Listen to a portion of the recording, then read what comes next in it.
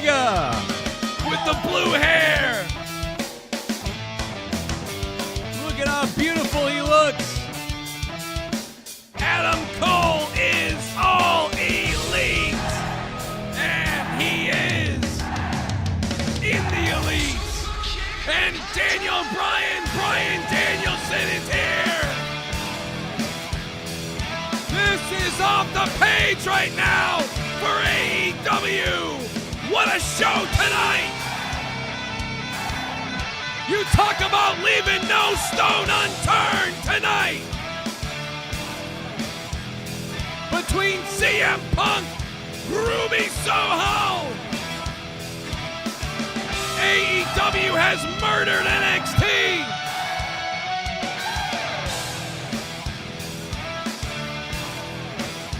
It's off the page right now.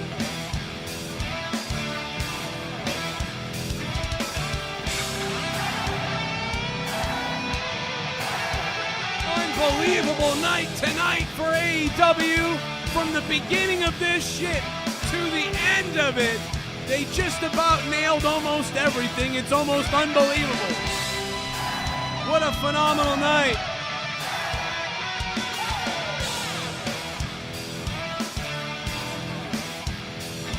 It's so crazy, I've super kicked my entire family through the roof at this point. Craziness. From the very beginning to the end, as I said, tonight has been really, really fun, man. Tonight has been really fun. A phenomenal night for AEW, no doubt about it. And is there any other belt that looks this good in all of wrestling? I don't think so. AEW's World Heavyweight Championship. The thing is freaking phenomenal. It's the best belt in all of wrestling. And pretty much everything delivered tonight. From CM Punk and before, the friggin' tag team match was insane in the cage, and I wasn't even looking forward to it, really, even though those teams have absolutely been awesome throughout the years when they face each other, no doubt about it. But tonight, Adam Cole, Daniel Bryan, Ruby Soho, CM Punk, Darby Allin, tag team matches. Damn, man, they had everything for everybody. Except for Chris Jericho's entrance, but you know what? Let's not upstage. Let's not try to upstage CM Punk's entrance, with his music. So I think Jericho did the right thing. I get it. I get the point behind it, I suppose. What's up to the chat? We got Jake DeMarco on his way, I believe. We got you guys fired up. The chat's on fire. The alerts are just going out now, so bear with us as we get the alerts going. What's up to the chat? How you doing, brothers? Woo! Let me just hit my button here. I'm fired up, man. That was a hell of a night, man. We're allowing everybody to get in here, guys. Share the video. Let everybody know we are live. We are just showing up here tonight. Daniel Bryan, Bryan Danielson, Adam Cole. I love the way they did this. It's even better than I expected. For a minute, what I thought was going to happen was I thought that all the good guys were going to show up. I thought Adam Cole was going to come out, and then somebody else was going to come out, and then Daniel Bryan or Bryan Danielson would come out, and they would all be on the good side of things. But they went with a fun twist, which makes sense, makes even more sense. So that's beautiful, and loved it. I like that they threw in the Daniel Bryan music a little bit at the beginning before they played some kind of new theme. Obviously, sounds like they couldn't get Countdown ended, or rather, Final Countdown, because here's Jake. But that's okay, because the Flight of the Valkyries, or whatever the song is, always thought that should definitely be in there because he can use that. So why not use it everywhere? He's known for that at this point. So, great stuff there. Good stuff. What's up, everybody? Hit that like button. If you guys are joining, we're going to get the poll up in a second. There's so many polls tonight that we have to talk about. This show tonight had so much shit. It's almost unbelievable. What's up, Jake? What's going on? Yeah, this was a great night. We got everybody from top to bottom. This was a ton of fun. Yeah, I had so much fun tonight, man. I was really fired up for this. There really wasn't like a bad moment or some stuff was obviously better than other things, but nothing was bad tonight at all. Right. Everything made sense. Everything felt enjoyable. Even like the less than things like the QT Marshall and Big Show match. You knew it wasn't going to be anything great, but it was very quick. Right. It was just enough to get in, it got down. out, and all it was a concessions cool down match. Yeah, go pee-pees, everybody. It was great. Exactly. Dude, this was so well booked tonight. And by the way, it's exactly how I would have booked it. I was so happy they did it because I was worried all the rumors that CM Punk was going to be on last, and it was like, well, that doesn't leave room for whatever, And so this makes way more sense because we did basically. Yeah. I mean, I basically said this was how the Kenny Omega match would end. You know what I mean? With them beating up Christian or something at the end, and then the good people have to show up and come out of nowhere. So, like, this is exactly what I would have done. I love it, except for they did better. I only had some ideas. They polished this off beautifully, I think. I can't believe it, dude. I'll blow them at this point. And you know what? In my opinion, the only match I didn't like tonight was the match that was on the pre-show. It's fucking horrible. Yeah, that was just boring. But this was great. Great stuff. This was fantastic. And you know what? I'll tell you, this is going to sound a bit odd, but maybe I have not felt this emotionally invested or excited after a pay-per-view event since the older NXT takeovers. Like, this had that feel. This felt must-watch. This felt very important. And everyone always says, like, oh, this felt like a change in the landscape tonight. Not just because of Daniel Bryan, but the way the audience reacted, the booking, all of it. It was just stellar. This killed NXT, is what this did. Oh, NXT was already being reborn, I guess, into something new, and now it just seems to stand no chance. Yeah, this reminded me, this was exactly like you said. This was like an NXT ending, an NXT night, but with like this, with the bigger scale feel, with the with like on a bigger scale. And again, the people that say, I saw people writing like WWE's dead and all this stuff. It's like, dude, no, WWE's not dead, but NXT is. That's what this is.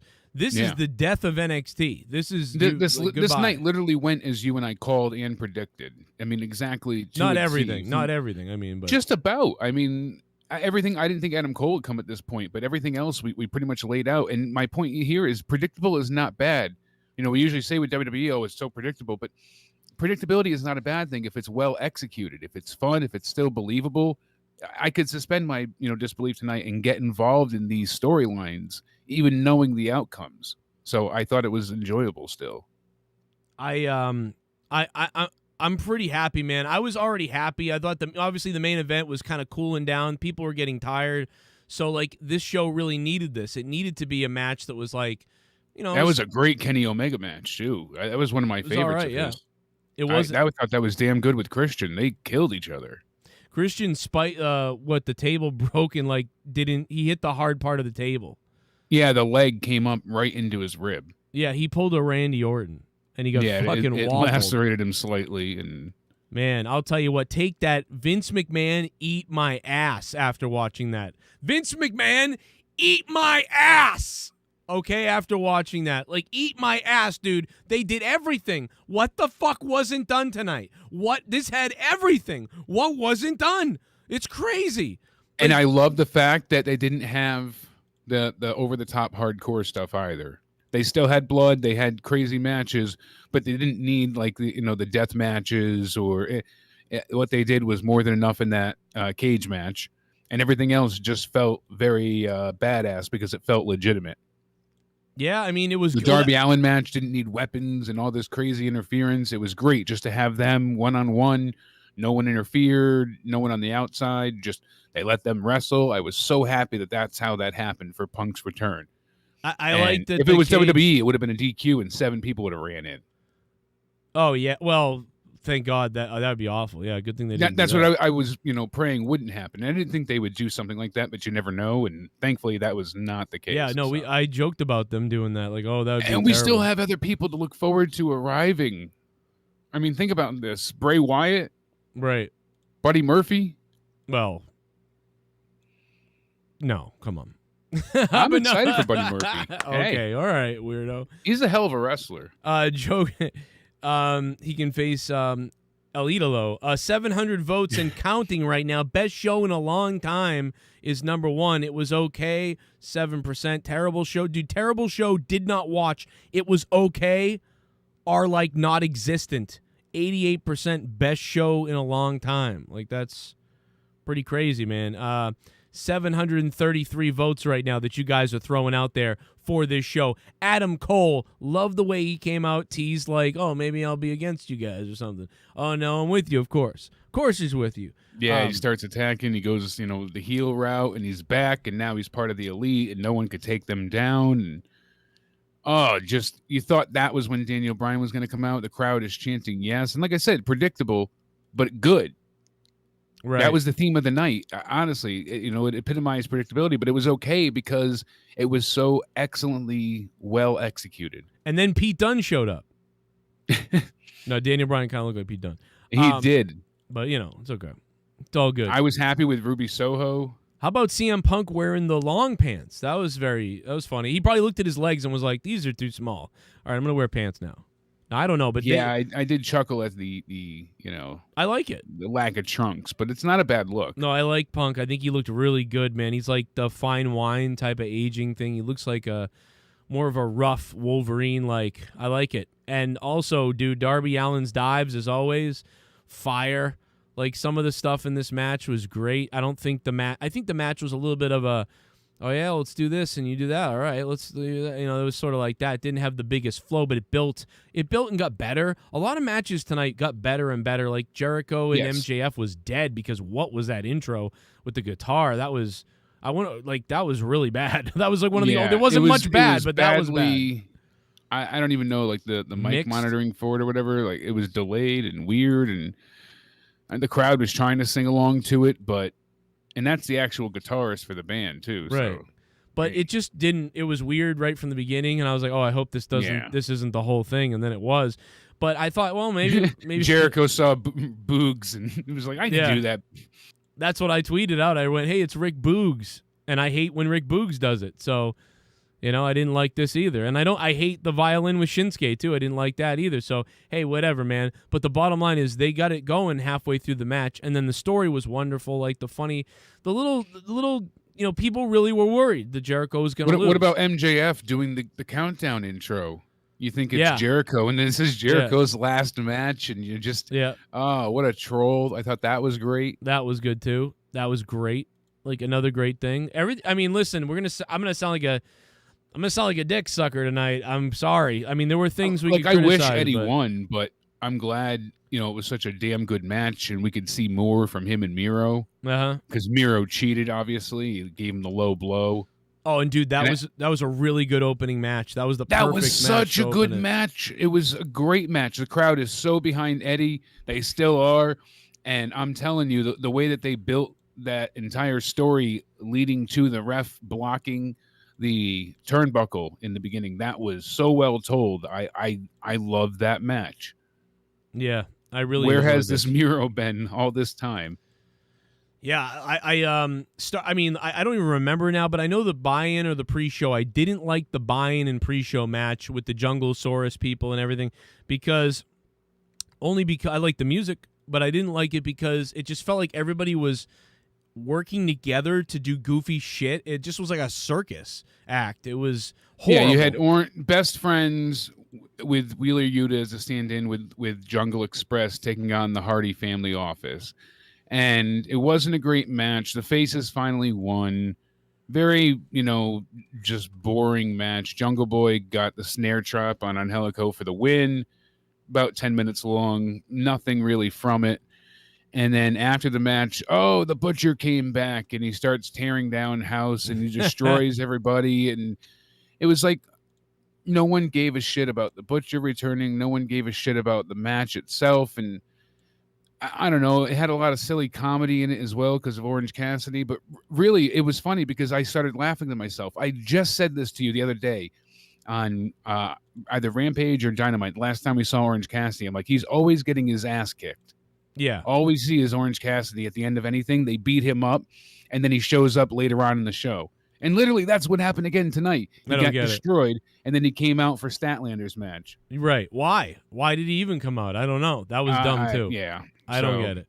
Then you know, hey, but that was the. I mean, I'm trying to think of these are the only complaints I have. Like, I don't have a lot of complaints. Yeah, the pre-show just wasn't fun. I didn't care for the Orange Cassidy stuff they did there. I liked how he was when he faced Jericho. This doesn't really do much for me. Yeah, and they haven't done anything really with him since Jericho. But how about how Adam Cole's NXT music was horrible, the second one, and then this one was like kind of a rip of the first one, but better than his NXT last music. Everything's kind of a rip at this point. But yeah, I mean, but it was some of it's good, some of it works. You know, it's better than, like you said, most of the recent WWE creations for music. Yeah, those have been so just uninspired. So I'm betting that Tony Khan probably couldn't buy Final Countdown or whatever it was. Yeah, that would have been great. But to have that, come on. I'm sure he tried. I'm assuming, but that's a hard one, man. That's a big band. Like, that's a big song. Like, some of these other songs he's been buying are songs that people have liked in the past and were hits at one point, but they weren't like that. Like, they weren't like the main. They're not fully mainstream in these mega bands. You know, no one's going nuts for Where Is My Mind, but the Final Countdown's used in a lot of commercials and stuff. Right. That's hard to get. So, and I like that they did the little intro there, so you know who he was coming out. You know, and it's okay. It's pretty good, and I love that. I don't know, man. This started great with Miro and Eddie. I thought this match was perfect. The crowd was so into that match. They didn't go too long. That was great. No, I like how they teased too with him tapping for the game over. He's got the accolade locked in, and Eddie goes to tap, and then he gets the ropes. Right. I thought that was really good. And Miro flips out, and then he hits him with the back fist and the DDT, and we're like, oh, he's gonna get it, and he gets the near fall. Miro kicks out. And then, again, now they're fighting over the exposed turnbuckle, and the referee gets in between them, and that's when he low blows Eddie. Right. So they can have a rematch, which I'm excited to see. See, that's how you book a rematch. He didn't win clean. There wasn't a disqualification. There's a reason for them to fight again because he's a heel.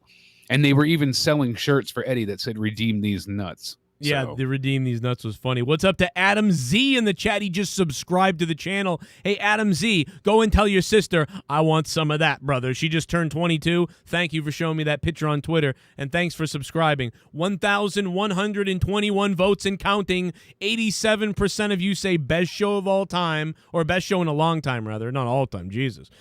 Best show in a long time. It was okay, 6% of you, 2% terrible, 5% didn't watch, at least they're honest maybe. This is an amazing poll right now, dude. We've had AEW polls before that have been 60, 70% positive. This is like almost approaching 90% like over the top, and then 6% saying it was okay. So this is over 90% positive right now for a poll. That's friggin' incredible. Let's go to the donations. The link for my donations are down below. Streamlabs Perfect Sparrow. The link is down there. If you expand the description box, you'll see all the amounts, or you can just super chat if you want to super chat as well. Shout out to Davy Pregnant. What a name that is. Hey, man, get knocked up all you can. If you can get banged, I mean, go for it. Davy Pregnant, thanks for subbing to the channel, man. And alerts will go off as well. Don't mind if I do. Oh, gonna have a little Duncachino. Duncachino. It's a whole new game. Duncachino. You want creamy goodness? I'm your friend. Say hello to my chocolate blend. Easy 10/10ths with all the collective jizz of wrestling Whoa. surprises. Punk's first match back. Ruby, Cole and Danielson in AU. Wars on baby. Holy shit. King Crimson. I can't believe, dude, you just gave this a 10? That's insane. I haven't, what the hell? I mean, I won't even do that, but this was a good show tonight. I'm pumped up. I'm at it, I'm somewhere at an 8.59 or something like that. I don't know. I'm fired up, King Crimson. Well, that's the thing. Even before the surprises at the end, King Crimson, yeah, it was really good. Even before the surprises, Danielson and Adam Cole, which Adam Cole was a real one. I was like, damn, that's massive. I mean, he was just on NXT a week ago, so. Right. Yeah, I'm surprised. 10 out of 10, though, is a wild. Plus, I mean, they also had, what's his name? Suzuki showed up. That was huge. Yeah, that's big. Suzuki's like the deathmatch Japanese guy of the GCW guy or whatever his name is. Yeah, he's basically I was making jokes there. about that all night.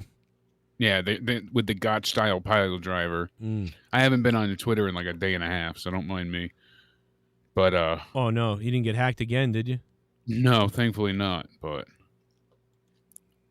what else? Oh yeah, so that match that Moxley had with Kojima was pretty good. I'm glad it was on the shorter side. It was about 12 minutes, but even then, it was entertaining. Didn't feel that long.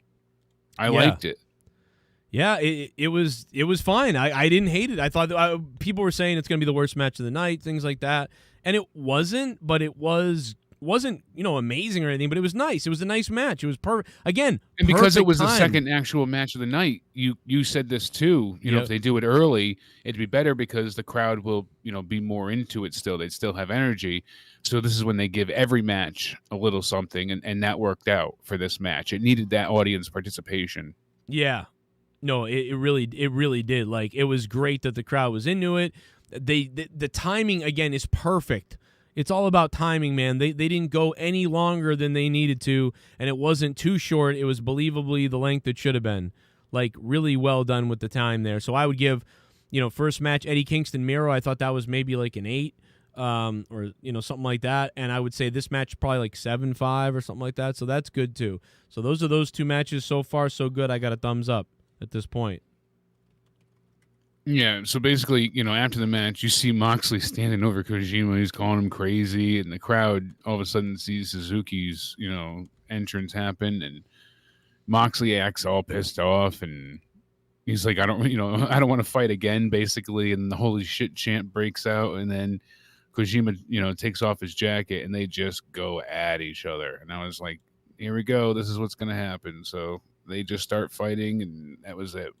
Suzuki went at it, and I thought it was good. Eventually, he put Moxley in the sleeper hold, and then he gave him that Gotch-style pile driver. It was effective, and he beat the hell out of Moxley. So they're going to have that big fight in his hometown Cincinnati show on Wednesday. Yeah, and that's the other thing, too, is at some points tonight they were able to promote, carry a couple stories, promote a couple things. We did find out tonight that basically the Billy Gunn attack meant nothing. Yeah, basically. There was no need to have Billy Gunn attack the Big Show, Paul White, whatever he is now. That was a very, very quick blow-off squash. It really seems like, unfortunately, Big Show, Paul White, whatever you want to call him at this point, he's not very agile. He had a hard time even just getting into the ring, it looked like. Over the ropes today. Could be. Well, I mean, he was hit with that chair. No, I'm just kidding. No, but no, it was. Yeah, watch that injured his hip for real. Yeah, no, it was. But I liked it. I liked that Paul White got a moment to come out there, see the big crowd, do something. I thought it was fine, and it wasn't too long. It was just like you said, enough time for everybody to pee or take a breath and get to just stare and watch the Paul White, and then have to pee, get food, get a beer, whatever it is, and that's perfect for me. And so again, one of the things the about match tonight, was literally 3 minutes, dude. The pacing tonight, I mean everything, dude. This show tonight, the pacing of the show, the timing of the show, everything was timed beautifully. And what's the third match? What are we on to next? Is that the tag match? So the third match is, let's see here. So the Moxley was the second. And then Britt Baker was the next one. So Britt and Chris Statlander. I really like this match. Yeah, this was pretty good, too. This was fun to watch. I only wish that Chris Statlander had been built up a little bit more. The pre-match video packages for tonight were excellent. They were up to WWE standards for the editing quality because WWE usually stands out with their video packages. Their editing team is fantastic. So this was top-notch. Oh, yeah, dude. It was a good – and it wasn't too long either. That's another thing tonight was the packages. AEW and WWE sometimes have been recently – they've been really good, but they've been too long. And tonight, these packages for the shows were like just long enough but wonderful, and they didn't go too long. Sometimes they get ridiculous. Very minimalistic, yeah. Right, and I'm going for the Kenny Omega. I'm going to grow my hair long again. I'm going to paint my hair blue, all right? That's what I'm doing, everybody. So just so you know. I'm loving that. He looks like a douche. I love it. I'm going to look like a douche. Just don't dye it black, please. No, I'm going to dye it blue. Like, and black. I hate the blue and black hair. Blue and I black. can't stand it. No, good. I hope you hate it. I'm going to be that. Black. Oh God. Black and blue. Joe's going Black and blue. black It'll be and the blue, color of my leg. like the color of Christian's ribs tonight. Did The you color just of my donate to balls and leg. Joe? Did you just donate Oh to my Joe? God, $40. Thank you for the donation. And because you donated, I'm going to feast myself in the Oh, shit. bumhole. Top donation. $40. This might be the greatest PPVA you have ever done. Dan Nielsen was expected, but Cole was the one I was shocked would show up. I never thought I would give you a 10/10, but WTF else could have done? Probably get a better sound guy for Jericho's entrance. L. I'll tell you what, if this show, if Jericho's entrance hadn't have been that crappy, I'd give tonight a 10 too, but I can't do it with the Soundwave 92, the top donator. Thank you, And the Soundwave. guitar playing wasn't bad. No. It was just odd. Just a bad idea. It didn't. In hindsight, it was a good idea that didn't because- work. That's all that happened. The only part that works with that is if you play the chorus in power chords. Right. And he was playing more of like the lead. And then he was And- like, he was like trying to change to keep up with the crowd. And then they were all. It was just like what? And then Yeah, it ruined the the timing whole. was off. It really $92 because he's 92. I'm an idiot. $40. Thank you, Soundwave, for the donation, man. You guys fund this show. Without you guys, we don't have a show. Shout out to the people Hell yeah, hitting the like Soundwave. button down below, hitting that like button, hitting that sub button, and Johnny Tavares 7 just subscribed. So you know what that means, Johnny? I hope your whole Family goes to hell. Thank you for subbing to the channel, man. Okay? So the women, they did this could have been the opening match too, because it was that. Yeah, it was good. This was a hell of a lot of fun. So I was happy to see all that they were able to do here. I mean, the flatliner right away was good, followed by the DDT. The superplex was impressive. And then Baker moved out of the way for the Area 451 splash. What else happened? Before the This Is Awesome chant, there was something big. I don't remember now. I got to be honest. I'm I don't trying to remember think anymore. back, too, because I wrote down This Is Awesome chant, but I forgot what happened right before that. I don't know it think was anything. I think they were just sort of going. It's hard for me to remember. I can remember more. Oh, about the didn't she do the women's- electric chair drop at that point? No, there was a Panama Sunrise, or there was a. That happened a little bit later down. Yeah, it was I know at the that end. was a little bit later from here. So I'd have to be watching it again. I already yeah, forget. so I didn't write I anything know down. I know either. she did the pendulum moonsault that Baker kicked the hell out of the way for, and then we saw another big stomp, and we kind of saw them go back and forth. And this is where she went for the lockjaw the first time, and then Statlander would put her in her own submission, and then Baker started kicking her in the face, which looked great to get out of it. And then they just start throwing kicks, and you see the referee try and get her to back off, but she ends up shoving the ref, and that's when Baker goes up to the top and she does her own, Panama Sunrise. What was it? I forget called what it they a call Pittsburgh Sunrise. That's right, Pittsburgh Sunrise. So that was funny too that she did that, because that was a big hint that Adam Cole's coming. Right, exactly. Funny. Yeah, everyone was like, "Ha I Adam wrote Cole." that. I wrote that. LOL Adam Cole. So Yeah, and I was shocked she got a 2 count out of that. So right. then she got a stomp, another near fall. Oh yeah, lockjaw, she won. did the stomp on the outside. That popped people. Yeah, too. that's what it was too. And that was a good match. And the other day when I was predicting the show and talking about the show, I was saying like I think half the show is going to be good, and then the other half will be blah, whatever. And really, just about everything was above the bar tonight. Everything I think was above the bar. And and some of the matches were great because they started slow and then they got a little better, and then they got really good for the endings. A lot of matches ended well. And so it was like the build up to the end, and then the ending was good. So it was like, oh, this is fucking great. So there was a lot of that tonight that made me sexy down below. I will tell you that, Jake. And by the way, the chat's Absolutely. on fire. The donations are in. We're going to play the donations in a second. We had so many popping in. I know that. The funny thing is too, did you see? Because a while back, I know you're not watching much NXT, but Adam Cole did the lockjaw not that long ago. So. Yeah, I remember everyone tells me when these things happen, but I don't. Yeah, I remember. I thought we brought it up, but I couldn't recall. Yeah, I don't. No, I didn't. But I fun don't little care. thing. But he did it, that way. So now she did this tonight, and that's why I was like, oh, lovebirds. They're Yeah, trying it's to be kinda cute, funny. but it was definitely a sign of things to come, which I liked. Yeah, it just made people think like, yeah, Adam Cole's coming soon. Like, it didn't make you think like, oh, tonight he's coming. That's what was crazy. I thought they were going to save him for the New York show since since Brian was going to be there tonight. Just pour myself a little drinky poo here. Look at Ruby Soho, man. Put that nose in me. So she looked great tonight, and what a response from the crowd.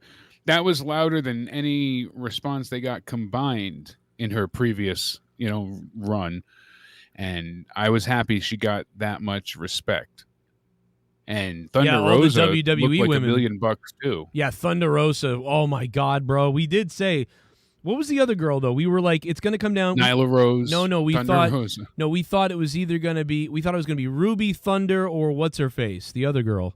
We thought it was gonna come down to those 3 or 6 with other people. Yeah. But what was the other girl? The new girl, Hayter or whatever her name is. Jamie Hayter. Jamie Hayter's back. Yeah, we thought it was going to be Hayter, Rosa, and Soho at the end, and we basically got that going.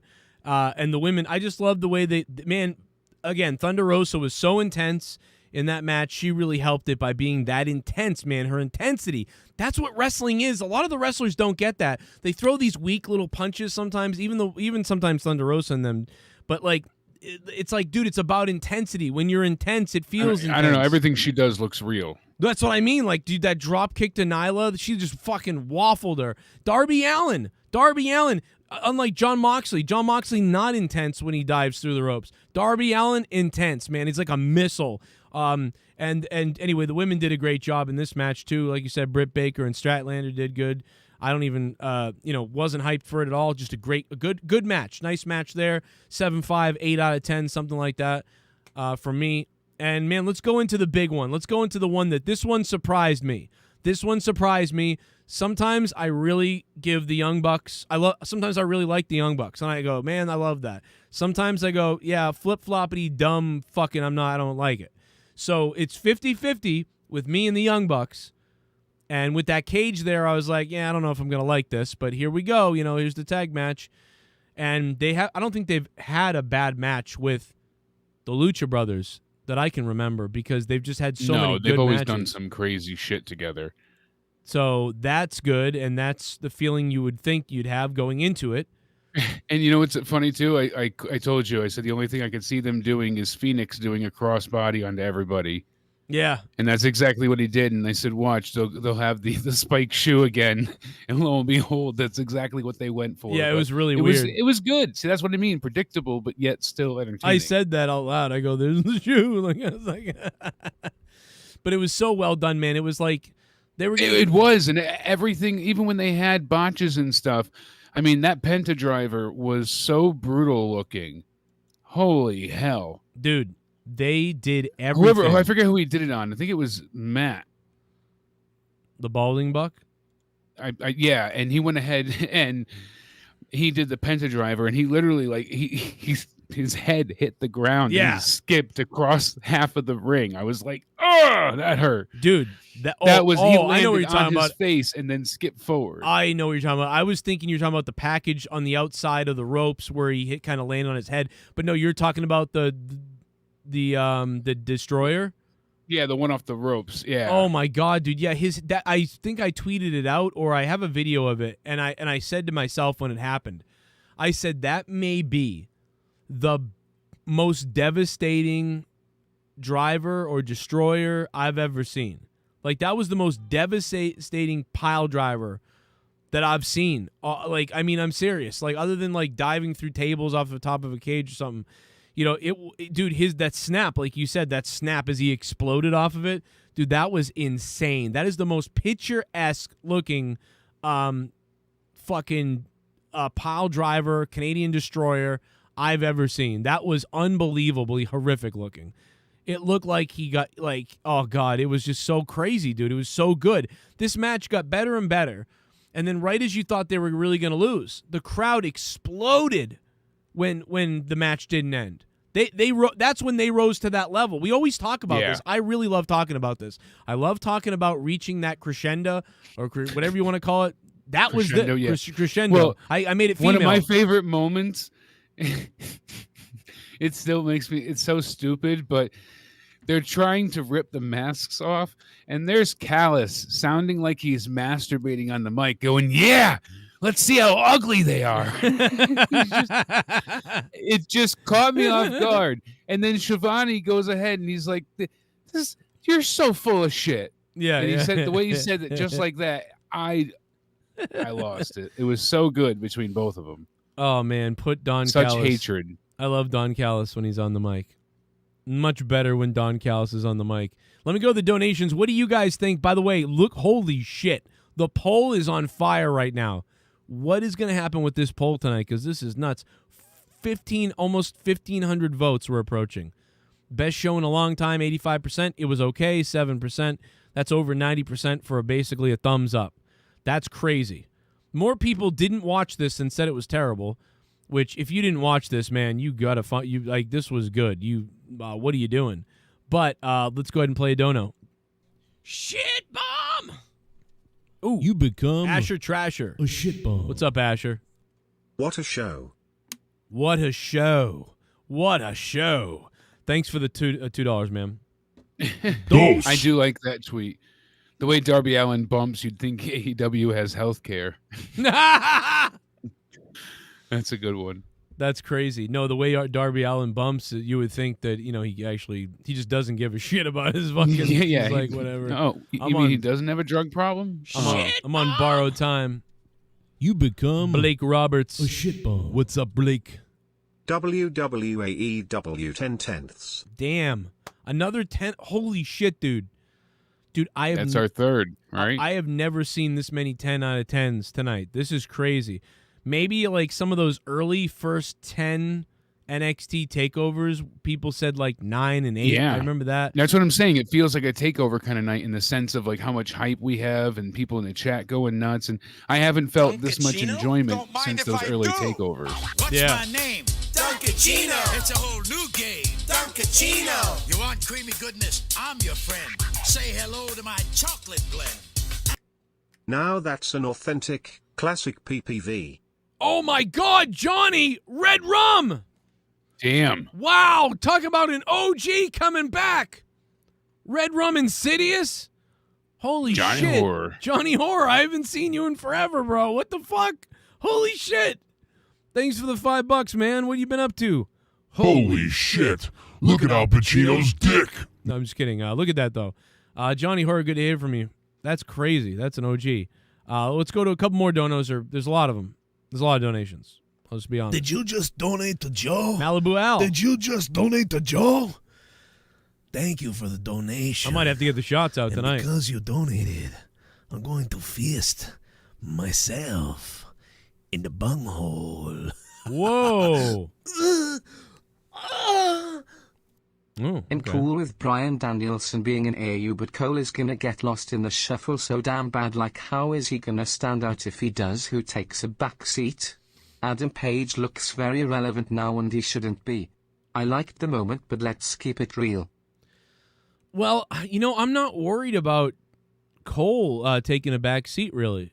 I'm not really worried about that. I mean, I could see Adam Cole. I don't think any of them are going to take a backseat. I think there's so many stars that everyone's going to get less focused than you would see on Raw, but it's going to be more important. It's going to be quantity over quality, or quality over quantity. I mean, Right. to say. Right. Yeah. So we're gonna get good, solid moments. What if the turkeys? I'd be worried about some of those other lower mid card people. They might be taking a back seat. That's probably what's really going to happen. on TV. Yeah. John Wills, it's Turkey time. What if the turkeys ate us? What if they filleted us? If the turkeys ate us, if they had to hate us. Thanksgiving was a little bit different. Instead, the turkeys ate us. They gobbled us apart. But first they'd eat our nuts, and then they'd eat our butts. The turkeys ate us. What if the turkeys ate us? Come on! What if the turkeys By the way, EC3 is inviting the monster among men, Adam Shear, into his Uncharted asshole waters. Next week, it's gonna be huge. We got EC3 coming on the show this week. It's going to be big. Turkey time from John Wills. Instead the turkeys ate us. All right, John Wills, what do you got? The best show of the fucking year. 9.5 out of 10. Bryan Danielson, Adam Cole Baby, Ruby Soho, Minoru fucking Suzuki. Jesus fucking Christ, I'm getting fucked tonight. What? Yeah. I'm getting fucked tonight? What? Well, because AEW does well and, maybe he's getting fucked up. Or maybe he is getting fucked. I don't know. It's weird. I like it. Listen, you got to have that big dick energy. Last night, Marvin What was with us for like a 5-hour stream last night here on the Joe Cronin Show. No wrestling last night, but Marvin What was with us, and he told us about big dick energy. Listen to this. big dick energy. Big dick energy. I don't know where he got that from, but it fired me up, man. Listen to this again. This is, again, from his call last night. Big dick energy. Big dick energy. I thought he said big thick dick energy, but he didn't say that. But whatever. Hey, either way, it was fun. The countdown. But no, the tag team match, it built to a crescendo. I'm calling it crescendo, not crescendo, because we're going female tonight. What up to all the females out there, senoritas? You think Triple H and Shawn Michaels are crying, holding each other in a corner? No, I think they don't give a shit. Seeing all their talent, nope. Being like, oh, we work so hard. I think Triple H hates. I think he doesn't care. If Triple H gave a shit, Triple H gave a shit. He would have stopped. He would have never allowed Karrion Kross to walk out there on Raw and lose like that. I would have said, you know what, Vince, go fuck yourself. This is not fucking happening. But no, he didn't do that. He bent over like everybody else bends over. Like everybody else bends over to Vince McMahon. Triple H bent over. Triple H doesn't give a damn about NXT anymore. He doesn't care, or he would have stopped that. He would have said, go ahead, and what, are you going to fire me? I'll go to AEW. What, are you going to fire Triple H? I'd kick that fucking door in so fast. If I was Triple H and that was my baby, you think I'd let my baby die like fucking Triple H did?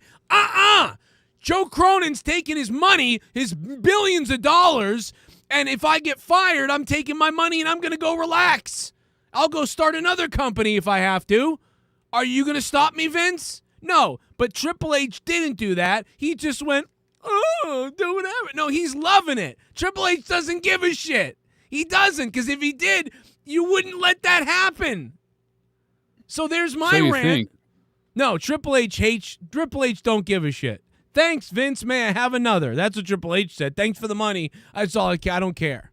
Nobody lets that happen if they care. Nobody lets the NXT champion get buried on Raw and wear fucking hooker outfit if they actually give a shit. Triple H gives no shits. Stop worshiping him. That's all I've got to say about that. He don't give a shit. Triple H ain't crying. Triple H ain't angry. Triple H ain't frustrated. He's fucking blowing Vince McMahon's cum is what he's doing. That's what he's doing. Triple H don't give a damn. If he gave a damn, Triple H, I dare you to call my show right now, Triple H, if you give a damn. I don't think you do. DMs are open on Twitter at JCS Commentary. You don't give a damn. Triple H don't give a damn. If somebody knows he gives a damn out there and he's mad, you tell me. I dare you. X-Pac, you block me. Shawn Michaels, whoever the hell else is out there, I double dare you on my kid's life. Triple H doesn't give a damn. Thank you for the money, Vince McMahon, and the shares. What's up, Stephanie? High five. Good luck. Do whatever. Now I don't got to do it. Cool. That's Triple H. No person lets their company die like that or lets their shit die like their baby die like that if they care about it. They go down dying. And he didn't do that at all. Not even close, in my opinion. Duncachino? Don't mind if I do. What's my name? Duncachino. It's a whole new game. Terrorizing. You want creamy goodness? I'm your friend. Say hello to my chocolate blend. This show was pro wrestling. 10/10 PPV. Vince get worried. Air use competition. Pro wrestling is back. Brian's team versus the Elite at Arthur Ashe in NYC. Get scared. Get scared, Alex Oli. Alex Oli, thank you so much. Listen, Vince is not worried at all. Vince is not worried at all because Vince isn't worried. all AEW is doing is killing NXT. They're not killing WWE yet at all. Not even close.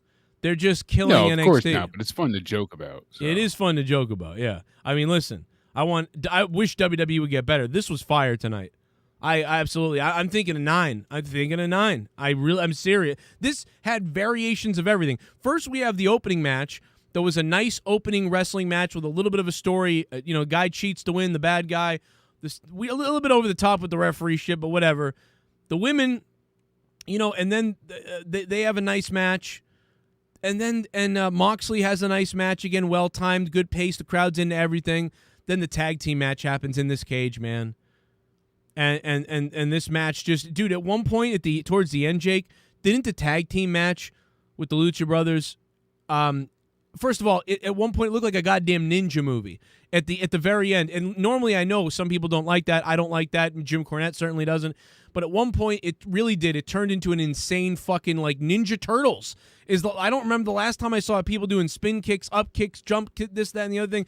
Dude, but it was happening in real time live, not in a movie choreographed in ninja.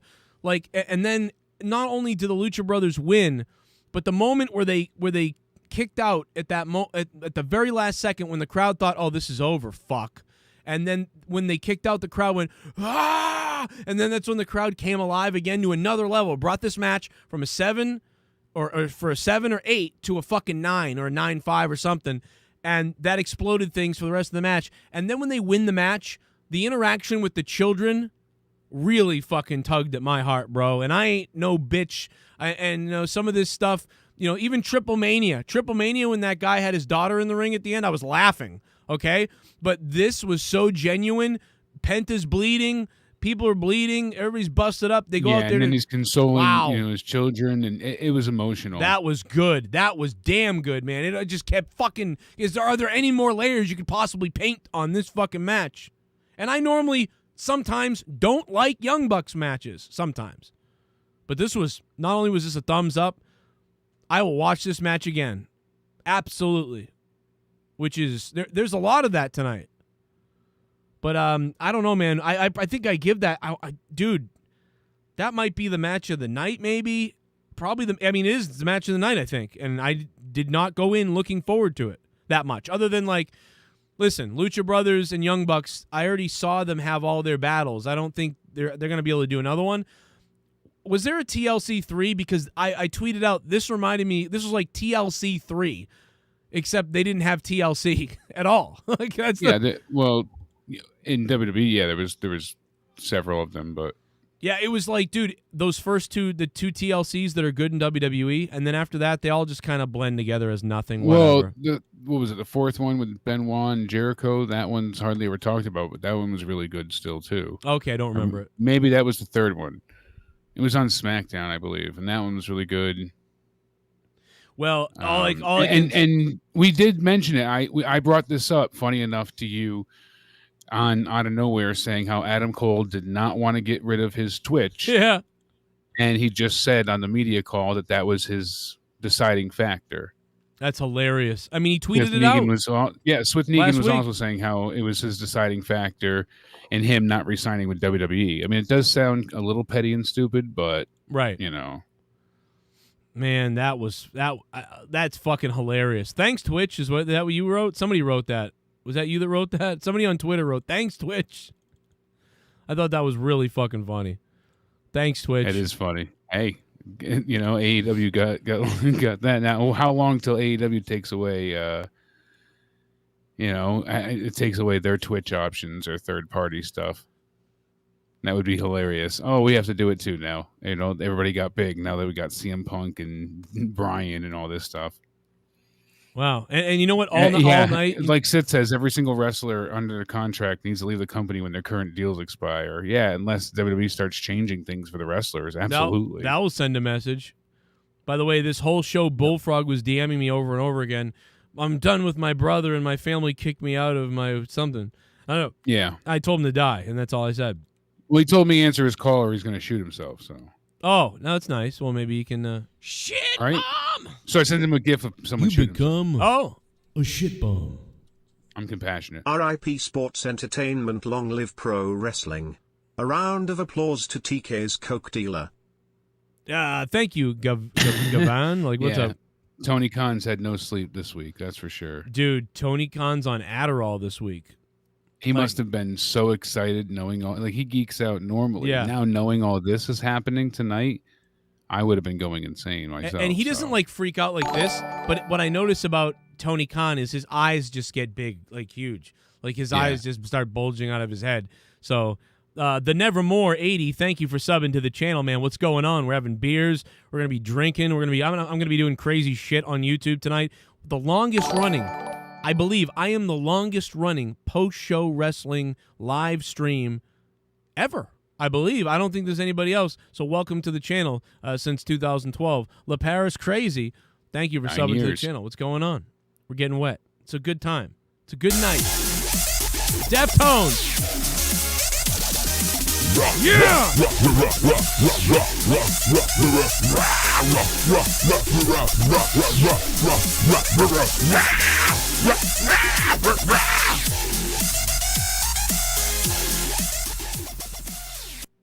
Wow, what a show. My dick is drained multiple times over and is more chafed than Miro's chest.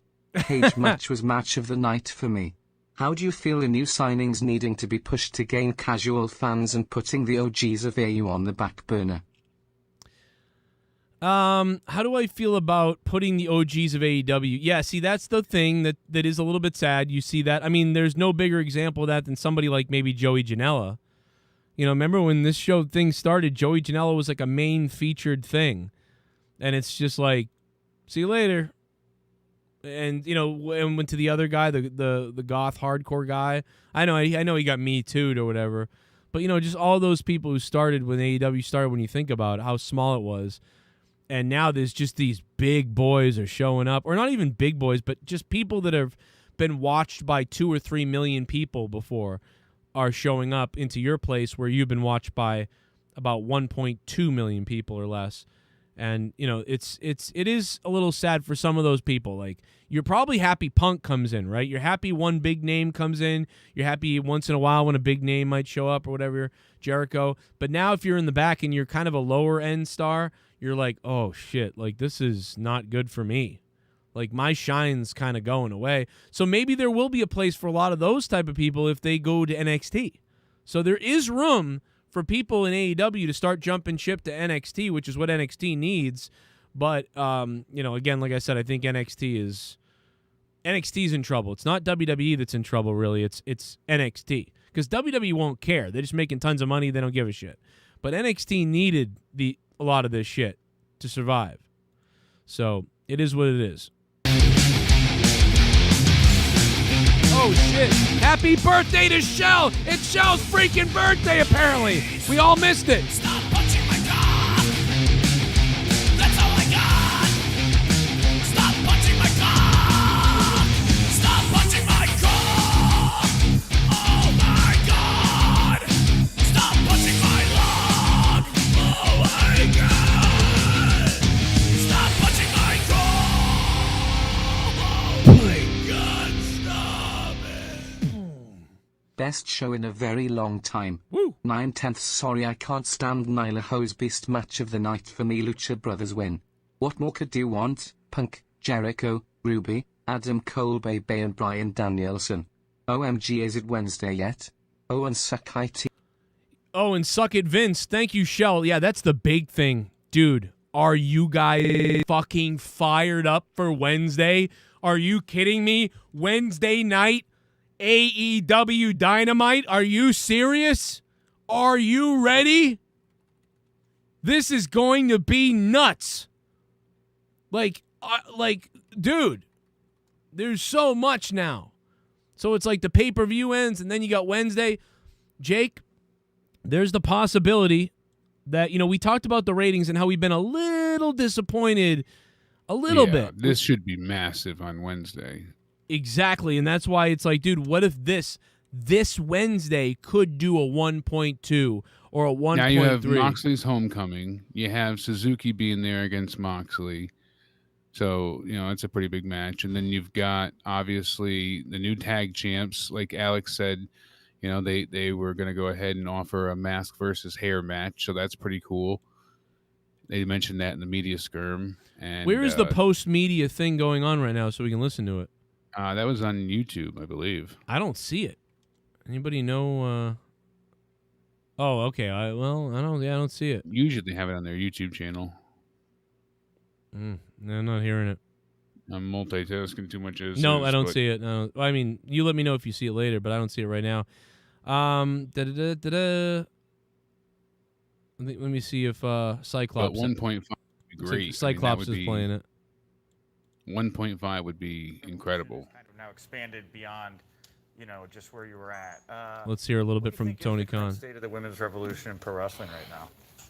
I think AEW is a critical part of that. That's Ruby Soho saying that AEW is a critical part of the women's revolution right now in wrestling. So, interesting stuff there. Cyclops carrying that. Thank you. We'll try to find the rest of it later, and I will react to it. I'm betting tomorrow I'm going to react to the press conferences because, let's react right now what we're doing. We don't need to be doing that. So we'll just continue our show and reviewing everything and talking about it. Or maybe a little bit later tonight I'll bring that to you. But right now we're going to continue with this. Tag team match. Yeah, there was a lot in this match. I'm done saying anything really about it. I just praised it. It's up to you. Fill in whatever you want to say about it. I'm giving it a 9. No, I agree with you entirely. Like I said, Don Callis was great. The crowd chanting "You sick fucks" was hilarious when they brought out the spiked heel, and on top of it, Penta was already bleeding heavily at that point in time. I mean, and the way he does the contacts and the mask, it looked just gnarly. I can't think of a better word than that. Like, it was just a crazy eye. It looked like his eye was out of the socket almost, even though it wasn't, just because of the blood surrounding his eye with the contact. It was nuts. Absolutely crazy. Yeah, I loved it. I mean, the only thing I loved it at the end too, before we get to the main event, that Malachi Black and everybody, they reminded you of these other things that are coming Wednesday. Again, a great job of selling their show Wednesday, even though they didn't need to. What do you think the pay-per-view buy rate is? And by the way, on the previous record, which is 130, something like that. Yeah. Does that doesn't include Fight TV and BR Live? That's just straight cable buys, right? Or am I wrong?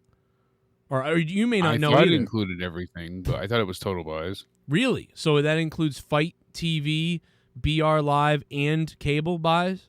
Yeah, I thought that was total purchases, but maybe Somebody let us know if we're wrong. Correct. Yeah, we'll have to know for sure. I thought that was total purchases. So I gotta believe, I really strongly gotta believe that tonight is gonna probably break the pay-per-view record for AEW. So if the pay-per-view record is 130, I'm gonna bet that they do 160 tonight. That's my guess. 150, 160. I could see them breaking 200,000. That would be amazing, dude. If they go over 200,000 on pay-per-view for this, that's huge. That's huge. Awesome.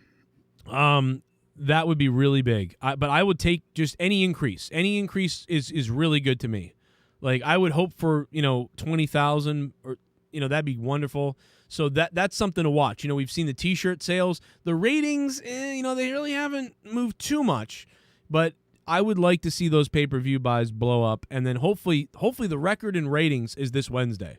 Let's hope that enough Daniel Bryan fans want to hear what the hell's going on Wednesday. CM Punk fans, everybody from this show, everybody who's been on board with AEW is going to wonder what the reset is Wednesday. What's the reset going to look like after a pay-per-view? There's no Rampage to get in the way, so there's no show before the show, which is what happens to SmackDown when there's a pay-per-view, because then Raw takes over the next night, kills everybody's enthusiasm, and then nobody makes it to or not as many make it to SmackDown.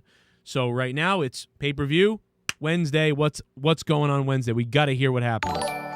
And Rel7374, thanks for subbing to the channel, man. We're having a friggin' subscription party tonight, and everybody's partying, man, as we go over 70,000 subscribers. Obviously, and counting. It's an amazing number right now, obviously. 400 subscribers this month. That's really cool. Shout out to Bearded Beanie Entertainment, BBE. That is a fire name, by the way. Bearded Beanie Entertainment. Fire. 70,458 subs now and counting. Thank you so much. And we got more subs. It's a huge fucking train right now. Avery Rose, thank you for subbing to the channel. What's up, Avery? How you doing?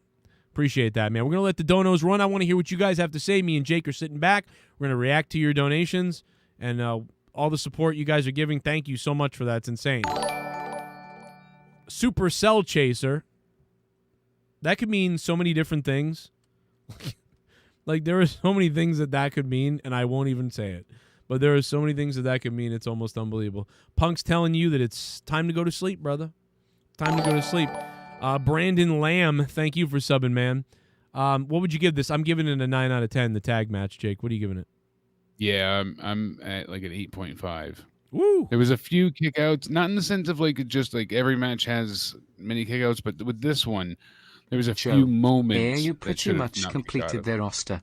They already have the greatest wrestlers of all time on the show. Vince didn't want Adam Cole anymore because he won't give up his Twitch account. Vince is a retarded old man. He dropped the ball once again. He's a retarded old man. Yeah, I mean, dude. really. But I get it too, because if they give it to Adam Cole, then everyone else gets to argue saying, "Whoa, how come we lost our Twitch stuff, but he gets it?" Well, so I do get. I get it. I just think it's hilarious that they literally lost the wrestler over Twitch. That's just over fucking Twitch, funny. over streaming for video games. And the funny thing is, he's not even streaming as Adam Cole or anything like. So in the 80s, they should have just taken the wrestler's crack away, since that's what they were fucking addicted to. Exactly. Somebody was making that joke the other day. They're Someone like, check on Vince. He may have killed a secretary out of rage. Someone check on Vince. Again, like I said, Vince don't care. He doesn't give two shits. They don't give a damn. They don't even care He's about what they sleeping do. peacefully. If Vince gave a shit, you'd like Monday Night Raw. Vince don't give a shit. Vince doesn't care. Stephanie don't care. Triple H don't care. Bruce Pritchard probably cares more than they do. He don't care. They don't care. Nobody cares. Nobody cares at WWE. If anybody cared, The one thing too tonight, Joe, was great was that because it was a tag match in a cage, we didn't have to worry about any type of outside interference, which was nice. And on top of it, the rules didn't matter because it's a cage match. So basically, the referee was almost useless. Pretty much, yeah. Usually, the Young Bucks refereeing drives me. Did you insane. hear? JR was like, "Who's the legal man?" I was like, "What is he saying?" What's my name? Duncachino. It's a whole new Mario Rodriguez. Chino. You want creamy goodness? I'm Buenos your friend. noches. Say hello to my Chocolate blend. One hell of a wrestling card. It lived up to the phrase worth the price of admission, but I do feel bad for Triple H, all that work on NXT for nothing. Woo. Yeah. Oh, Mario Rodriguez. The good thing about NXT is we have those good years. We have the 6 years of amazing stuff from NXT. 2013, 14, 15, 16, 17, 18, whatever it was. Or was it 2015 when NXT really got going? I don't remember. But either way, it was six years of NXT. It was beautiful. What a wonderful thing. It's probably dead now, but it was beautiful while it lasted. AEW has killed it. Duncachino? Don't mind if I do. Yo. What's my name? Duncachino. Jim S. is donating. You want creamy goodness? I'm your friend. Say hello to my chocolate blend.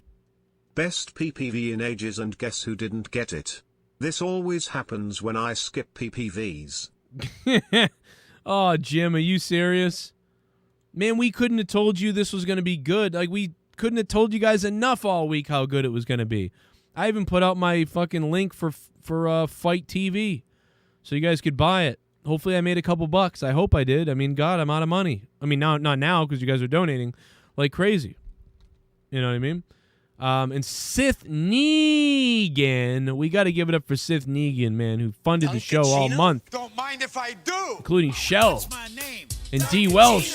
Here's Chris Elkins. You want creamy goodness? I'm your friend. Say hello to my chocolate blend. Didn't watch. Sounds like McMahon should be scared though. Wow. Yeah, listen, he's not. Well, listen, Chris. He's not. He's scared about NXT. That's why he's changing all the NXT stuff. He's scared about NXT, but man, he's not scared about his other stuff. He couldn't give a crap, I feel like. I really do. I think he just does not care. Chris, thank you so much for the $5, man. I don't think they care. But this is big. They got to get the ratings up, though. AEW's got to get those ratings going. Get it up. Good stuff tonight.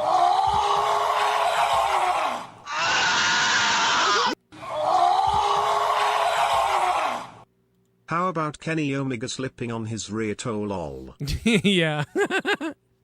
Dude, I love Kenny Omega slipping. I also love his blue hair and his dyed hair leaking all over himself. I love Kenny Omega going full douche. Listen, I like that he's just a complete dink at this point. I mean, I'm gonna grow the hair out like him, and I'm gonna dye my hair blue. I'm going as Kenny Omega for Halloween. That's it. Huh? You know what I mean? You know what I'm saying? There he is, the Sith Lord himself. The goddamn master of the month of August, Sith freaking Negan.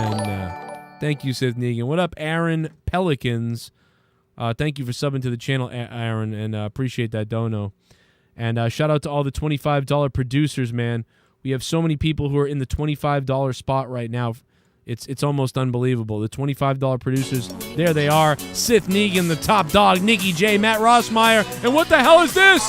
What the hell is this? Oh my God! Let's get gay. I want that gay in my face. I want that gay. Let's get gay. It's a party with the gays. I love gays. I love gays. I want gays. I'm not straight. Oh my God! It's not even June right now. Gay up in my face. Ha! Let's get so gay. Let's get so gay. And I love gays in my face. Here you go, Joe. I didn't get to see it, was busy with my son. I will watch it later. Arush! Chin chew choo.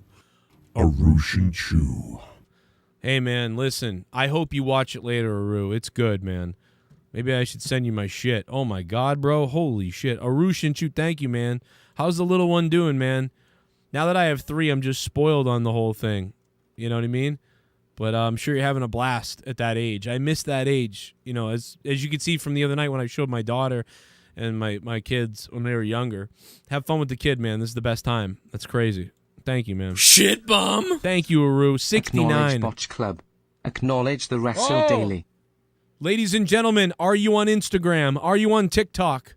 Then you have to follow, especially on Instagram, Botch Club and the Wrestle Daily. Dude, Botch Club has almost 40,000 followers right now, and they have all the botches uploaded from tonight's AEW All Out. We're talking about all the slips, the falls, the dinks, the brawls, the dong, my schlong, my dong. I'll take it out right now in front of my whole audience. I don't give a damn. I'll flim flam, I'll dim zam, I'll zim zam. By the way, I only have 30 minutes away from Schlonghead. I could go slap him around if I had to. Thank you, Botch Club. Guys, go follow Botch Club on Instagram. All right? Sick.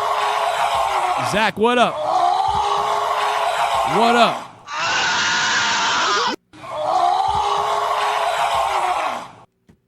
You killed it tonight. WWE will respond with 4 rematch, a ton of DQ finishers, and a billion roll-ups. And championship contenders matches for everyone. Great job, guys. Thank you so much, Zach. You got a good point, man. WWE will probably put us to sleep tomorrow night. That's what's going to happen is, you know what I mean? WWE's going to put us all to fucking bed tomorrow. I don't want to sound cliche either and be like, oh, well, yo, fuck Raw. But that's the truth. I mean, there's not a single thing on Raw that I'm looking forward to tomorrow, but there's so much intrigue and so many storylines and angles that I can't wait to see what happens on Wednesday. Yeah, that's the thing. Truthfully. A shit bomb. Ulysses Smith. Ulysses Smith. Needs now is Wyatt, Tessa, and AJ Styles. AJ would be a good get since they already have Wyatt coming. AJ wants to go to bed. Think about also, you know, Malachi Black. I wish he had a match tonight. Yeah. But damn, I mean, the match he had on Rampage against Lee Johnson was excellent with the story they told there. Right. With him bringing the chair in, you're like, oh, he's going to hit him. Oh, no, he gave him the chair, and he turns around and tells him to hit me. And then clobbers him with the kick. Oh, beautiful. Such a great ending. Yeah, this was... I only wish he could have wrestled at the pay-per-view. But can you imagine the kind of match him and Punk could have? And now I find myself getting excited with all of the dream scenario matches that we have possibly in front of us. Yeah, there's a lot of combinations going on. Adam Cole, Punk alone added to the roster is massive. We have more people coming. That's the thing is the people that are currently in AEW, they're going to be thinking like, oh, fuck, I'm losing my spot. See, they made a great decision tonight by not having CM Punk be the main event, because that was his gripe about WWE, that someone big deal or a legend returns or a part-timer and they immediately get the top spot. And they showed tonight that no one man or anything is bigger than the AEW championship. Yes. So thankful for that. You're right. It was so good. That was the main event. That was the focus. That was the most important thing. Really happy about that, man. Like, this really went. I was so happy. I was smiling about it. Like, oh my God, thank God. And Punk looked good. He really did. I liked the match. That was the type of match I expected. I did see some people saying like, ugh, and it was like, well, dude, Punk is more of a classic at this point as a WWE style. Like he but he's more entertaining than Balor to me, for God's sake. Like, so I liked Punk better than Balor, but it's like he has this slow style, this regular main roster style, but he doesn't need to wrestle any other way and they did good tonight, though. That was perfect to me. I liked it. We haven't gotten into that match yet. I mean, we have the where are we at? The women's Battle Royal now. All right. Surprisingly, not as bad. Like, it wasn't. No, it was not filled with botches like I thought it would be. We had Sheeta, Sky Blue, who is crazy over, Emi Sakura, the Bunny, and Abaddon, who again is over as well. By the way, poor fucking Abaddon spends 2 hours putting makeup on to be in the ring for 2 minutes. Not even. She got eliminated really quick. I would have given her the Bunny threw her out almost immediately. I'll dead serious. That actually pissed me off, because first of all, the Bunny sucks, but also Abaddon's makeup was like better than Hollywood makeup, and I was like, that girl deserves to be in that ring for half of this match just based on that paint she has on her face. And I know that's weird, but I really mean it. I'm not even fucking kidding. She really, really gets into the character. And then we had Anna Jay running right out, and she went right after the Bunny, so the story continued there. Kiera Hogan, Kylan King, Diamante, and Nyla Rose. And the only one besides Anna Jay was Nyla Rose to get a reaction. Vicky Guerrero was on the stage for Nyla Rose, and then Emi Sakura got taken out by Nyla right away. And then Hogan got eliminated, and then King was taken out over the top rope the same way. Rose, I wonder if Nyla just cleared house. Hey, Brandy, did you keep track of how long the African-American women were in the ring tonight? I bet you she did. She clocked every damn half a second. About 3 seconds. So then we had Thunder Rosa leading the Hearts. She rushed in and she drop kicked Rose. That was great. She took in Nyla hard. And then we had Penelope Ford, Big Swole, Jamie Hayter. And I think that was it, right?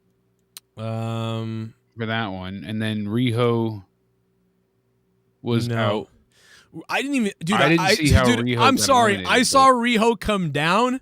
I never saw her in the ring. Did you? Did I blinked and missed her? I saw her come down at that point, and then I saw her just immediately eliminated there. I don't know what happened, but she wasn't. She was just out. I did not see her. I was like, wait. I don't saw her. think she ever made it into the ring. I feel like she just got taken out immediately. Yeah, pretty much. That's what it seemed like. And then Diamante and Big Swole just kind of fought on the outside. So then Tay Conti came out. She went right after the Bunny like everybody has. And then Red Velvet, Layla Hirsch, Jade, and Rebel. Or Reba. Oh, by the way, I was so worried about Rebel when she ran down to the ring. I thought she was going to break her leg. Yeah, exactly. I was like, Jesus. But so they went ahead and you saw Jade go ahead and pick up Layla Hirsch and like kind of bench press her over her head and toss her onto everybody who's outside and eliminated already. And then Anna Jay's feet hit the floor, so she was out. And then the crowd was really chanting for Ruby Soho already. You heard the chants, and then Ruby Soho debuted. So it was really cool to see Ruby Riott out there. And she had her jacket said Destination AEW Soho, so that was pretty funny.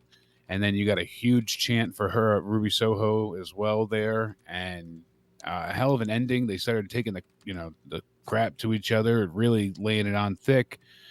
Especially as we said before, Thunder Rosa just laying it into everybody, making it really believable.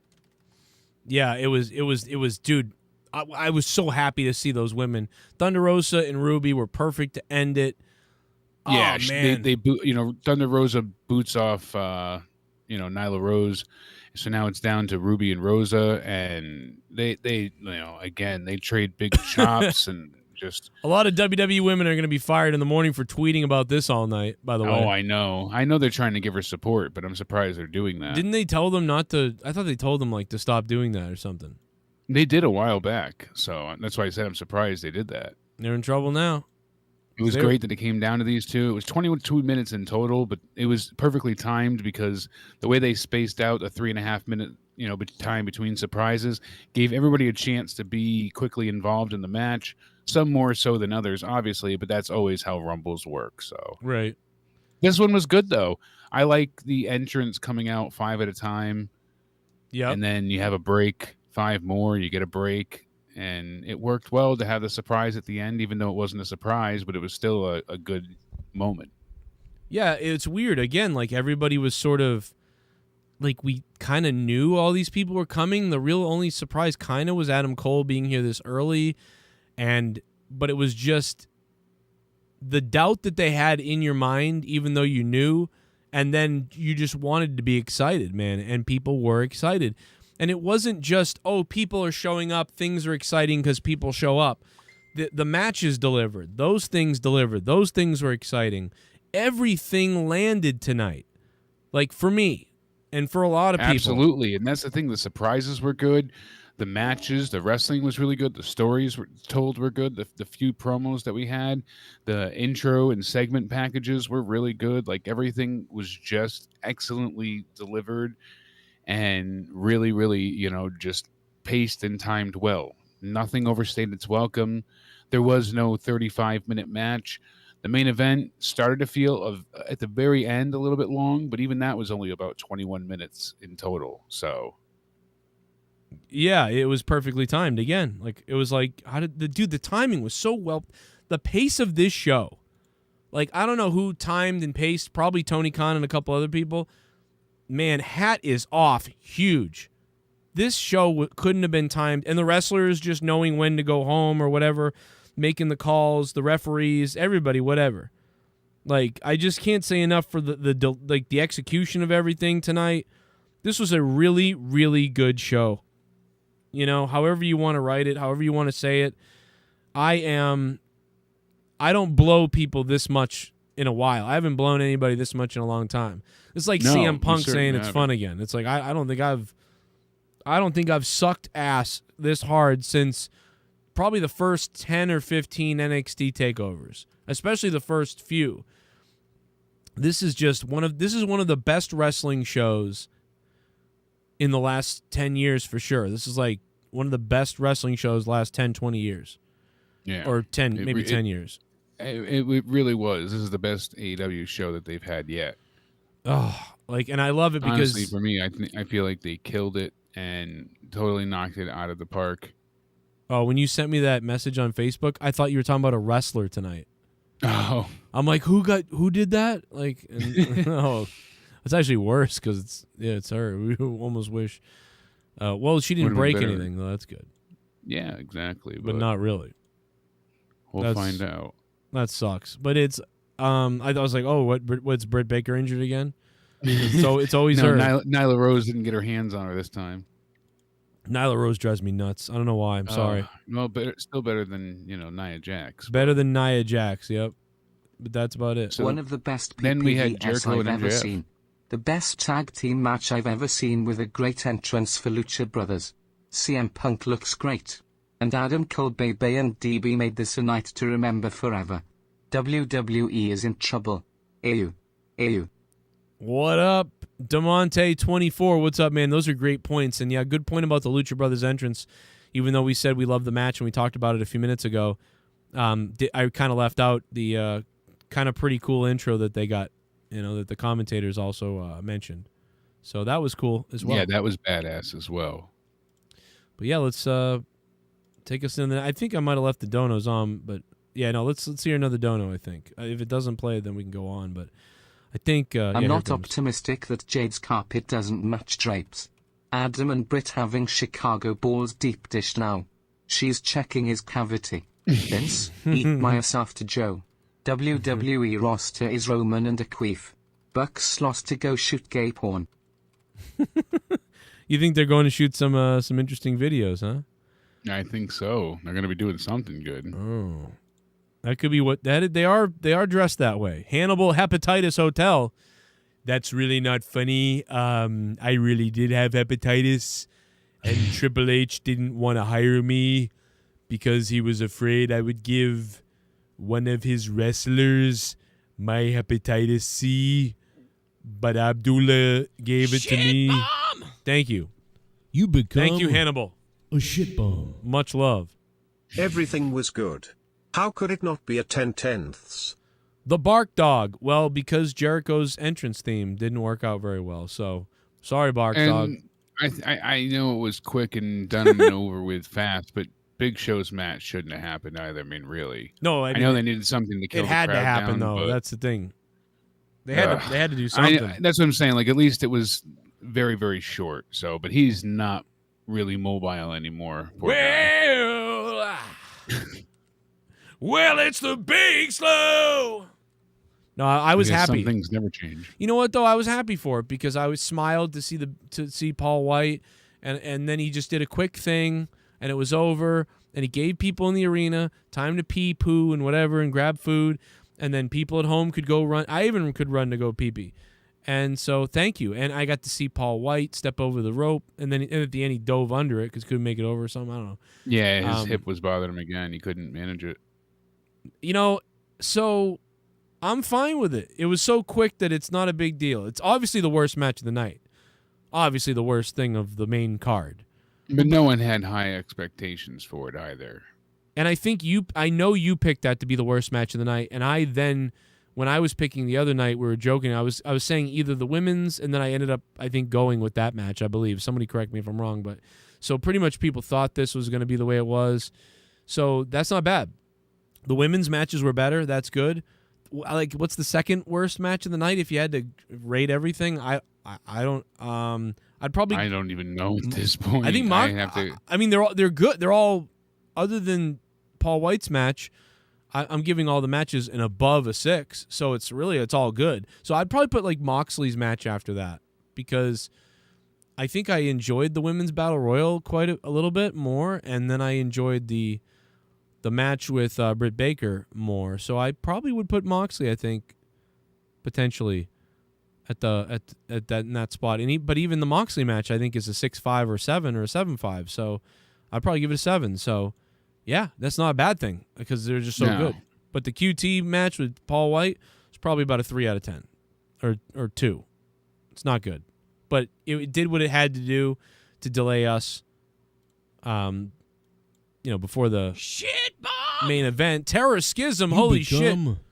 A shit bomb. Terror Schism. Who are these miserable pole smokers who thought tonight was a bad show? I don't know any. I really don't see any of them. Terror Schism, to be honest. 999, by the way.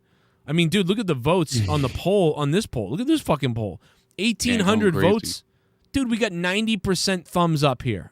That's crazy good. Terror Schism. That's really fire. So I don't know, man. I'm happy about that. Anybody who's downgrading it, I'm surprised. You become a shit bomb. Oh shit, Corwin Eberle, OG. Only match I didn't care for was Paul White. There you go. See, it's funny. Coincidentally, just talking about that. Yep. Thank you, Corwin. But I like seeing him and stuff like that, so that was nice. By the way, I have a poll on Twitter too. So not only is there a poll in the chat, but even the Twitter poll. Look at the fucking Twitter poll. AEW All Out rated. Amazing. Okay, show. Horrible. Didn't see it. Fucking amazing is at 90%. What the shit bomb? I have never seen Allin that. versus Punk was match of the night with the whole show being great. Best PPV in a long time. David Linkhouse, thank you very much for the $5 and becoming a $5 shit bum. You are a shit bum, David. Thank you so much for giving me some money. I'll make sure to put it up my ass later. Yeah, man, I don't know. I wouldn't. That was top 3 for me, I think, but I don't know. It's top 3 for me. I don't know. Maybe in the end I'll like it more than the tag team match in the end, but I'm going to have to figure that out in my brain where I think the best match is or where the Punk match was. Duncachino? Yeah, Don't mind if I do. Yeah. What's my Maybe a name? rewatch. Duncachino. It's a whole new game. Duncachino. You want creamy goodness? I'm your friend. Say hello to my chocolate blend. The show was good. Screw technical work rate productions. Yeah, really the big BG Thriller. Thank you, BG Thriller. The real big problem tonight was everybody trying to figure out where to watch it. BR Live isn't working, and then it is working, and we can't figure it out. They changed the app. Fight TV, you got to cast it to your Xbox. There's no Xbox app or PlayStation, whatever. So there's all these different options, and man, I'll tell you what. It looked the best on cable. On cable, it looked like fucking fire.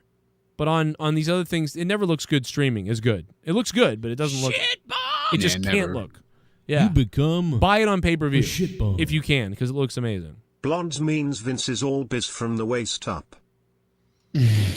Yeah, I mean, that's probably true, Bastardo. No doubt about it. Blondes means Vince is all biz. Let me tell you something. Vince is on crack at this point. You know, he don't know what he's doing. He don't even care. He thinks he knows. Vince McMahon Googling on Twitter tweeted out, "Did I hire the wrong con?" That's pretty funny. Duncachino? Don't mind if I do. What's my name? Duncachino. It's a whole new game. Duncachino. You want creamy goodness? I'm your friend. Say hello to my chocolate blend. In the post-media scrum, Pentagon Jr. said if Tony Khan's good with it, he would love to face the Young Bucks in a hair versus mask match soon. Yeah. Interesting. Oh, they love those matches in Mexico. Mm-hmm. They always want to put their masks on the line. That would be... What do they do there? Well, probably the masks are going, because... I mean, listen, the Young Bucks are balding, but you can't... Oh, God, can you imagine the Young Bucks... like shaving their heads? What? No fucking way. Right. I just can't even believe that. You know, Billy Lugo. What's up, Billy? Thanks for subbing to the channel, man. Billy. We got a lot of donos, so we're just gonna let him play, man. We're letting him play. You guys have a lot to say. I want to hear what you guys have to say. We're catching up though. We're starting to catch up. We got a new member. Yes. Oh, yeah. Oh, I'm hard. I'm so good. Oh, my God, I'm hard for the new member. Oh, it's Crazy Horse. Yo, Crazy Horse 1369. Thank you for hitting that membership button down below. You're going to get a bunch of icons. They're all going to unlock in the next month to 4 months to 6 months to 12 months. You get Jake's face at one point. His much fatter face than right now. That's right. Your little skinny face now. You lost all that weight. Look at you. Look at you. I'd fuck you. I'd bang you myself. I'd stuff you if I could, if I had the chance. Ooh, you don't know what I'd do to you now. Whoa. Where it would fit. Danny Boy just subbed. Maybe I'll get my wife down here to watch, and you can watch us. Arushin Chu, thank you Now for. you're talking. Arushin Chu is the top donator, $69. Thank you, Aru. What's up? Ethan Smotherman, what's going on? I'd like to smother Jake tonight while I watch this. Right before you pay-per-view finish, again. I want you to hit her with a friggin' light tube. All right? Hit Leah with a light tube. With a light tube. I'll hit my wife with a light tube. I'll do it. Imagine smashing her face open. Yo, Kurt Spinard. Thanks for subbing to the channel, man. We are having a subscription party. And yes, I'm going to hit my wife in the face with a fucking light tube. It's going to be fun. The real hardcore match. Duncachino? Don't mind if I do. It was a big, huge sausage What's my fest. name? Duncachino. It's a whole new game. Duncachino. You want creamy goodness? I'm your friend. Say hello to my chocolate blend. CM Punk. Welcome back. Now let's get Strowman. Oh, let's get Strowman now. Let's get him next. Donald J. Trump just donated. Shout out to Donald J. Trump, man. Oh, my God. Soon enough. I have a feeling we'll see him possibly in Impact, actually. Who's that? Braun Strowman. Oh, Adam you really think Shearer. so? You really think? I think after everything with EC3, I heard Impact is very, very interested in having him come and wrestle for them. But you're going to see him with EC3 first, everybody, so get ready. Yes, indeed. Free the narrative. Did you just donate to Joe? Did you just donate to Joe?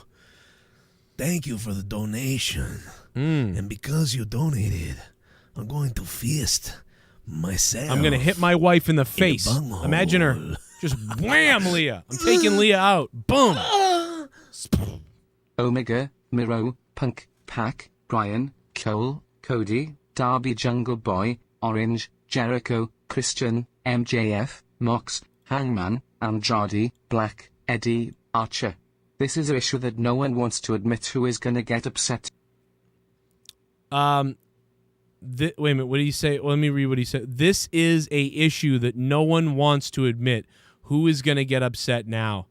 That is I mean, listen, Malibu Al. I mean, you're kind of being a downer with this big happy night we have going on right now, but it's a valid point, and it's something that we do have to talk about. True.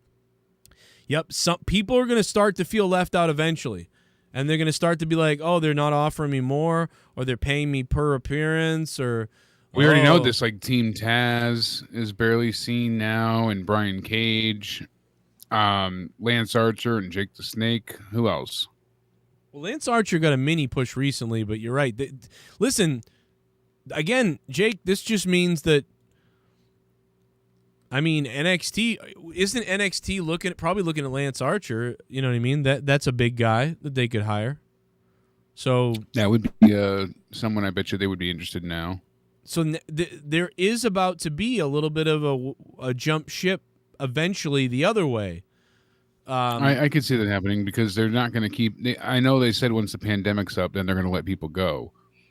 It was good that they were paying everybody and keeping them employed during the pandemic with the YouTube shows. I appreciate that, no doubt. But they can't have this bloated of a roster. Yeah, there's just no way you can. They have way too many people. Right. I mean, Jesus, it's huge. It's not sustainable. There's no way. It's not sustainable. That's a great point. That's exactly what it is. It's just you can't do this. It's impossible. There's too many people. It's not that, you know, and then people are, they're going to be like, I'm so happy to be in NXT and stuff like that. And they will be because they weren't being used in AEW.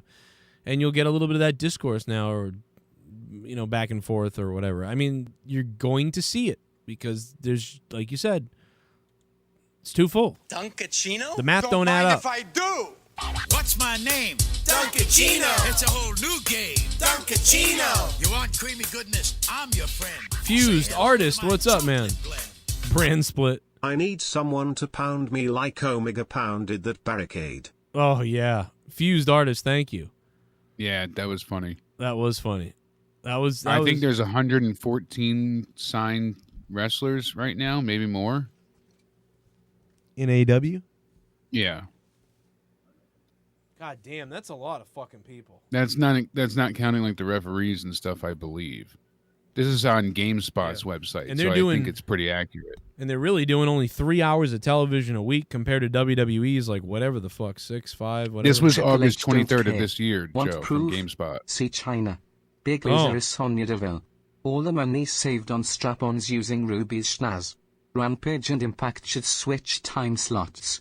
For 39 cents a day we can feed Riho, who dresses Nyla. Oh my God, Shell gets anal on her. Oh my God, no. 303. What a weird donation amount to have. 303. Yo, Jesse, you listening? You want to call up later, buddy?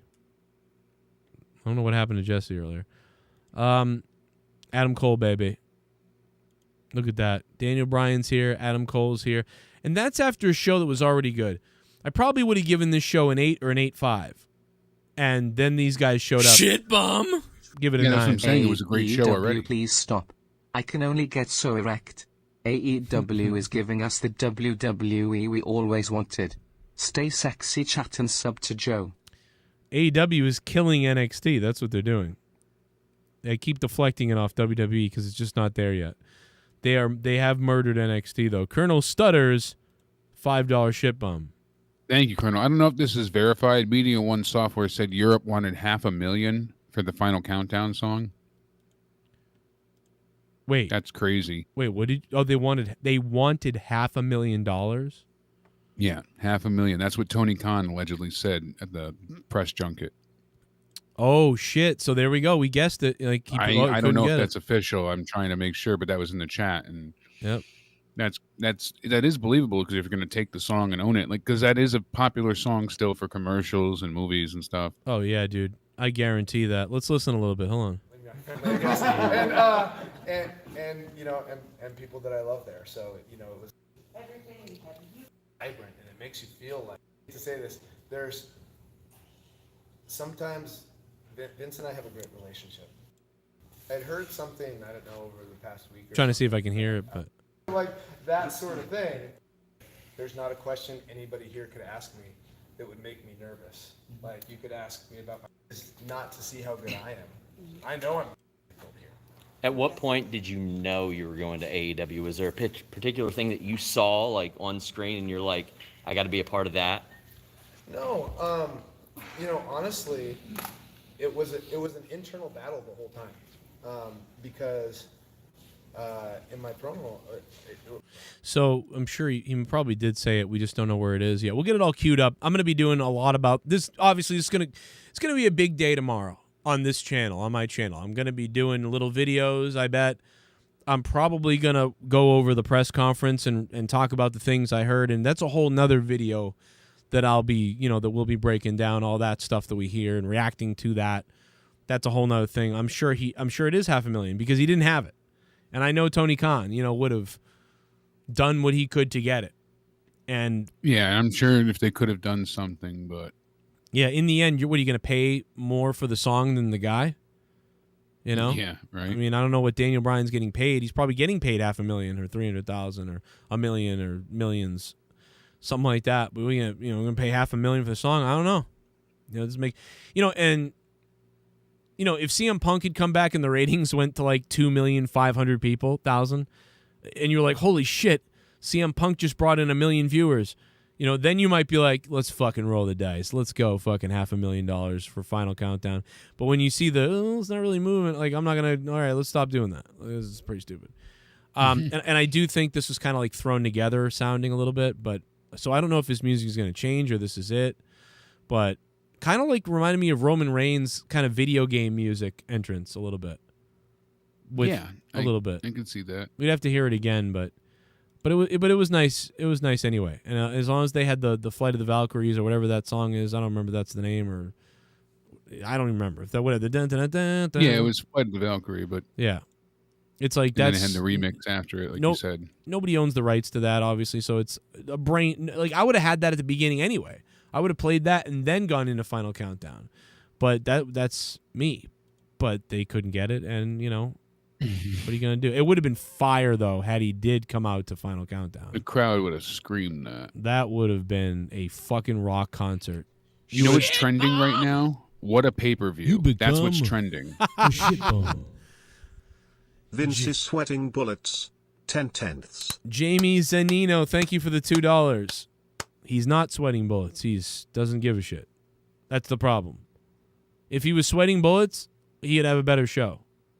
Vince is not sweating bullets. I'm telling you right now. He literally is like, oh, funny idiots. That's what he's thinking. He doesn't give a shit. Triple H don't give a shit. Stephanie don't give a shit. I'll go through the whole list again. Nobody gives a shit over there. Donald J. Trump, thank you for subscribing. Amazing. Wonderful. Thank you very much for subbing Donald Trump with an O in your name instead of a 0 or a 0 instead of an O. I don't know the alphabet. Shit bomb! Thank you. Oh my God! You become Todd Fair! a shit bomb. I can't believe anyone would vote this POF as terrible. Wow, right. Todd Fair loving it. Look at that. There's a $70 super chat party. Holy shit. Now he's got the big dick cock energy. Todd Fair going to... oh my God, you know what he did? This fucking guy, he went $1 over Arushin Chu to fuck over Arushin Chu as the top dog. Oh my God, you asshole. Wow. Todd Fair is a fucking... what a cocksucker. I love him. That's funny. I mean, all in one night. Adam Cole, Bryan, Ruby, Punk's, return after 7 years. Just epic. What a surprise. What an epic night. And now what's the big show in New York that they have, right? That's not a pay-per-view. That's the next. That's a Dynamite. It's Dynamite. And that's going to be called the Grand Slam from Arthur Ashe Stadium. And that's just a Dynamite 2-hour. I mean, what's the... so are they booking again like they do sometimes where they're booking a special pay-per-view-ish free show? Basically, yeah, it's a Dynamite, but it's a special event. So you think that they're going to do things to book for that night right now with all these people instead of booking for the next pay-per-view, since the next pay-per-view is probably 2 more months away? Yeah, it's not till November 13th, something like that, I believe. Okay, yeah. Yeah, so is when Full Gear comes back. So yeah, they're working on this. So they'll do the show. The in-betweens like they had. The Homecoming is this Wednesday for Moxley, and then after that they'll do probably the anniversary show again. Things like that. So the next match we had was Jericho and MJF. They had Billy Gray, that's Fozzie's guitarist, played Judas, and the crowd tried to sing along, and everybody was just messed up with it. It was not good. Not a great entrance, no. It would have been better if they had no guitarist. That worked better during the last, labor of Jericho. Listen, Jericho hits a lot of home runs. This was a big fat dud. That entrance I almost think he did it on purpose to I don't know, maybe, but I doubt it. I think he just thought it was going to be cool as shit, and it wasn't. It was just awful. People just wanted him to win the match so they could then hear the song at the end of the match the right way. Yeah, exactly. And then MJF, I like the swerve of him winning the match here and her, having to go ahead and be told, basically hey, he had his foot on the rope. I like the swerve ending that they had there. It looked like, Jericho will never wrestle again. The crowd is going nuts, and it was just a really cool moment. It was predictable, but again, just well executed and really good. I like it, and I like that the match built. I like the crowd was kind of dead, and then it built, and then it got better and better. The foot on the rope thing was great because it was something different. There was, everything. It was something different that they did throughout the night, and when you get that variety, it's always great.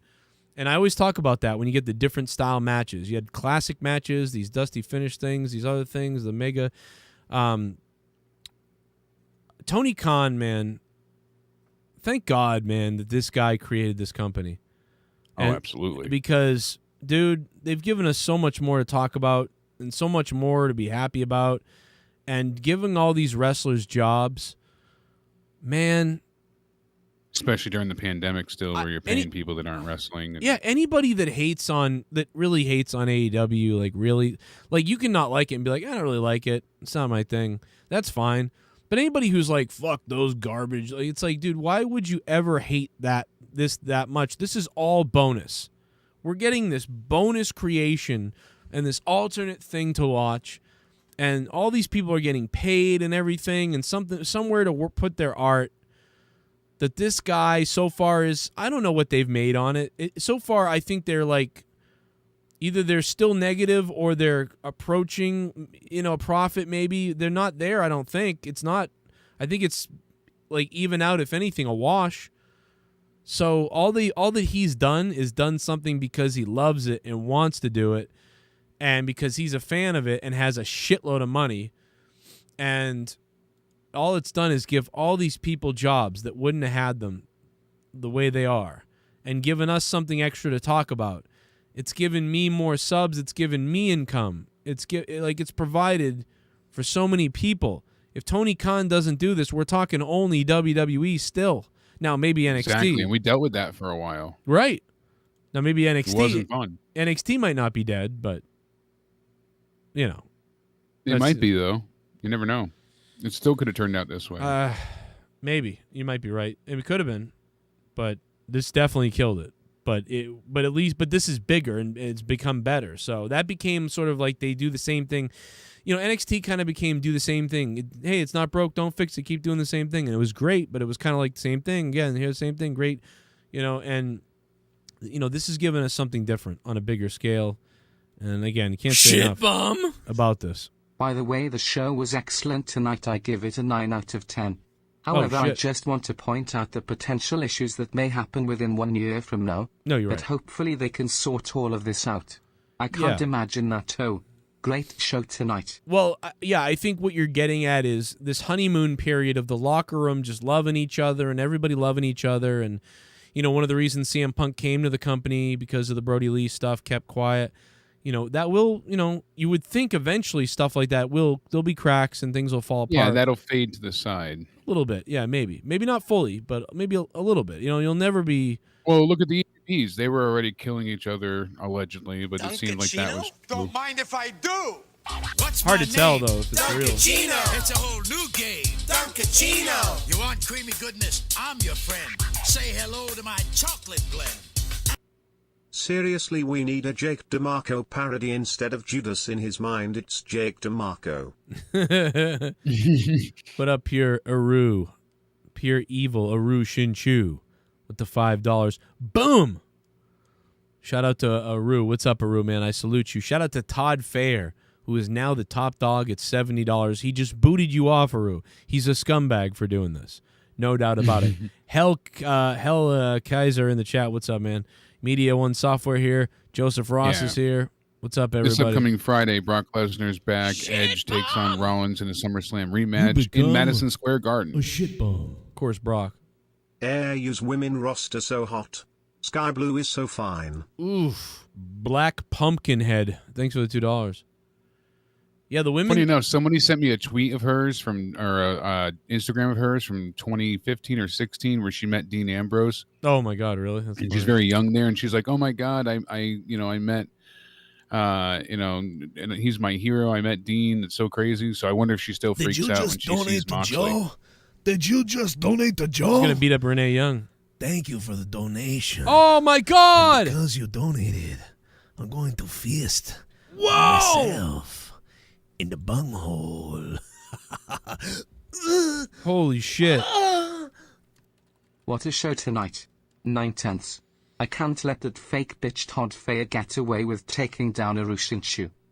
Oh my God, man. Holy shit. D. Welsh. 71 freaking dollars. Sorry, have to do that when I get $71. D. Welsh, man, just knocked Todd Fair's ass off the top. Thank you so much, man. That's crazy. D. Welsh coming in, man, and spiking him. 71 for D. Welsh, you crazy bastard. Go to sleep, baby. I still can't find... He also sent us a great clip he wanted you to play that he DM'd you, so... Let me take a look. It's pretty damn funny.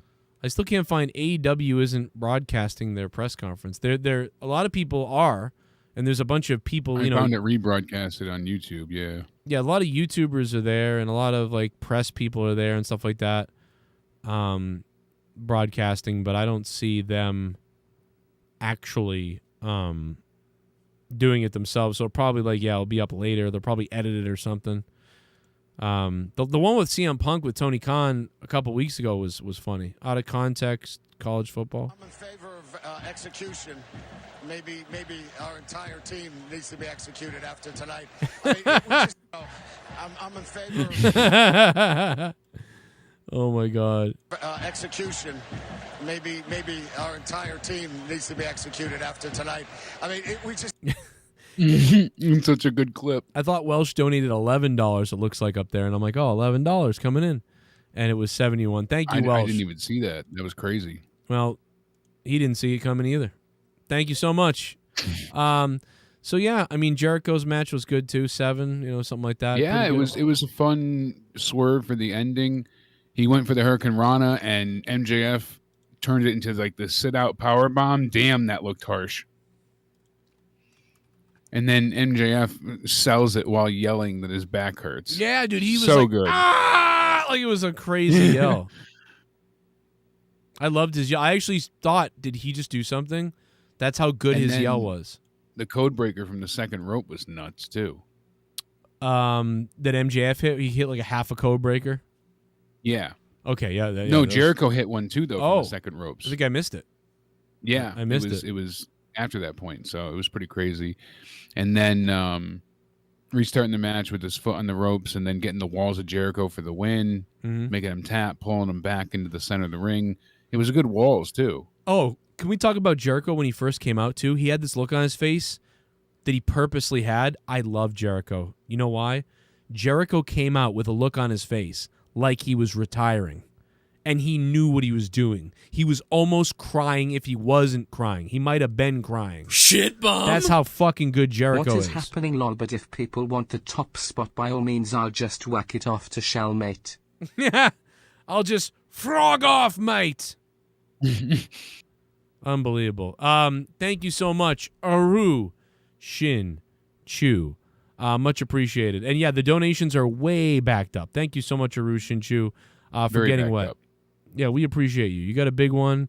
I know you got a big. I know you got a big hog down there. All right, we know that, and we're always. Listen, I'm always willing to back off and give you the spot if your hogger's feeling that good. You know what I'm saying? I get it. You do what you got to do.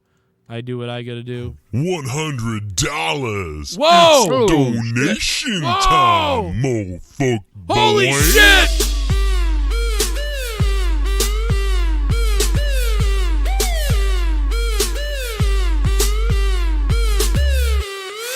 Whoa!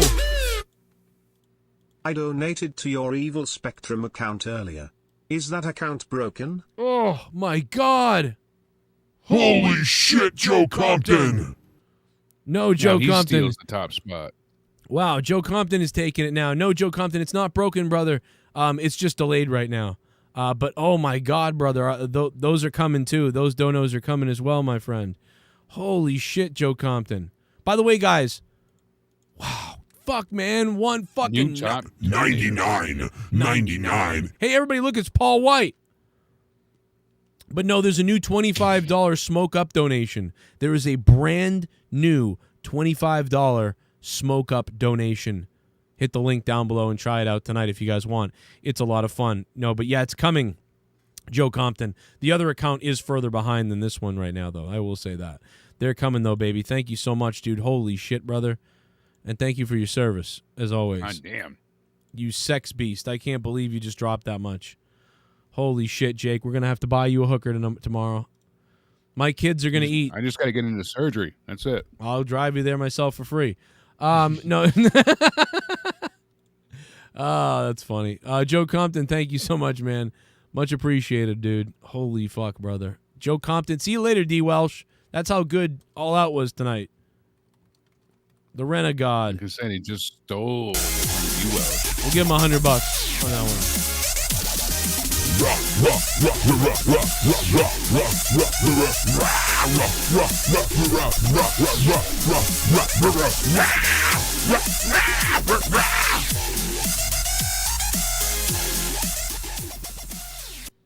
AEW was fire tonight. I knew this PPV was gonna be crazy from the card alone. Most refreshing thing I've seen in 10 years. Yeah, man, this was really nice. This was really... And listen, even some of those early NXT shows, they were good. And, like, remember, like, even the Brooklyn, you know, Sasha and Bailey with a story. And it was good. Yeah, we were excited to tune in. But this, like, it was, like, from the beginning to the end of this show, man. Unbelievable stuff. Bomb! Holy shit, Joe Compton. You become Alex Oli! a shit bomb.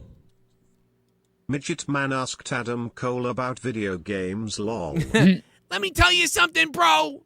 What about video games when I'm at home sodomizing my cat? Allegedly. Alex Oli, thank you for the $2. Out of everything you could ask, that's what you're going to ask? What a dickhead. Fuck JD for asking that. Listen, I'm actually gonna tweet. I'm gonna text JD. I'm gonna call him a dickhead for doing it. Where's my fucking phone? Did you really ask Adam Cole about video games, JD? You fuck. Let's call JD. Why don't we fucking call JD? Since he's fucking busy asking Adam Cole about video games. Let's see. Jordan was bringing it up. Remember when The Miz cut a promo on Daniel Bryan saying, you love wrestling, so why don't you quit and go to the bingo halls with your indie friends? Oh, my God. Miz was right, Jordan. You're indeed correct. We said that. That's funny. All right, here we go. It's hilarious. Come on, bro. I texted him. I go, video games? Come on, bro. Come on, bro. Video games? That's funny. Hope he's having a good time. Hope everybody's having a good time. Punk commented on a tweet that he sent out in December 3rd, 2013, where he said, this poop just ain't fun anymore. Yeah, I saw that. Talking about WWE, and now he tweeted out, this shit is fun again, #all out. And I was like, yeah, that's great. That's funny. Yeah, everybody's been sent. Dude, my fucking DMs are blown up with that tweet. Yeah. That tweet actually Honestly. pissed me off because I was like, oh my God, another person sent me. But yeah, I saw that. It's funny. A lot of people tweeting. I can't wait to dive through the press conference and really pick through it and hear all the information and really break that down tomorrow. That's going to be real fun. You know, that's the one thing about not going. You know, it would have been fun to go and do that. But what the hell is this? I don't know. Someone just sent me something else that's hilarious on Twitter, but it has nothing to do with wrestling, so I won't bring it up. Alex Oli, thank you so much, man, for the $2, dude. Appreciate that. Here comes some more donos. Let's see what we got here. More stuff on the list.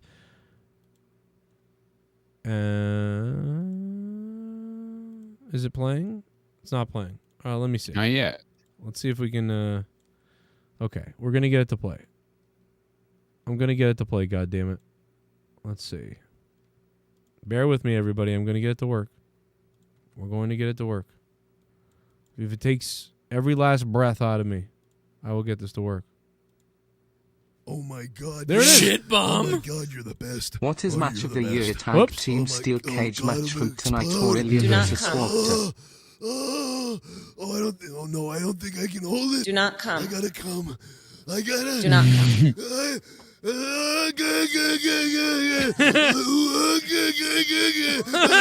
Gurgle.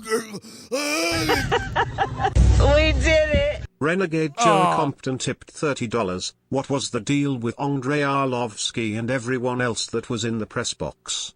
What was the deal with those losers? They were never mentioned during the whole pay-per-view. Dan Good Show 10/10. Didn't dig the Paul White match. Right. That's a good point. I forgot about Dan Lambert. I got Jorge Masvidal, and I got Arlovsky, and I've got Ethan Page and Scorpio Sky, who just signed for another 5 years because they can't go anywhere else because no one wants them. Hey, Yeah, that's what it felt like. Yeah, he cut a good press conference little promo there. Continued his ranting about everything. That was in the pre-show, right? Like the first. Yeah, it was like pre-show entering into the show. I just wish they would do more with them at this point. It feels very lackluster, for lack of a better term. Well, I think the problem is they started getting going, and then this big pay-per-view is happening, and they just don't have a spot for them for that. So they're just kind of continuing their rhetoric, and I'm sure that will pick up again now that we're going back to TV and stuff. This would have been good for them to do some type of beatdown at least. Look a little dominant, you know, and then have security come out and walk them out. Something. Maybe. I just think they're waiting. Like, okay, well, we don't need, I don't think they want to do anything yet because they were, get this done with and now get back to that. But you're right. If they don't start getting a little more nasty, it's kind of like. We'll see what happens Wednesday. It's not like it's ruined. It's just a critique. I mean, yeah. I just think it was extra. It was like, all right, here's something to fill some time and entertain people on the pre-show. That's all I took it as. I didn't really think, but yeah, it's going to go somewhere. Only my kid would dislocate her patella heading to the bathroom. That's how she did it? Yeah, she was walking upstairs. She was like, she was going to bed, and she was like, I'm going to go to the bathroom, go to bed, and then all of a sudden she couldn't stand anymore. So I have no idea what she did, but she dislocated her patella. They just said. So they said dislocated.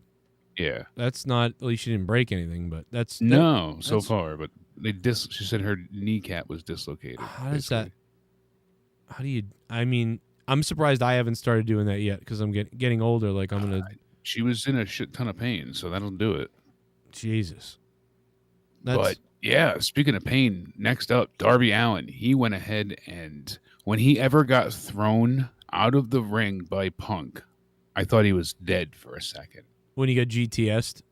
No. When Punk very early on just Irish whipped him out of the damn ring. Oh, and into the post. Into the corner, into the post, and then onto the outside. He looked like that was so brutal. It was insane. Yeah, people thought he was hurt. The whole chat, I remember reading the chat, people were like, he's really hurt. He's really hurt. That's how good it looked. People were like, oh, fuck, CM Punk just hurt. Darby Allin's really hurt. Everybody was saying that. So that was fire, man. What a spot that was. I mean, right away you got the back and forth where Darby's already sitting in the corner. Punk has his entrance, and then Punk sits across from him. And Darby's barely got his eyes open, looking like a heroin addict. And it was hilariously, awesome at the same time. The tree body paint, face paint that he had connected looked great for this match. And the crowd was going nuts. Holy shit chants right off the bat. That was crazy. So Darby starts, they just start trying to strike each other. You get some shoulder blocks, some minor tackles, side headlocks. The crowd starts a loud, welcome back chant. And that's when they really started to go at it. Yeah. You got chin locks and shoulder tackles, and then all of a sudden, he ends up getting the avoiding the GTS the first time, and that's when the crowd starts chanting, "You still got it." And then from there, that's when he went ahead and just sent Darby crashing through the ropes onto his back right before he hit the ring post and then tumbled to the outside. And I was like, holy shit. He said it almost looked like his head hit the post, and I couldn't tell, but it looked like it at that point in time. I think it was the back of his kidney area because he had a big pole mark, the square post mark on his back, but he did look like he hit his head. Yeah, and if you notice, this is when we started to have that back and forth Darby Allin CM Punk chants, and I'm surprised Darby got any type of support at all initially. Oh, people I figured love it would be a bit. I know people love him, but I figured the hometown support for Punk was so strong that he wouldn't be acknowledged until the end of the match, maybe. But there was already fans behind him, and that only increased as time went on. That's really good news. It's number one because that's great news for AEW. He's a big fan favorite in AEW. He's one of their only homegrown fan favorite people like that. And also CM Punk putting him over as well. All that stuff combined, this is why they did this match with this guy. I mean, not only the fact that also, I think, like you said, CM Punk saw it, but also we know Tony Khan picked it out too, because CM Punk said, I want to work with a bunch of young guys, and Tony Khan said, well, what about Darby? So that was the one thing too that was like, I wish they didn't say that. Made everyone happy. But they didn't. They shouldn't have said it because like Tony Khan sort of like CM Punk and them basically said, Tony's the one who came to me about Darby, and it was like, but he kind of painted it as, I saw Darby as like someone like me I would have liked growing up, and that's a great story. Yeah, someone I would want to challenge, and someone I would be my favorite. And just go with that. Don't even tell us that Tony Khan's idea. Like, no, not at all. So, and the way they did this match, it was laid out so well. It was almost 17 minutes, so it wasn't super long, but it was long enough where you had the great crowd work spots. You drew the crowd to a fever pitch. The GTS to the outside. Punk moving for the coffin drop was hilarious. That was great. He literally just sat up and moved out of the way and starts laughing. He did the Undertaker. That was great. Darby, really just showed his skills, but ended up getting beat by the GTS in the end when he went from the Poison Rana. And it was just as JR said, hell of a wrestling match. He said it over and over, and I give, total credit to these two. And I could not have been happier. Sting comes out, shakes Punk's hand. Darby gets helped up and shakes Punk's hand as well. So it's just a total put over for the baby faces. And I even laughed at Punk, asking what tunnel he should go through, the heel or the face side, and playing with the fans. He played with the fans too when they were chanting "Welcome back," and he's pointing at Darby. He's like, "Oh, me," that kind of stuff, and just he had the crowd eating from his palm of his hand the whole time. So, DB also said in his press conference that he loves Vince McMahon and that he had a good relationship with Vince, but Vince was being overprotective of him sometimes, and he'd mentioned this before, obviously, and he said WWE was going to work with him and let him do things outside WWE, and they offered him probably a lot of money. So it was, and he even said in the press conference I heard earlier when we were listening, he said he was back and forth for a long time about what to do, and he wasn't really sure. So interesting there. I can't wait to hear the rest of that. That'll be very interesting. It was so surreal to see Daniel Bryan in AEW and in the press conference sitting next to Tony Khan. Like, for some reason, CM Punk, like, my brain bought it 100%. Like, it was like, I believe this is happening. I really do. But seeing Daniel Bryan, that was different. It was like, wow, this is so weird to see Daniel Bryan and to see the yes chants. And and Adam Cole. That was crazy Adam Cole as well. Adam Cole was the surprise because we didn't think he'd be here this soon. But Adam Cole, I pictured here for a long time. But yeah, I mean, Daniel Bryan just main evented WrestleMania with Edge and Roman Reigns. right. Uh-oh. I think There we go.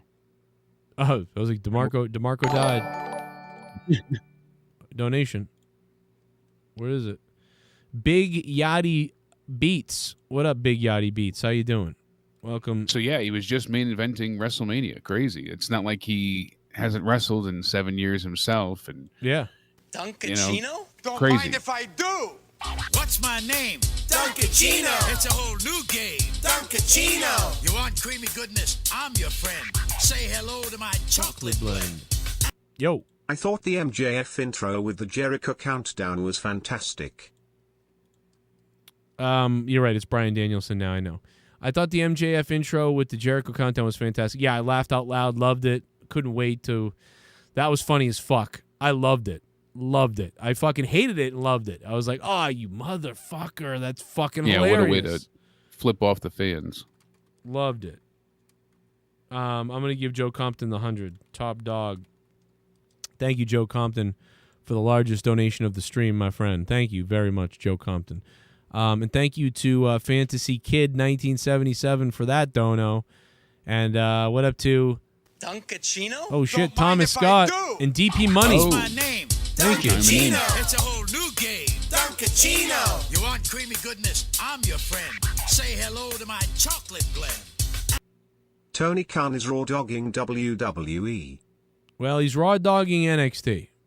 Thank you, Thomas Scott, for the $5, baby. What's up? TK is killing it. He ain't going to sleep tonight. Tony Khan is probably going to go out drinking tonight. I'm going to be honest. Because you got to let loose on some of this and just loosen up and pass out. Or maybe not. He may never sleep tonight. I mean, you know what I mean? Like, I wouldn't function after this high. You know, I may not sleep tonight. Damn, they also said WWE made a generous offer to Daniel Bryan. They were going to let him do things outside of WWE. I just said that.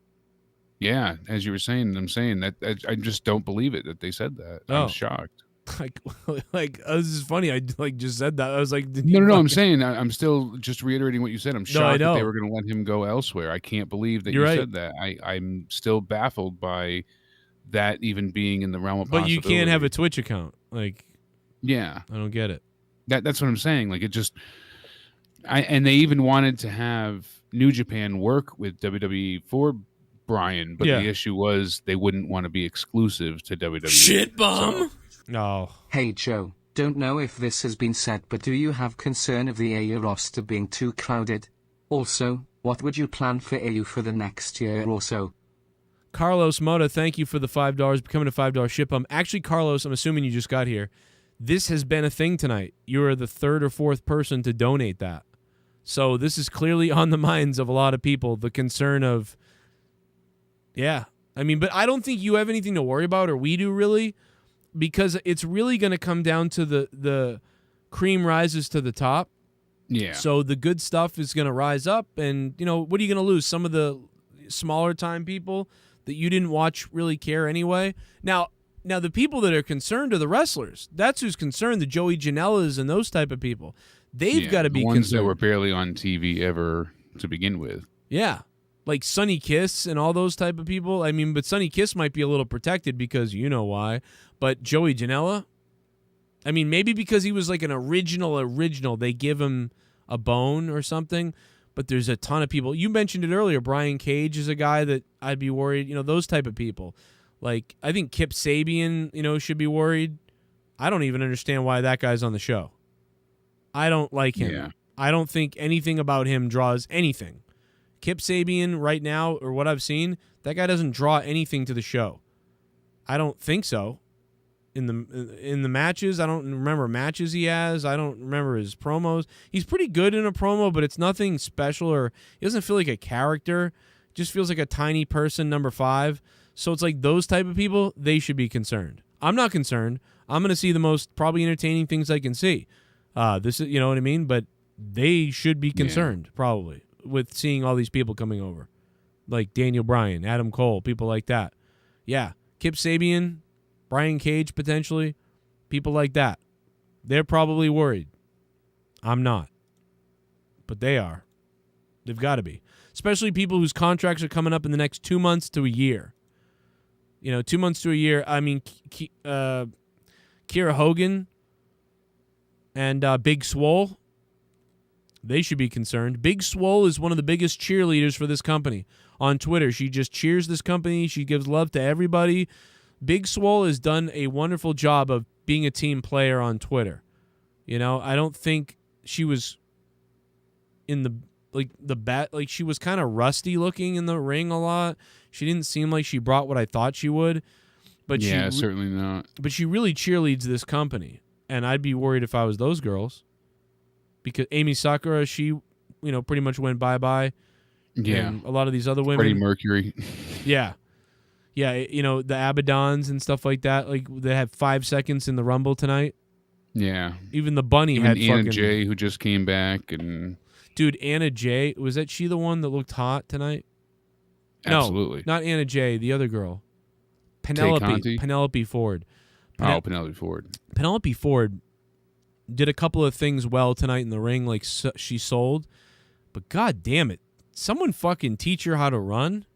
They got to get rid of her and Big Swole.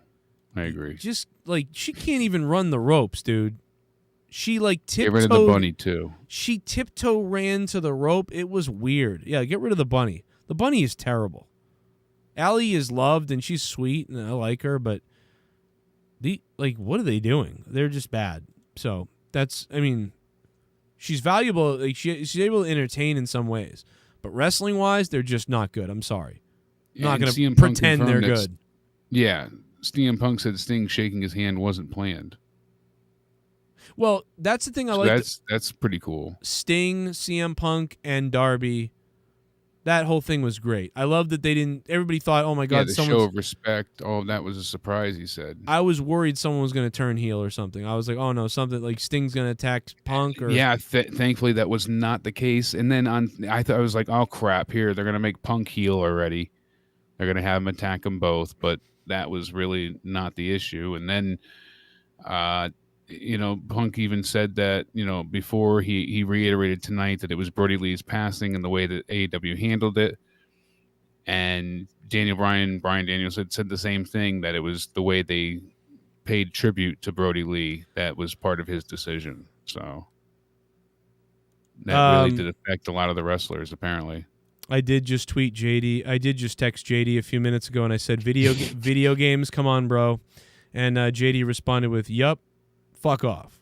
He didn't say fuck off. I added that to make him sound cool. He just said yup. So thank you for telling me. So, JD, we know what you're doing. You scumbag. Vince Russo's not going to be happy.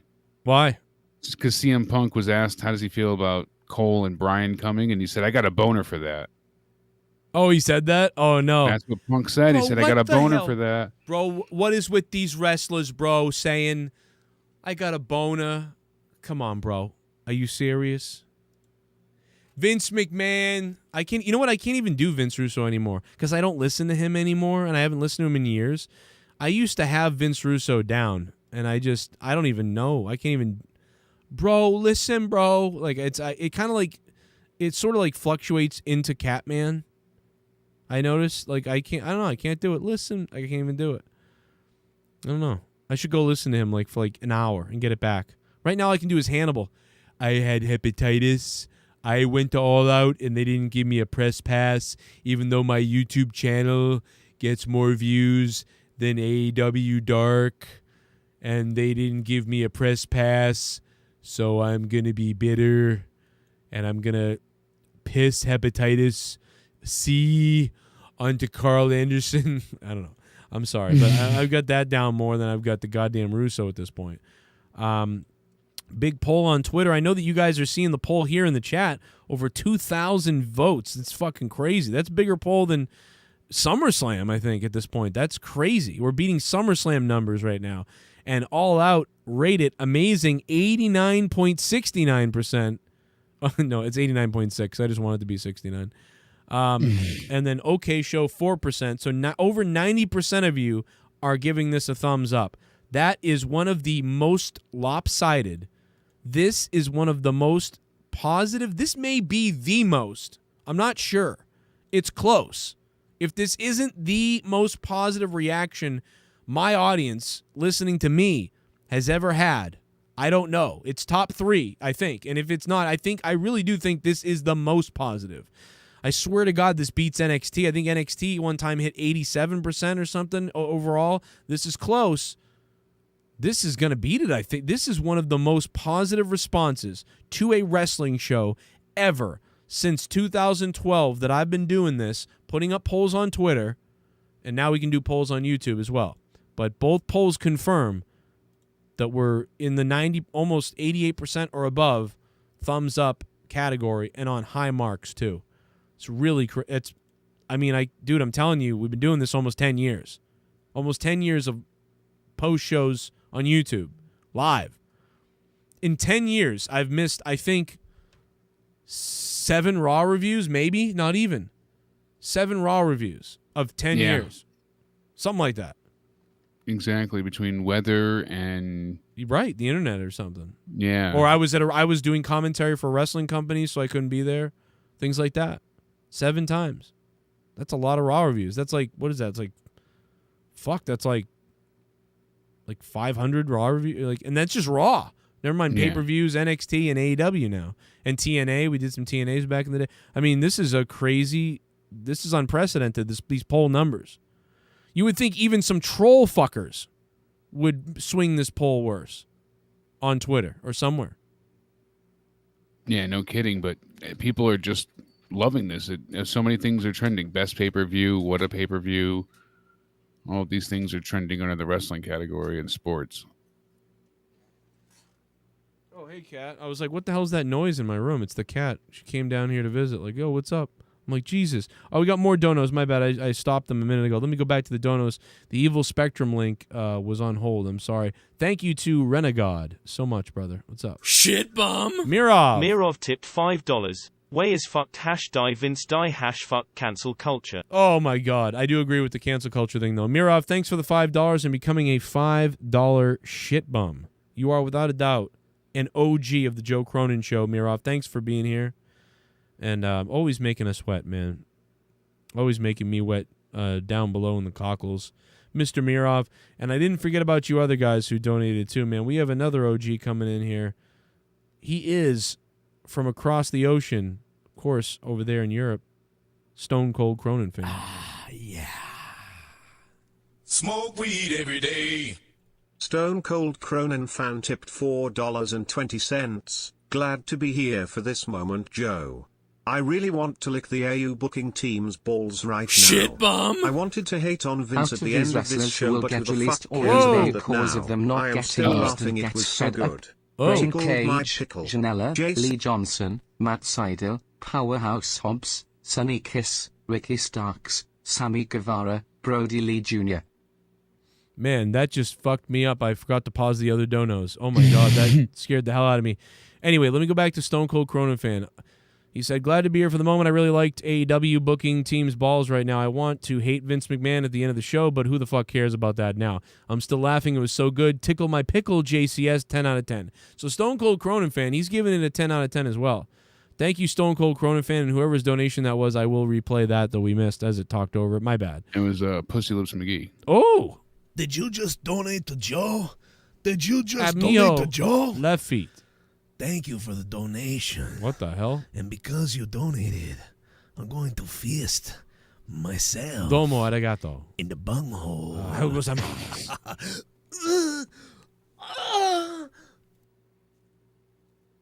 Suzuki Gun Ishiban pre-show equals MOTYR or I'll cut my balls.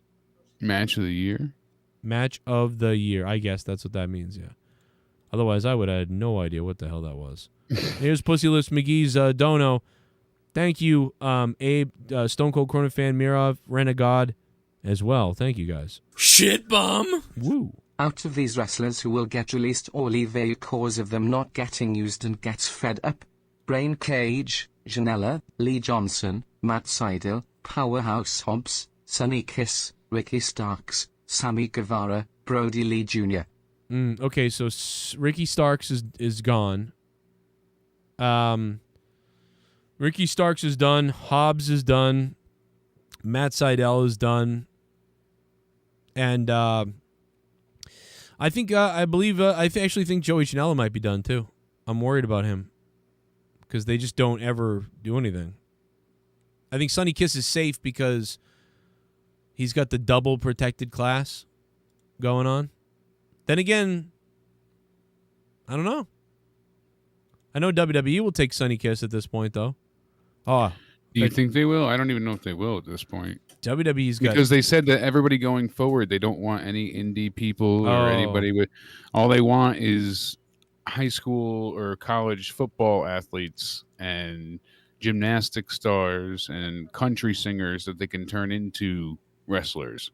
Ugh. They can teach people to wrestle, but they can't teach people to be entertaining, is their thought.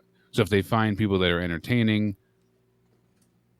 then they can teach them to wrestle, they think. They just got to look for people that are entertaining, but then the bottom line is, to me, they're not going to let them be entertaining. So even if you find someone who might be entertaining, you're not going to let them be entertaining. So what the hell? Yeah, exactly. It doesn't matter how much charisma you have. Yeah. So I'm lost with that. But, if you were going that's their philosophy going forward. They want to focus on the performance center and use that as the full extent of their training. Yeah, if you were going to go attitude era and let people go off the script or, rant or be themselves with the volume turned up, then, there's a potential. That's why Pat McAfee works. Hello? Do they not understand this? Your goddamn commentator is one of the best guys. That's why guys. they put him on commentary. But then, Mom! fucking idiots. You become a shitbone. Randy Viper. Who's hard for Daddy Cronin? Yeah, yes I am. Yes I am. Oh yeah. You slurp it up. You slurp it up. I love that I busted JD's balls and he responded. I'm surprised he's getting cell phone reaction out there. Or, right? whatever. Reception, yeah. Surprised. I probably shouldn't have texted him because he'd probably fuck up his stream that he was recording.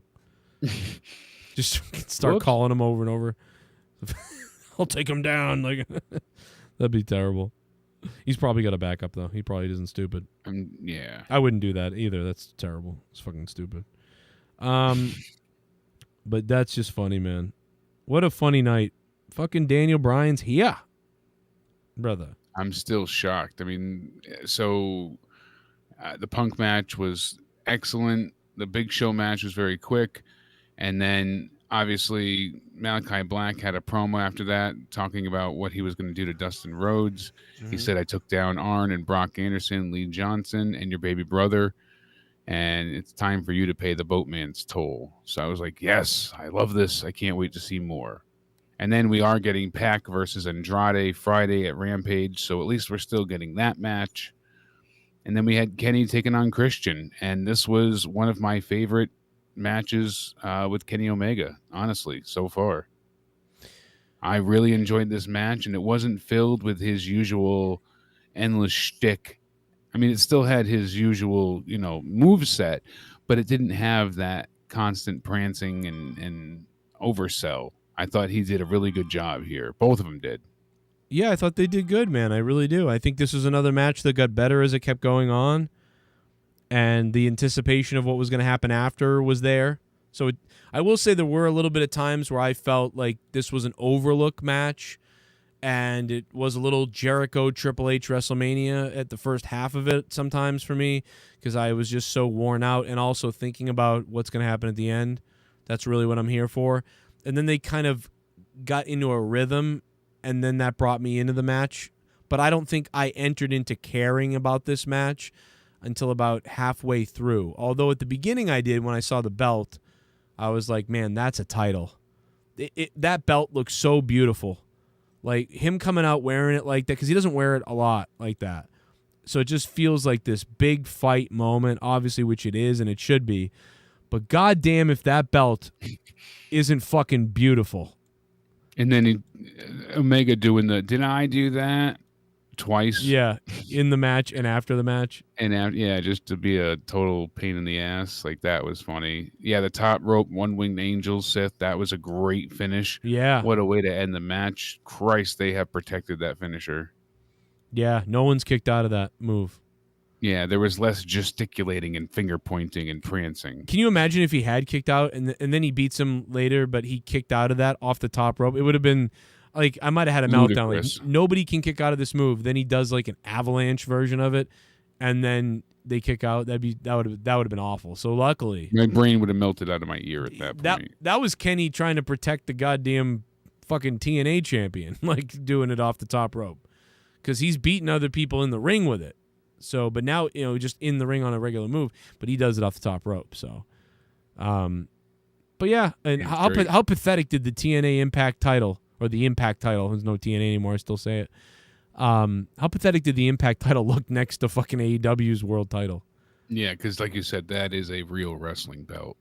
Yeah, this thing is fire. The TNA Impact title, because it is the combination of the two, and it's an okay belt, but nothing compared to that AEW title. And I like how Kenny was like swinging it, getting ready, to do the finger pointing and all that. He does the gun and then he lays it down and it just shines in the spotlight. Like that belt is beautiful. I love this belt, dude. I would kill someone for this belt. I mean, I would kill for the belt. Like, I wouldn't kill to get the belt. I would just, if the belt told me to hurt people, I'd do it. I'd be like, you know what? You're right, belt. You're so beautiful. You know what? I am going to do that. AEW I'm still waiting on another belt from Garguts. Oh, that's right. You better get your monetize this championship soon. There's the out of nowhere belt. Better. Or Garguts. We're going to have some problems, baby. Garguts, you better get that belt to Jake, or we're going to have to choke your Mexican ass. You hear that? You cocksucker. Deportation will be the least of his worries. Cocksucker from Guatemala. You better fucking get that thing going. We'll have to go beat the shit out of you down there in fucking goddamn Costa Rica. Or wherever you are. Texas, Costa Rica. Costa Rica. Yeah, Adam Cole saying it's story time and there's no chance in hell that anyone's going to stop the Elite. And then Kenny goes to bid everyone a fair adieu, and that's when Daniel Bryan comes out with the Flight of the Valkyrie remix. The yes chant happens, and you notice he didn't really do the yes pointing up. Like he kind of just pointed his arms out and then jogged down. I don't know if he can do the yes chant at all. I think there's some type of copyright with that. I wonder. I think the audience obviously can still do it freely, but he can insinuate and he can basically hint towards it, but I don't think he can outright say, do the whole yes movement thing. You think so? Imagine that if he couldn't. I think that is all trademarked. Oh wow! If that's true. I'm going to look into that tonight to find out for sure, but wow. I believe. I wondered too, because he was awkward when he came out. Maybe they don't. I don't know. That's weird. That would be weird. I feel like they can't trademark that though for some reason. Like a gesture. I don't think. Yep, they got it. Yes movement is a trademark of WWE since February 11, 2014. Well, they have yes, the yes movement, and the finger point. Specifically, all under patent. What is it? 861-89952. So yeah, what? They got it. Wow. And what they can use it for and everything. It's got all these different trademark events that have happened. What the fuck? Holy shit, dude. That's crazy. That's why he was so weird that he didn't do it when he came out. I was like, this is weird. He wouldn't be doing it right. Like, let's go. The crowd's doing it. Yeah, they have the yes movement. It says right here, can Bryan go to AEW and start doing the yes chant? Or with a yes AEW shirt, because that's money for AEW. He probably can't have a shirt that says yes. I agree with that. The word yes and the yes, yes, yes on a shirt, I guarantee I agree. He probably can't do that. It's copywritten obviously in the wrestling world. Like they can prove like, hey, no, you can't just take this gimmick. But doing this, I would think that he could yell yes, or he could do this. I don't think you can copyright one of those, all of that. I don't know. Well, you can trademark, because WWE with Kurt Angle trademarked "It's True." So in TNA, he used to say "It's real." Oh, it's damn real. Yeah, that type of thing. Yeah, exactly. So yeah, DDP successfully sued Jay-Z over the diamond cutter hand gesture. So he's got to do yup. He's going to have to do yup. That's it. Yeah, maybe. Yup. Possibly. I'm not too sure. Just do C. Just take Alberto Del Rio's shit and do C. That's it. C. We'll just take it. C. Think they copyrighted C too? Right? That'd be hilarious. That would be pretty funny. They copywrote C. Yeah, they've got some crazy trademarks there too. Wow. Still. That is fucking hilariously horrible. Like weird. You can go to trademarkia.com and you look up WWE. They have 2,272 records. And holy hell, do they have a bunch of The Man, WWE Day 1, Charlie Dempsey, WWE Extreme Rules. Like you can see what's new. Bro Down. They have a brand new one called Bro Down. That's their newest. Down. Yep. Von Wagner, House of Monet. AWA, they renewed WWE Universe, WWE Day 1, Reggie, The Man. They have all these different updates for The Man, Wreck Everyone and Leave, Legit Boss, Earn Your Scars. Yeah, those are all the new ones, but man, it's just ridiculous. But yeah, they completely control the Yes movement. So did you see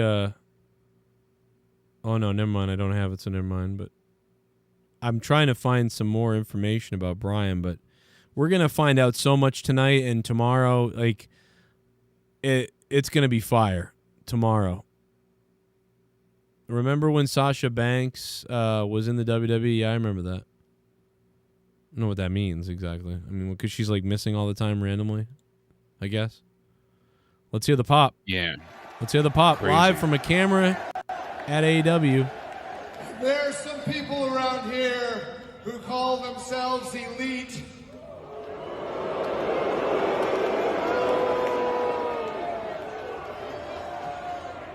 This is after the pay-per-view went off the air, obviously. I'm going to be here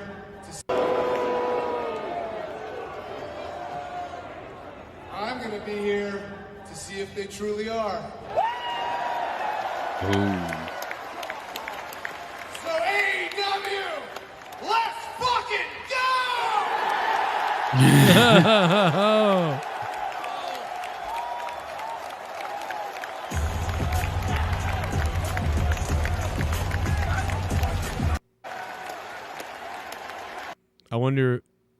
I wonder if his Flight of the Valkyrie thing is going to be in the music every time, or if they just did it tonight, so people. Well, that's open. Yeah, anybody can have that music, but I still wonder if that's part of the song. I mean, just a little stupid thing. I bet you it's going to be always part of his intro. I would hope so, because that's a part of him, you know, and potentially I could see his music changing even potentially, that they just kind of had something here. But yeah, people keep asking. So yeah, they couldn't get Final Countdown. Jake said earlier he thought he heard someone say at the press conference $500,000 for that song, and they obviously said what was in the chat. So I'm still waiting to verify it, but I could see it being very expensive. I could see Samoa Tony Joe Khan owns his own name, so does Adam Cole. Right. Quite a few people, but not as many as you thought. Yeah. Chelsea Green, they tried to get her name recently. They had Mickie James, but they just had to transfer ownership. They own Kalisto. They own Tucker Knight. Peyton and Billy, obviously, they own. So there's quite a bit of, interest in that. Here's a post-show clip, courtesy of Sirius XM's Busted Open, of course, Busted Open Live there. Here's Adam Cole. Think about where I was, like that technically was my dream since I was 9 years old. And then I'd seen everything that AEW was doing. I'd been here countless times to support Britt and hang out with the crew, and it's just the best crew. The shows are amazing, the fans are amazing, but at the same time, I had really built a reputation for myself there as well. But I knew in my heart pretty early on that I wanted to come here. And it was no knock whatsoever on them. I had a very excellent 4-year experience, but I wanted to come back and work with a crew who I love being around 24/7, a crew that is just as passionate about pro wrestling as I am, and fans that feel the exact same way that we do. So making the decision was a fairly easy one. Well, 'cause Easy, Yes, I easy believe decision. that. And I love Twitch. Lift that part out. Yeah, I didn't want to give up my tips for my bits. How many donations is he making?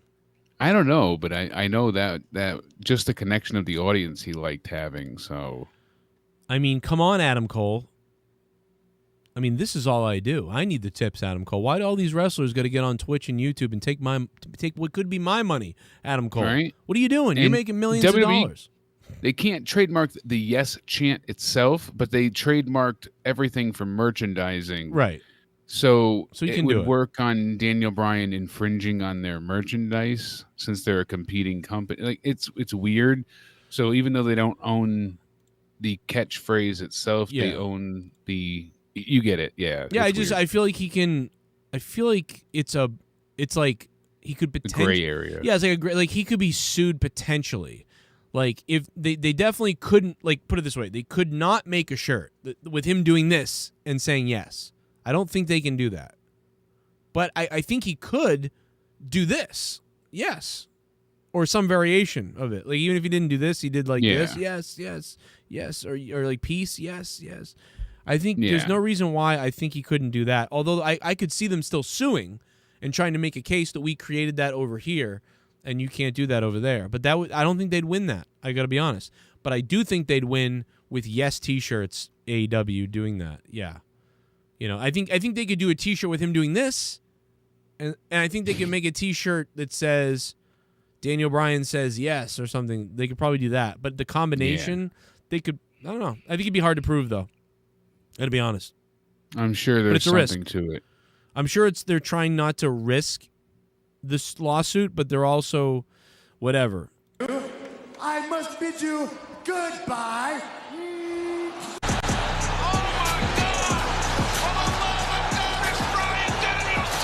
You kind of got that rappy vibe, like, here I come, gonna fuck you up. I'm gonna punch you in the motherfucking nuts. I got a white T-shirt. Your mom's got a skirt. I'm gonna put my dick inside of her and make her squirt.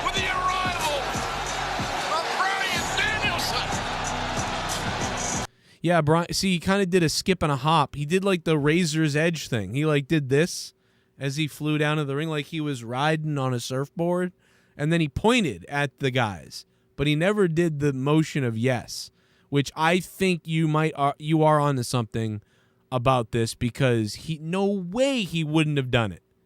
So they are worried about copyright. By the way he came out and sort of went like this and like did this surfing thing down to the ring. It was very awkward. I just watched it again. So yeah, they're worried about it. Was like almost like he had to be very like conscious not to do it. Yeah, it was very weird. He sort of did put his arms up and out like riding a surfboard to almost indicate, yes, I want you guys all to do the yes. Do everybody yes, do the yes. But I can't do it. And he definitely couldn't do it because he would have done it. I think. Or maybe they're trying to separate themselves. I don't know. But it was weird. So, anyway, that's what we were seeing. Oh, man, what a night, though. What a fun night. We loved it. I'm giving the show a 9 out of 10. I don't think I've done that in a long time. A 9 out of 10. I almost... Whew. Unbelievable. I don't know what you're sending me, JD Venom. I'm blocked. Can't see whatever you said there. I guess I could open up a private browser and maybe see what's said. Maybe I can do that. Tony Pat Khan. McAfee no longer has COVID though, Joe. I see what it is. Hangman Tony Khan confirmed that Hangman Page asked for time off. I mean, that we already knew that. So not really a scoop there. He asked for time off because he was having a kid. Yeah, we knew that weeks back. Yeah. So anyway, that everybody's saying breaking news. That's where Hangman Page is. But we knew his wife was having a kid and he was taking time off. They mentioned it on Dynamite, I think. Anyway, what do you say, Jake? That Pat McAfee is no longer positive with COVID. So Yay. That's good. Thank God, because he had a bad bout of it there. Yeah, and Moxley, the new GCW champion, will take on Nick Gage in a death match at their October 9th show for GCW in Atlantic City, New Jersey. So that's going to have a lot of interest. And with Moxley there, it kind of sucks in one sense that Cardona had to lose so unceremoniously. Right. I mean, it's a big deal that he lost to Moxley, but it was so quick. It wasn't really a match. Yeah. But at least they were able to do something. It was still a big surprise, and it all kind of circles back because he came in as a druid, surprising everybody, making him think that he was Moxley. Right. And then now Moxley came in doing the same thing. So hilarious. I like it. I like the full circle stuff.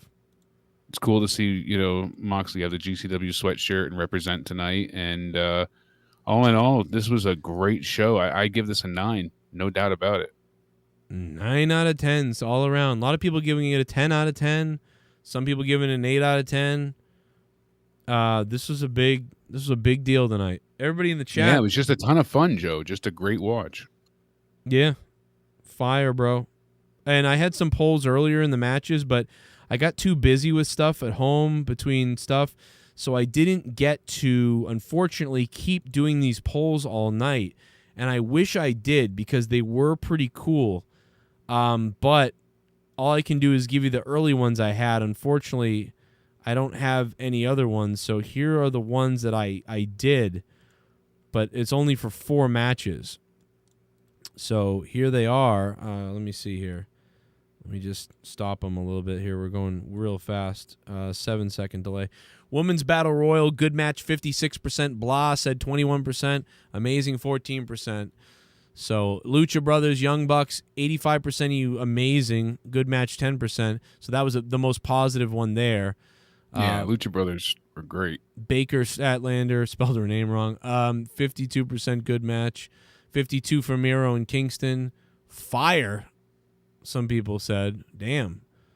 So I mean, that was a really good match, too, as we said. Yeah, so most loved matches of those voted there were Miro and Eddie Kingston, and, of course, the Lucha Brothers Young Bucks tag match. I think the Lucha Brothers Young Bucks tag match might probably win match of the night for everybody.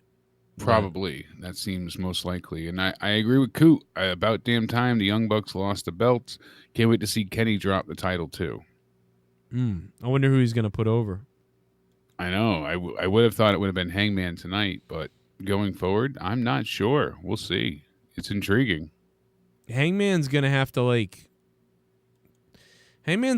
goddamn start down at Miro when he comes back. I'll just be honest. Yeah, and if they just push him right up, it's going to be upsetting. I think some tragedy is going to happen with Hangman. I have a intuition, and I don't mean something like terribly terrible, but I mean like, I don't know.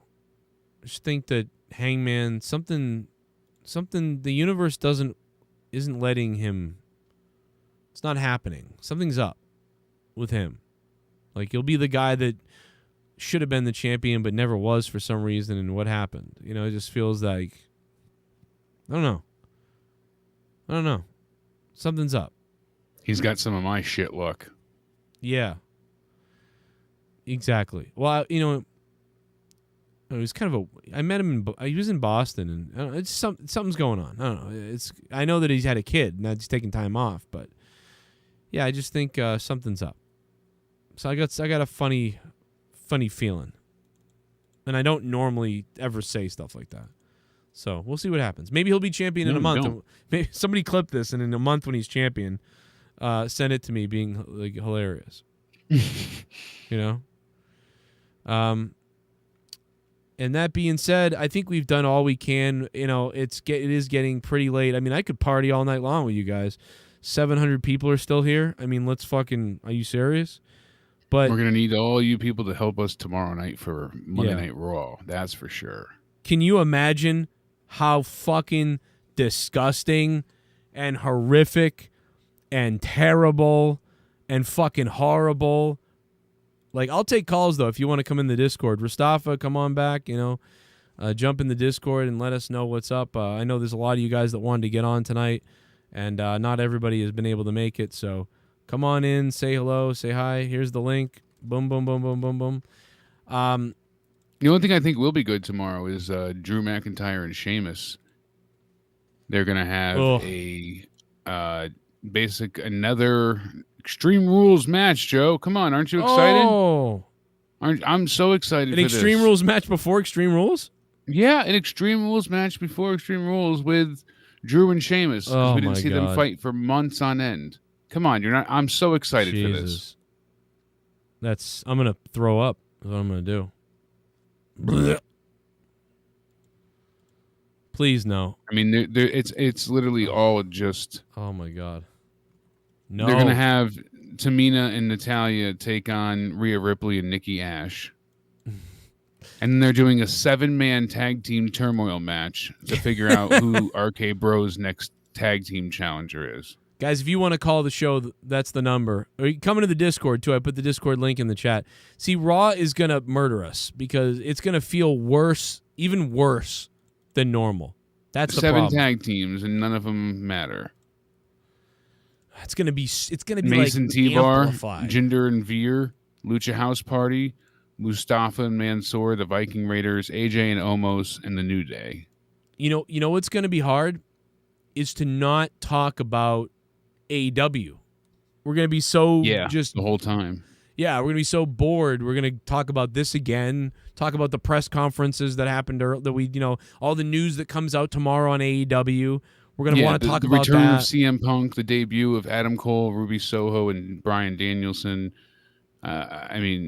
New AEW tag team champions. Just a massive night in general. Yeah, it's gonna be yucky. There's the Discord right there. If you guys want to call, the number's here.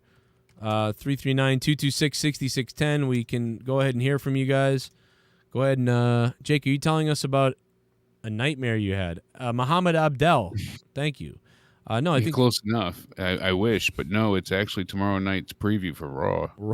Raw is a nightmare. Raw is a nightmare. We're all gonna be fucking sick to our goddamn stomach tomorrow. And this is one of the only shows. I think there was one last year that we missed Cody at too, but no Cody Rhodes obviously on this show. So I'm trying to think of who took the Cody spot. The kind of the classic wrestling sort of thing. And honestly, I don't think anybody filled that spot. I don't think anybody, I think CM Punk and Darby Allin kind of did. But think about Cody matches. Cody matches a lot of times have a vibe of the 90s, really the 90s, which is also the vibe of the 80s. Yeah, it makes it feel a bit more old schoolish than new school. There wasn't that tonight, but the CM Punk match kind of did feel, like the... sort of the 2000s or the whatever you want to call it. So there was a little throwback there, but it wasn't the 90s throwback. Yeah. 929's on the phone. Yo, what's up? Yo, what up, Joe? It's Adam Cruz. How you been? Oh, my God. Adam Cruz, how you doing, man? I'm good. How are you? Yo, what up, Jake? How you doing, Jake? He's good. good. Bud? So, I think I might give AEW a chance. I think I might make the crossover. So this is like one of the first AEWs you've watched so far? Very first, because Raw is not cutting it. To be honest, I don't even watch Raw. I don't even have an excitement to even want to turn on Raw, because all Raw ever been doing is putting me to sleep. Fuck the NyQuil. Fuck the NyQuil. Oh my God, that's great. I want to sleep, I watch Raw. Yeah, that seems to be what a lot of people say. I mean, come on, man. We watch Raw and it's so... I'm telling you, at least Dynamite, even if it's bad, it's like fun bad. It's like, all right, well, it's funny. Let's laugh at this. But, Raw is just miserable. I'm like, we just can't say enough. It's insufferable. It's miserable. And Vince is losing all his superstars. Yeah, absolutely. Every great person that he had, Daniel Bryan, CM Punk, they go to AEW, and it's like that's like the place where people are getting these second chances to prove what they have. SmackDown, to be honest, is killing Raw. With Roman Reigns and stuff like that. To be honest, I don't even know who the hell is the WWE champion right now. Who is it? Yeah, I mean Bobby Lashley. Bobby Lashley. Okay. Yep, Bobby Lashley. See, I you say that, and then for a minute I forget because it's that fucking miserable. So listen, I agree with you, man. I'm glad at least you're gonna watch this because I think you should watch it. Because if you're watching Raw, I just don't get why people would watch Raw and not watch this. That's what I always don't understand. Like, how could anybody like you waste your time with Raw, but you can't watch this? I'll keep watching Raw because it's what I do. Adam, thanks for the call, man. Feel free to call back. Good shit. Whenever. Thank you, man. Bullfrog is a mess. I don't know, man. Feel free to call. When is he not a mess? Oh, he's always Family a goddamn drama. mess. 339-226-6610. 339-226-6610. Get wet. And we can go hard. I miss Cody. I don't miss Cody, says Mike M. I do. I like how he has these throwback matches. If but I think there obviously he didn't need to be here at all because it was just a full card, a full everything. And I think they do see Cody as he's going to be doing these outside things where he's promoting the company, doing those kind of things. I don't know, man. It seems like he's kind of gone from being like I felt Cody was the guy of the company, and I still kind of for a while, yeah. But now there's so much going on. Pussy hat. Call your mother or call your father and tell them Leah's pussy needs a cleaning out. I'm coming for you. No, keep going. Dildo asses. Oh yeah, horny guys. No, keep going. For you. Dildo asses. Oh yeah, horny guys. Oh my god. 9. 5/10 I creamed loads of times during this PPV. My balls is shriveled Joe. Well, thank Hashtag you. all out Camboth Max Caster still owns you. 69 party in the chat, let's go. Wow, 69 party in the chat, baby, from Ed's View. Thank you. And shout out to my wife. We'll see the Acclaim soon. Yeah, we will. Look at Leah. You 69 my wife, Ed's View. Thank you for 69 my wife. Thank you for the donation. 630's on the phone. Hello. What up, Jake? What's going on, man? Not much, man. Good show tonight. Really happy with it, dude. I usually don't buy pay-per-views, but I saved up a little extra to do this one, and definitely worth it. So, Did you buy it on what's pay-per-view? Like did you buy pay-per-view? Did you do like BR app or like, what'd you do? yeah, it was BR on my. Everyone was pissed though tonight. They couldn't figure it out. I couldn't find all my old pay-per-views. I got so frustrated with it. Yeah, I got it through. It worked. Okay. No worries, but yeah, I think it was. I hope I can find all the old ones because I like going back. I mean, AEW pretty much is. I think 85 to 90% of the AEW pay-per-views have all been good. So it'd be nice to go back and watch all the ones I paid for before. But I don't know what they're gonna do, and I don't think AEW releases anything on DVD or Blu-ray, right? So I wish they would, or a way I could buy. I don't know, a way to collect some of these because they're really good events. And if I was at the press conference, that would be a question I would ask Tony Khan. I'd be like, listen, the only way to collect these is if you DVR them and save them somewhere, or if you go on the BR and you've bought them all. How do do you ever plan on releasing fucking Blu-rays or something, or a digital? I don't know. I wish that we had that answer because there's about 8 solid pay-per-views I'd like to have saved.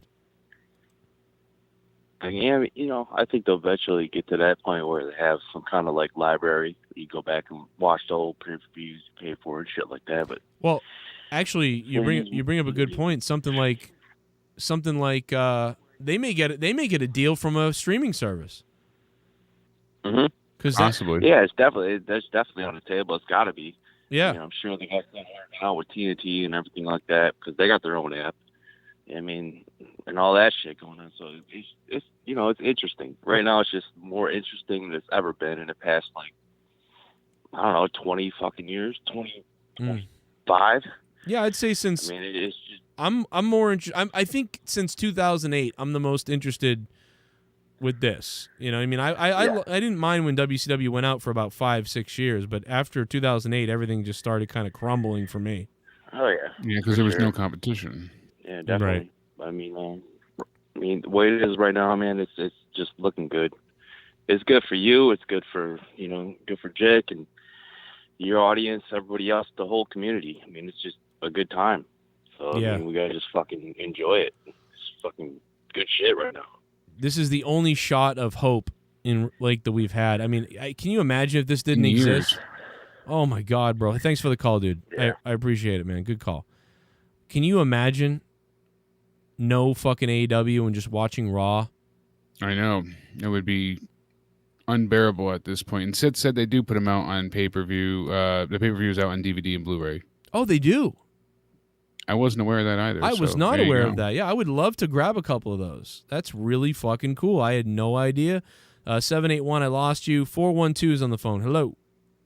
Hey, Joe, what's going on? This is JD in Pittsburgh. How you doing? What's up, man? Oh, the Pittsburgh fucking Sunrise or whatever the hell they called it tonight. How you doing?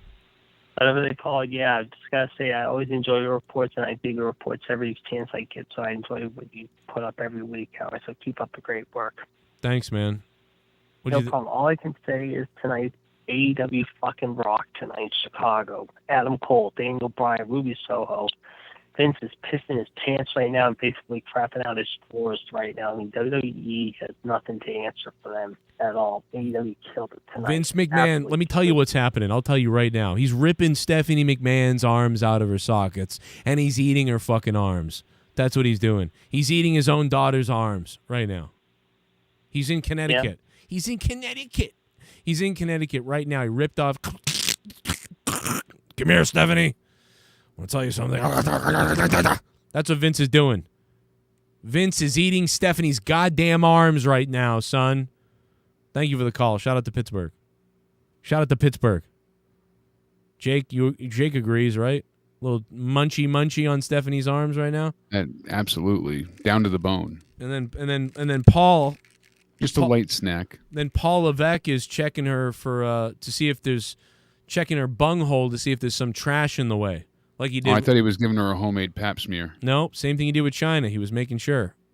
Oh, making sure there wasn't a hidden stem in there, if you know what I mean. Mm-hmm. Just being positive. Yep. You know the deal.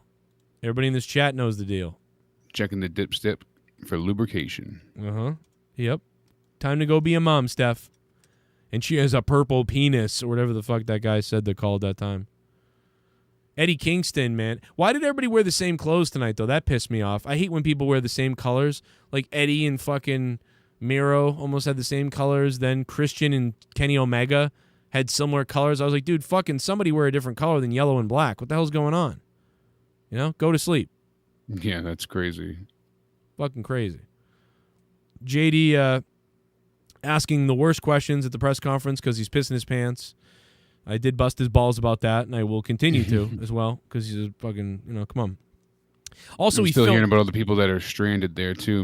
I saw the media said this a DM, but I saw Denise and a few others saying it before because there was no Lyfts and Ubers left, and they were all stuck after the press conference for the Now Arena, and they're just so people were walking an hour and a half to 2 hours back to their hotels. Oh yeah, you are fucked.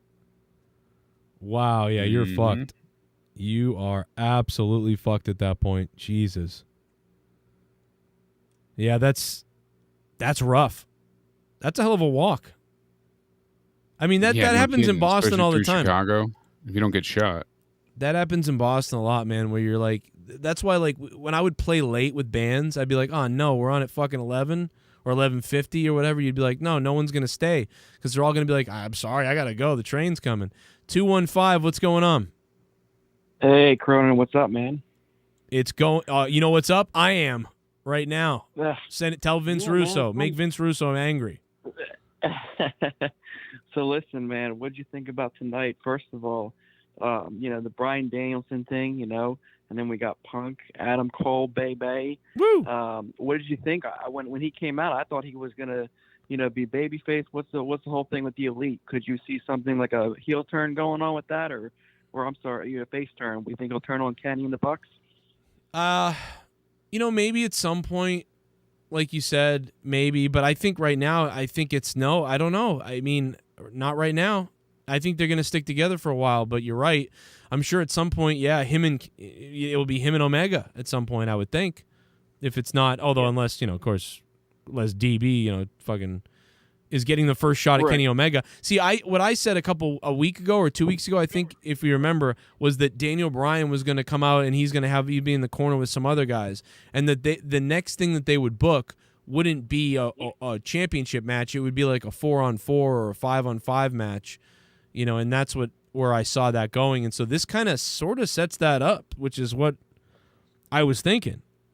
But right. we'll and see. then my last question for you, Joe. Where does Hangman Page fall in all this? And what's going on with Hangman? Hangman Page, I think he's, I don't know, man. I think he's sort of like AJ Stylesing it right now. He's trying to be around his kid who's just being born, and I think that his wife put a little pressure on him, or maybe he just really didn't want to miss out on his baby being born. And so he said, can I get some time? I don't care. I need to be. So it's probably a little bit of all that. So I think at some point he'll be there, but I wouldn't roll with he. In my opinion, he's a potential mid-card champion, but he just keeps phasing out and not making that available. He's not even there at this point. So to me, he's not on my vector, because he's kind of AJ Stylesing it. You know what I mean? So I don't understand the allure with Hangman at this point. He's not there. He's there. Yeah. He's not a huge star. All these big stars are coming in now. Hangman should be probably competing against guys like Miro when he comes back, in my opinion. So. Yeah, no kidding. Unless the fans completely juggernaut for him. It's really up to the if the fans want to see. Yeah, if they want to carry him, okay. We'll see if that happened, but I doubt it.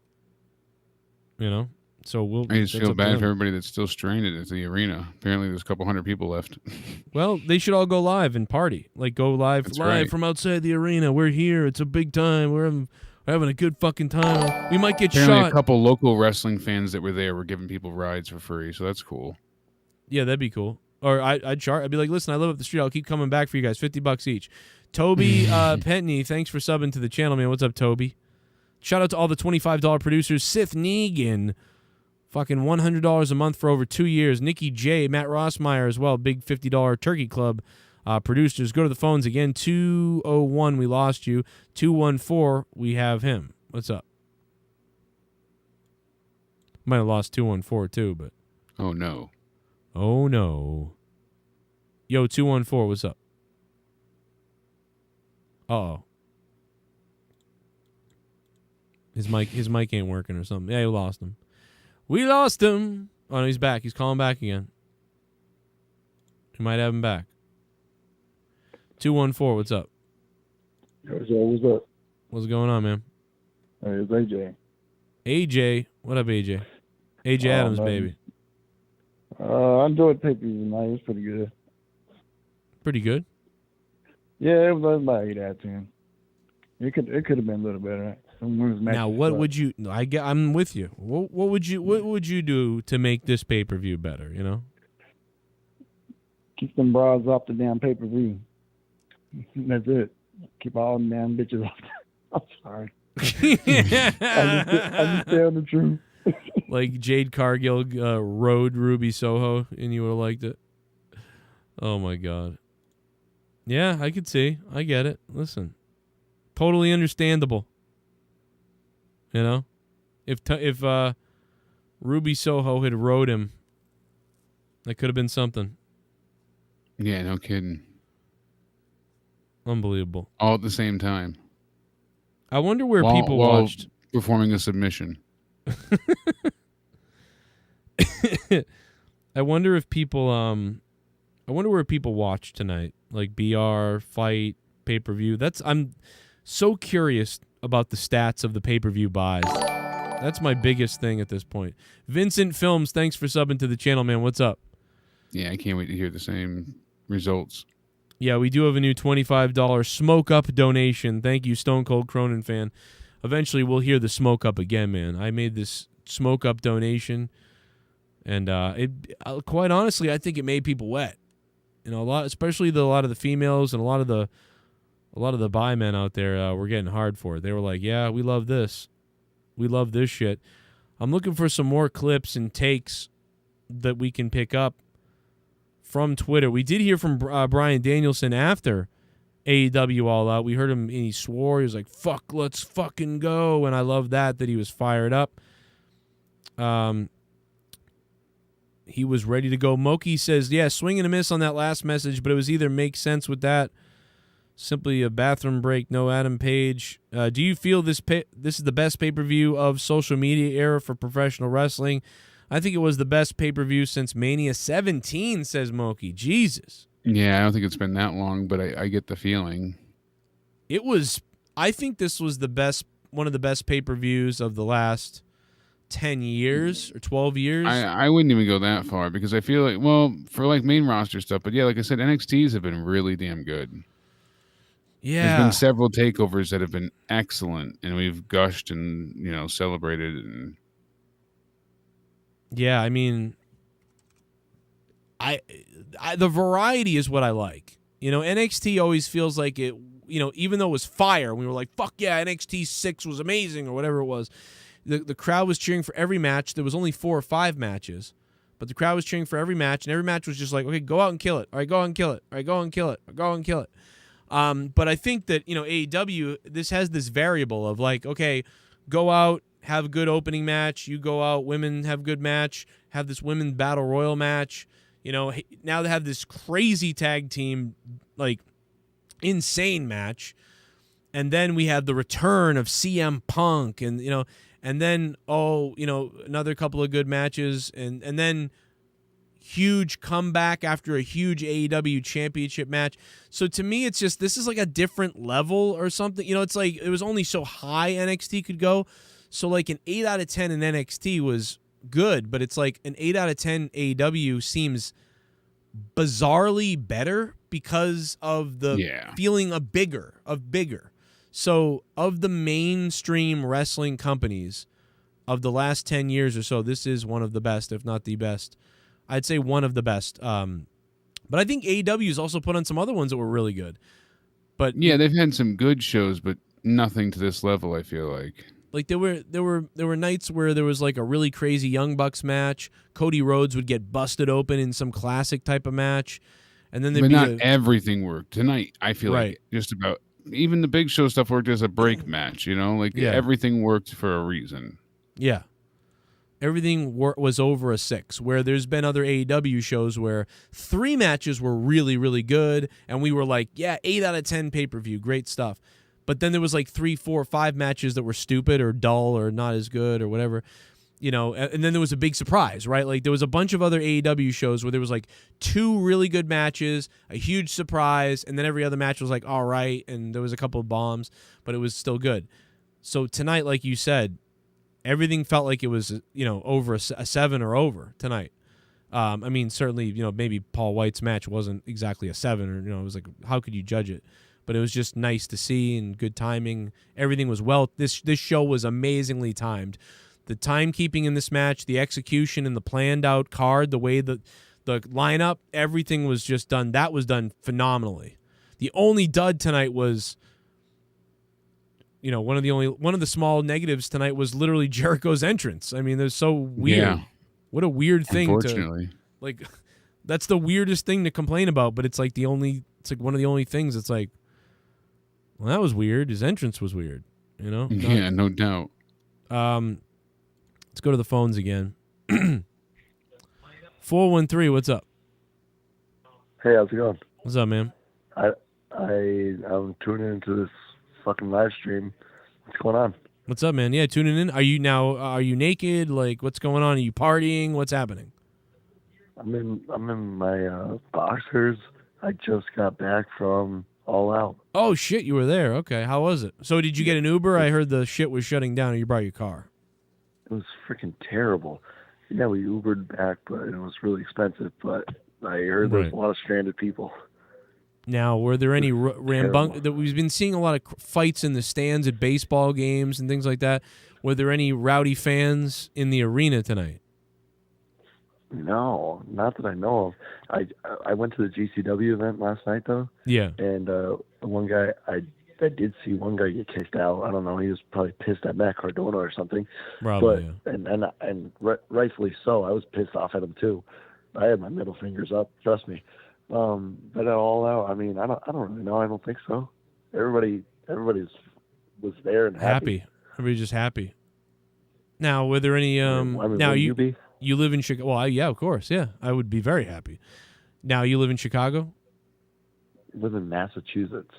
But you were in Chicago tonight? Yes, I flew here Awesome. for. Wow. Yes. So you should have taken me since I'm in Massachusetts. We both could have gone together. What'd you say? Well, since I'm in Massachusetts, you could have taken me. We could have gone as a couple.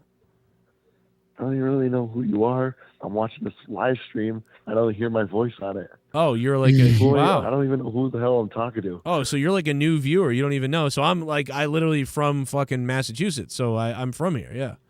So What area? Well, I just moved 3 years ago from Quincy. So I lived in Quincy. Now I live in I'm near right near Rhode Island out there near Foxborough. Foxborough. Where are you? What is that, like Central or something? What? You know where Foxborough like is? Central Mass? Not off the top of my head. I'm What? like Western Massachusetts, near like Springfield. Oh, so you're a criminal. I'm not a criminal. I live in like a bougie part of Western Massachusetts. That's so weird, But I'm dude. poor. Like, but normally people know where Foxborough is. You know what I mean? That's the weird to not know where that is. I mean, that's No, we don't care about Foxborough because I'm a Cowboys fan. Well, we're just gonna have to hang up on you now. Thank you very much for calling. You a fucking person from Springfield who's a Cowboys fan. Fucking jump off a fucking cliff. Tie yourself, duct tape yourself, and then tie a weight to your feet and jump in the Atlantic Ocean. Are you serious? Springfield, Massachusetts, and you're a Cowboys fan and you don't know where Foxborough is. Are you serious? I mean, come on. Beats me. And then he goes to Chicago tonight. That's just sick. That call we disgusted had been me. offered tickets and stuff, but it was a 15-and-a-half-hour drive without traffic, and I certainly wasn't going to fly. So, would have loved to have gone. It would have been an amazing show to see, but that guy pissed me off. You know, why don't you go visit Cheeseman? Fuck with him. You disgusting caller from Springfield, Massachusetts. Only PS Carnivore is allowed to be from there.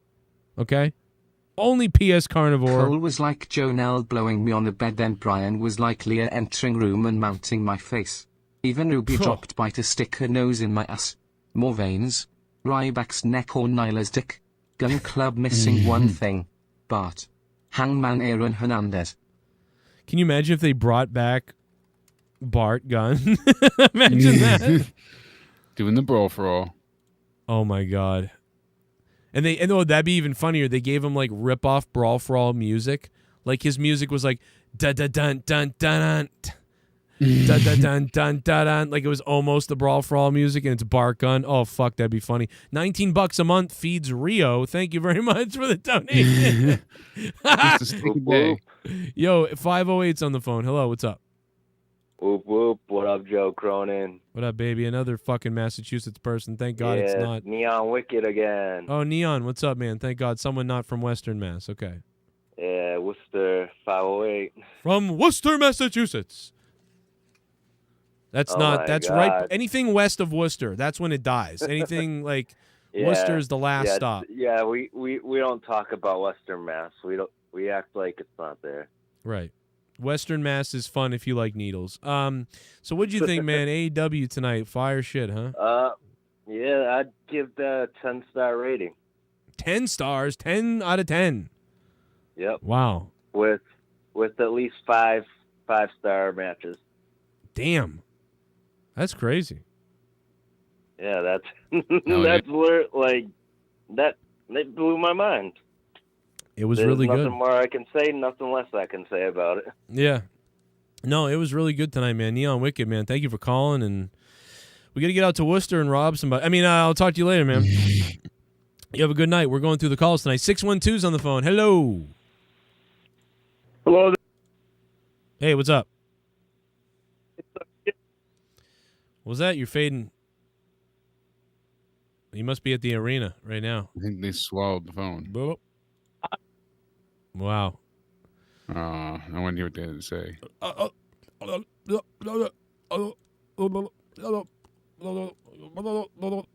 That's what we heard.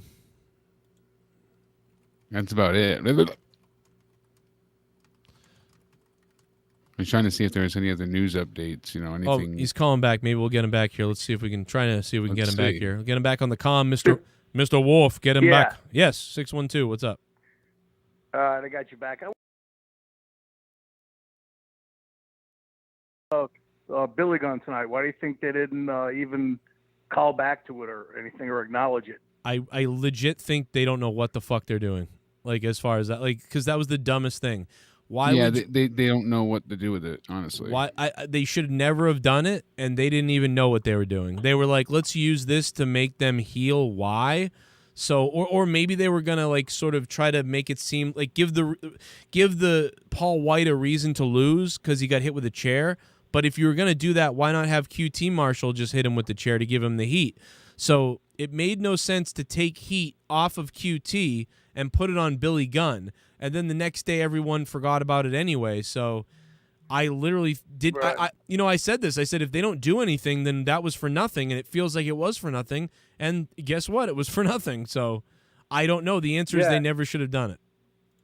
And that seems to be the consensus. Nobody knows. And even if they didn't do the predictable run-in, I mean, even if they had the Gun Club off to the side doing a promo at some other part of the show or some sort of acknowledgement or some call back to it or something. But like I said, it seems like they did it for no reason, that they didn't know what to do with the Guns or they didn't know what to do with Paul White's angle because, the QT's group doesn't have that much interest in him, I guess.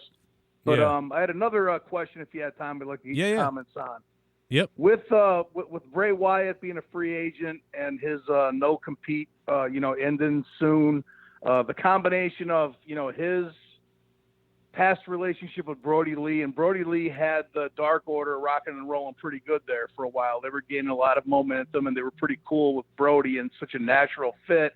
And then you have Bray Wyatt's uncle, Barry Windham, right there with Flair coming in and a potential Horseman reunion. How do you think it all fits together with Wyndham and Bray Wyatt being a Rotundo, and where do you think everybody goes? And Rotundo's there too, right? Isn't Mike Rotunda there too? So there's another, like, everybody's there. Is he? Yeah, I really do. I think he's a producer backstage. So yeah, his dad's there. I mean, like, it's crazy. Yeah. I know WWE let Mike Rotundo go before they let Bray go. And again, I know there was talk that Flair would be up for a Horseman reunion of some kind, even if it was just an interview, and he felt strong that Barry Windham would do it, and then Barry's nephew is going to be in the company, and there's such a natural fit with the Dark Order that whether he goes that route or not, it'll be alluded to that the cult leader, Brody Lee's former partner in crime, will be there. I just wonder where it'll be interesting when Wyatt comes in, if they do the obvious or if they don't do the obvious. How does it all fit together with everyone? It's almost like too much to pack into, too many storylines to pack into 2 shows, which is a good problem to have, right? Yeah, I mean, I think that's good. I think if you're going to see, so it's all about the no compete clause, right? Like, that's the real big thing is, like, I don't think I think he probably can't compete for 30 days or 90 days. It's one of those two, and I don't know what it is. I'm not sure if anybody knows, but if it's 90 days, he's not going to make this New York show. But I think Double or Nothing he could make, but that's a ways away. So, he might not even be able to make Double or Nothing. So, I think we're going to have to wait on Wyatt, it feels like. I think he's coming for sure. Something would I you don't like know? to see him? Would you like to see No, him become the new? he's available for the leader of Halloween Dark Order show, and Joe. Pick up Brody Lee's role. Oh, Jake just said he's available for the Halloween show. And they said they would never. Wow. Yeah, they said they'd never replace the leader in the Dark Order. But I think me and Jake have said, and I especially am like, listen, the Dark Order is basically kind of going to flounder unless they get another leader. It's over, because right now it feels kind of it's just nothing without the leader. And you're right with Bray Wyatt, that really ties him in. So he may be someone. Yeah. I honestly believe it's something that they literally will ask Bray Wyatt's family about. I mean, Brody Lee's family. Like, Brody Lee's wife would have to be like, he would absolutely love it if you did that. And if the son says that I honestly believe, as weird as that is, that they'll actually ask the family. Yeah, Amanda and Brody Jr. And I had think said they could do before, it in a too, they're close respectful to manner. Whether that meant they had to stay babyface or go heel. I think, Bray would acknowledge its respect to Brody and do it that way. But what a coincidence that Bray Wyatt started his introduction on the main roster in WWE as a cult leader, and there was a cult, and then it happens years later that Brody Lee went to join the supposed, cult type of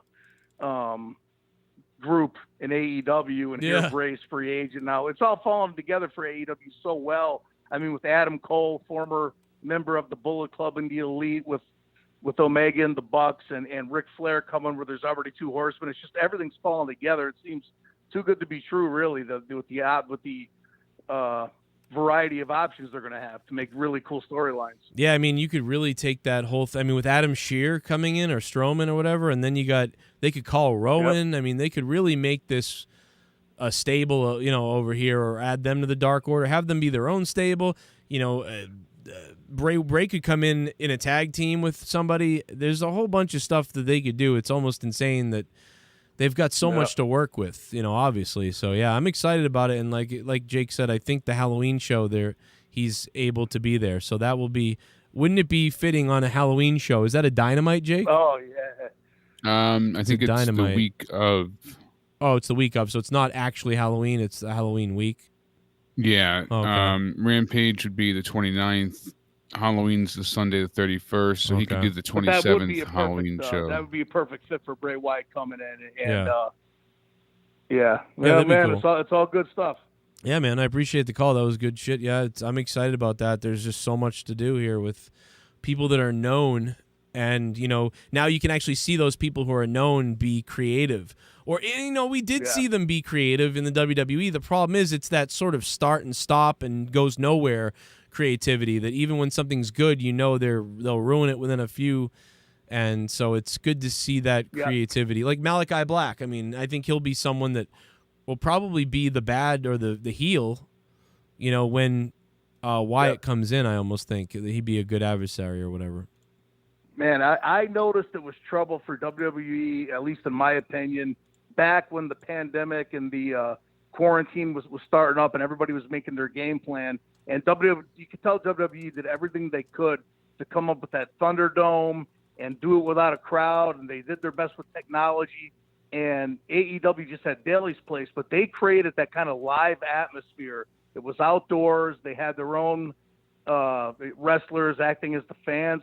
And I noticed, any of these WWE wrestlers in that AEW environment would have been really cool. And if you took a great AEW guy and put him in that WWE presentation that was so manufactured, it was like watching a kid's third grade play. Here comes the good guy, here comes the villain, and they spoke in front of the TVs. It almost wasn't the talent. It was just the surrounding atmosphere and the presentation. I said, if it's going to be like this for the whole pandemic, everybody in AEW is coming off really cool and interesting, and they're interchangeable, and WWE is set up for failure with the way they tried to handle it. So again, I think you can find something I never thought Malachi Black was all that interesting. I thought it kind of been done with the Undertaker and the evil characters. And then when he got to AEW, I said, I hope AEW is not going to become overrun with WWE cast-offs. And the way that they're doing at AEW, the same guy is just really cool. I think it's the writing and the atmosphere. So I think WWE is going to be on the ropes for a while, pardon the pun. Yeah, I think the casuals will still enjoy it, but NXT, it's NXT that's changed. I mean, they had something going with Aleister Black, and they really, that entrance was fire. It's still not as, I still like that entrance the best, but oh well, the entrance was cool. Yeah, they squandered his entrance everywhere. It should still be the same. Thanks for the call, man. Appreciate it. No doubt. With the creaking and all that. The do ricochet, pew pew pew pew ricochet. Yeah, all the sound effects. It's just the squandering Nightmare of talent fuel. Is crazy. And by the way, this is fire tonight, man. People are so pumped. They're still awake. We still have more viewership than we'll have for Raw review at 3 a.m. I know, crazy. Cult of Wyndham is what Sith Negan wants. Wyndham, Rotunda, Bo Rotunda, Eric Redbeard, and Adam Shear. I mean, they can literally do the Wyatt family minus and Brody Lee, or they could do, and it could be some, I don't know, but they can do it. Ton of options they have. I think that well, with CM Punk, who's next for CM Punk? I guess it's, and what I don't know who do you want to see him face. There was a bunch of people he wanted to work with. We'll see what happens, but he had a few names we had talked about, and Jungle Boy being one. There's a few others, so we'll see what happens. Fuck it, I want to see Adam Cole and CM Punk, or Daniel Bryan, Adam Cole, because that makes sense. I'm sure right? We'll get it at some point. And I really do think we're gonna get some multi-man tag match before anything, but it'd be cool too if Bryan. I wonder if Bryan will end up facing Adam Cole instead of Kenny Omega, or if they'll have Daniel Bryan go right into the Kenny Omega thing. I wonder where they'll go, because I'm sure I don't know, I feel like Daniel Bryan wearing that AEW belt would be kind of wild, for advertising for them. Yeah, that would be pretty nuts. I just don't know. So I'm not sure if they would want that. That gets rid of the chase, though, pretty early. Like, he wins it pretty quickly or whatever. So I don't... That's why, you don't want Punk just going for the title right away. Eventually something like that will come. Did you notice CM Punk teased the heel turn with the tunnel entrance? Yeah, it was kind of funny. Well, he was asking the crowd. Yeah, he was just being a wise ass. It wasn't so much teasing a heel turn, but he was just playing around. Well, he was asking the crowd, which one do you want me to go into? Yeah. The crowd chose the right one. Yeah, so exactly. That wasn't a heel tease. But yeah, it was just a with the crowd moment. Who's ready for Titan, Strawman, and Impact Wrestling? I mean, I if he stops by Impact, it's only because he stopped by to do something and they paid him like $10,000. It's not gonna, I don't think he's gonna go to Impact. I can't believe. Yeah, it doesn't sound like they would have enough money to offer for what he would be charged, but I think they have enough money to pay him $10,000 to appear, but they don't have enough money to keep him on a regular basis. I bet. I mean, what I mean by that is I think somebody else will offer him more money. First he's working with EC3, which will rebuild him, which is like probably his thought. His game plan is probably like, I saw what Matt Cardona did, saw what EC3 did. Now do that with me so I can be this fucking badass that I really am. I play with guns on Instagram, for Christ's sake. Adam Shearer, Braun Strowman. Yeah. And get rid of this, I'm a dumb monster. Get rid of that. And so EC3 will cleanse that. Then he can appear in Impact for them. And then hopefully by then he's worked something out, I believe. I got to be honest, I think he could come to AEW. Yeah. But, I mean, there's a lot of people. Happen. I mean, goodbye, Brian Cage. Hello, Braun Strowman, who's... Yeah, absolutely. Keep him balanced. Are you okay, Jake? You should go to bed. You sound like you need to go. You need to go to bed, dude. You're dead. You fucking funny bastard. You had a long week. It's been nonstop. Got to be up at 5:30. Go to bed. What the fuck is this? Oh, MJF lost. And MJF just lost to him losing again. Punk doesn't make sense either. I think MJF will have to find another feud besides the new guys. Yeah, MJF could face... Well, MJF is just... You just got to think about MJF like the $1 Million Man. The $1 Million Man, Ted DiBiase, was phenomenal in WWF back in the day. And he didn't win a lot. He won on the smaller shows, but in the end, DiBiase lost. It was his charisma that made him stand out. It wasn't his feuds and the long-lasting stories, really. It was more him as the character. Right. MJF's ability. That's what was long-lasting. MJF is kind of the same way. He hasn't had a really, essentially great feud at this point. He's had some decent ones. The one with Cody was pretty good. The one with Jericho overstayed its welcome a little bit, but it had good moments.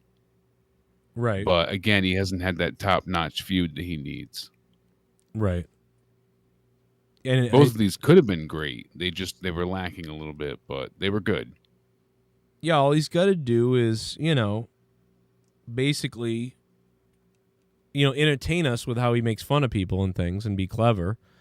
And then, be a dickhead and a prick. And then eventually lose. People will love it. He'll help put over baby faces. It's great. That's Let what him get his comeuppance. Exactly. Jericho got beat 3 times to go ahead and win the 4th, and the crowd is still loving every second of it. Exactly. And that match got better and better. Yeah, and the fake out was great. What was MJF's best match so far, too? He had a great match with, it was either Moxley or Cody. He had a great match with Cody. He had a really good match with Sammy Guevara. Huh. I'm trying to think. The Moxley one, I don't remember how that was for the title. I think that was okay. I don't think it was as good as we were expecting, from what I recall. I just remember he had a really good match with either Moxley or Cody, and I was like, that was a damn good. It was And like the a classic. Cody one was really good. It was a classic like wrestling match. He got busted open in it. It might have been Moxley now that I think about it, or maybe I just can't remember. Maybe it was Cody. I know the Cody one was really good, and the Moxley one was okay. It left a bit to be desired, I felt like. Oh, God, I can't remember. Yeah, he has that Piper feel. He doesn't really need a belt. He doesn't need to be on top at this point. He can just be that pain-in-the-ass badass. Yeah. That'll work perfect for him. That's why the $1 Million Man made that belt, that $1 Million belt. He didn't really go for much. He, tag team belts. I think he had the Intercontinental once, maybe. I don't remember that, really. But I do remember... I just remember the tag team run with IRS, but $1 Million Man didn't need it. And that's how I see MJF. MJF even has that agility, the way he sells, like kind of Rick Model Martel, too. Yeah, and he has a bit of an older style, too. Right. He's so agile. For the most part. Yeah, he's real, and he's young, too, so it's weird that he's got that. Well, Jim Cornette obviously worked with him a lot, too, so. But he's just got that, and the ability on the mic is amazing. So MJF is just perfect for a heel in this company, and I like him. I like everything. I like him. He's not going to be the guy. He doesn't need to be that, but he's really agile in the ring, and he's good in the ring, and he's going to be part of a good story usually, probably. And funny thing is, both the matches that we brought up, the Cody and Moxley match, are from last year with MJF. I mean, there's nothing that stands out this year, sadly. Yeah. Brian Cage would be perfect in New Japan, says Sith. I guess, yeah. I don't really watch New Japan anymore, though, to be honest. So if he did go there, I wouldn't see him anymore. I like Brian Cage. It's just he looks like a rock soldier at this point. And now that they're going to be getting all these bigger guys, I mean, that countdown shit was hilarious. I mean, I don't know. I don't know what they're going to do. Thank God for Soho too coming here, because we said there's so many. Now it's like Stratlander or whatever, Ruby Soho, Thunder Rosa, Britt Baker. Where's Serena Deeb? Where's she been? Because I love Deeb, too. Why the fuck wasn't Deeb in something? I think she's been doing stuff with NWA, no? I mean, I guess, but she Wasn't signed she? AEW. I don't know for sure. I could be way off. She might be, but, she's missing, and she's another good one. So they got a solid 6 to 8 to 10 women now, where they only had 2, 3, 4, 5 maybe before, and now they've got a roster that's starting to build up here. But where is Deeb? Is she injured? I don't know. She lost the NWA title, right? And then that's been it. I haven't watched NWA though, so I'm not sure. I could see MJF versus Bryan down the road. Yeah, they'd cut some probably good promo stuff. That'd be fun. Yeah, she lost the title at When Our Shadows Fall to Camille. And that was June 6th. And that was the last time I think we've seen her wrestle. I don't see anything from her since then. That sucks, man. She's good. I love Serena Deeb. And they did great with Thunder Rosa. Yeah, she's always been a great trainer and worker. Sells great. All of it. Yeah, we need some more of her in AEW. Absolutely. Yeah, Brian also said that Brie Bella won't be joining AEW. She has good connections within WWE, so that won't be a possibility. Yeah, dude, didn't they just sign to come back and shit? They're going to be wrestling in. Yeah, not that long ago. I know there was a deal that they inked, so. Oh boy, I'm glad. Good fucking. We don't want. Do you want the Bella Twins in AEW? Anybody? Hello. No. You didn't like him in WWE. Everybody would be fake if they were like, "Oh yeah, the Bellas." Oh. That's what I don't understand. Everyone's like, "Oh, Nikki's got to come now," or excuse me, Brie's got to come now. It's like, why? Why would she have to go to AEW? What's the point? Everybody hated them. Exactly. It's just that fake sentiment that goes with it. Yeah, it's kind of funny. I mean, Nikki Bella started getting better in the ring. She did get pretty, like, classic WWE style good, like, better. But when she hurt her neck and had to change her style, she got better. Yeah, Bree's a mess, though. And that wasn't kayfabe. Adam Cole, Scorpio Sky also signed a 5-year contract tonight. And Adam Cole apparently signed a good deal. I want to find out the details of that. Wait, what? Say what again? Say it again? Scorpio Sky did, in fact, sign that 5-year deal. And I said, I'm dying to find out the details about Adam Cole's, contract. It's being said he signed a really good deal. So, yeah. So he really signed 5 years. Yeah, Scorpio Sky signed 5 years. What do you think it I'm was? surprised they would have taken him for that long. I wonder how much it is. Like 200,000 or a year or 80,000. Like, I don't know. Like, what the hell would it be? Yeah, I don't see any numbers at this point, but they were like, oh man, I wonder. I mean, I like Scorpio. He's older too, so this is like his probably like I would think this might be his like last contract before he becomes like a guy that could produce matches in the background. He's 38. Stuff. I mean, so 5 years he'll be 43. People are going well into their 50s. Huh. Some older, so. Yeah, he's really agile. He could go forever. I mean, goddamn Shawn Michaels. Bullfrog, what are you saying to me, man? You are unbanned. What are you talking about? You're saying he's not... saying he's banning the server again? I told him to call on Skype. Bull toad.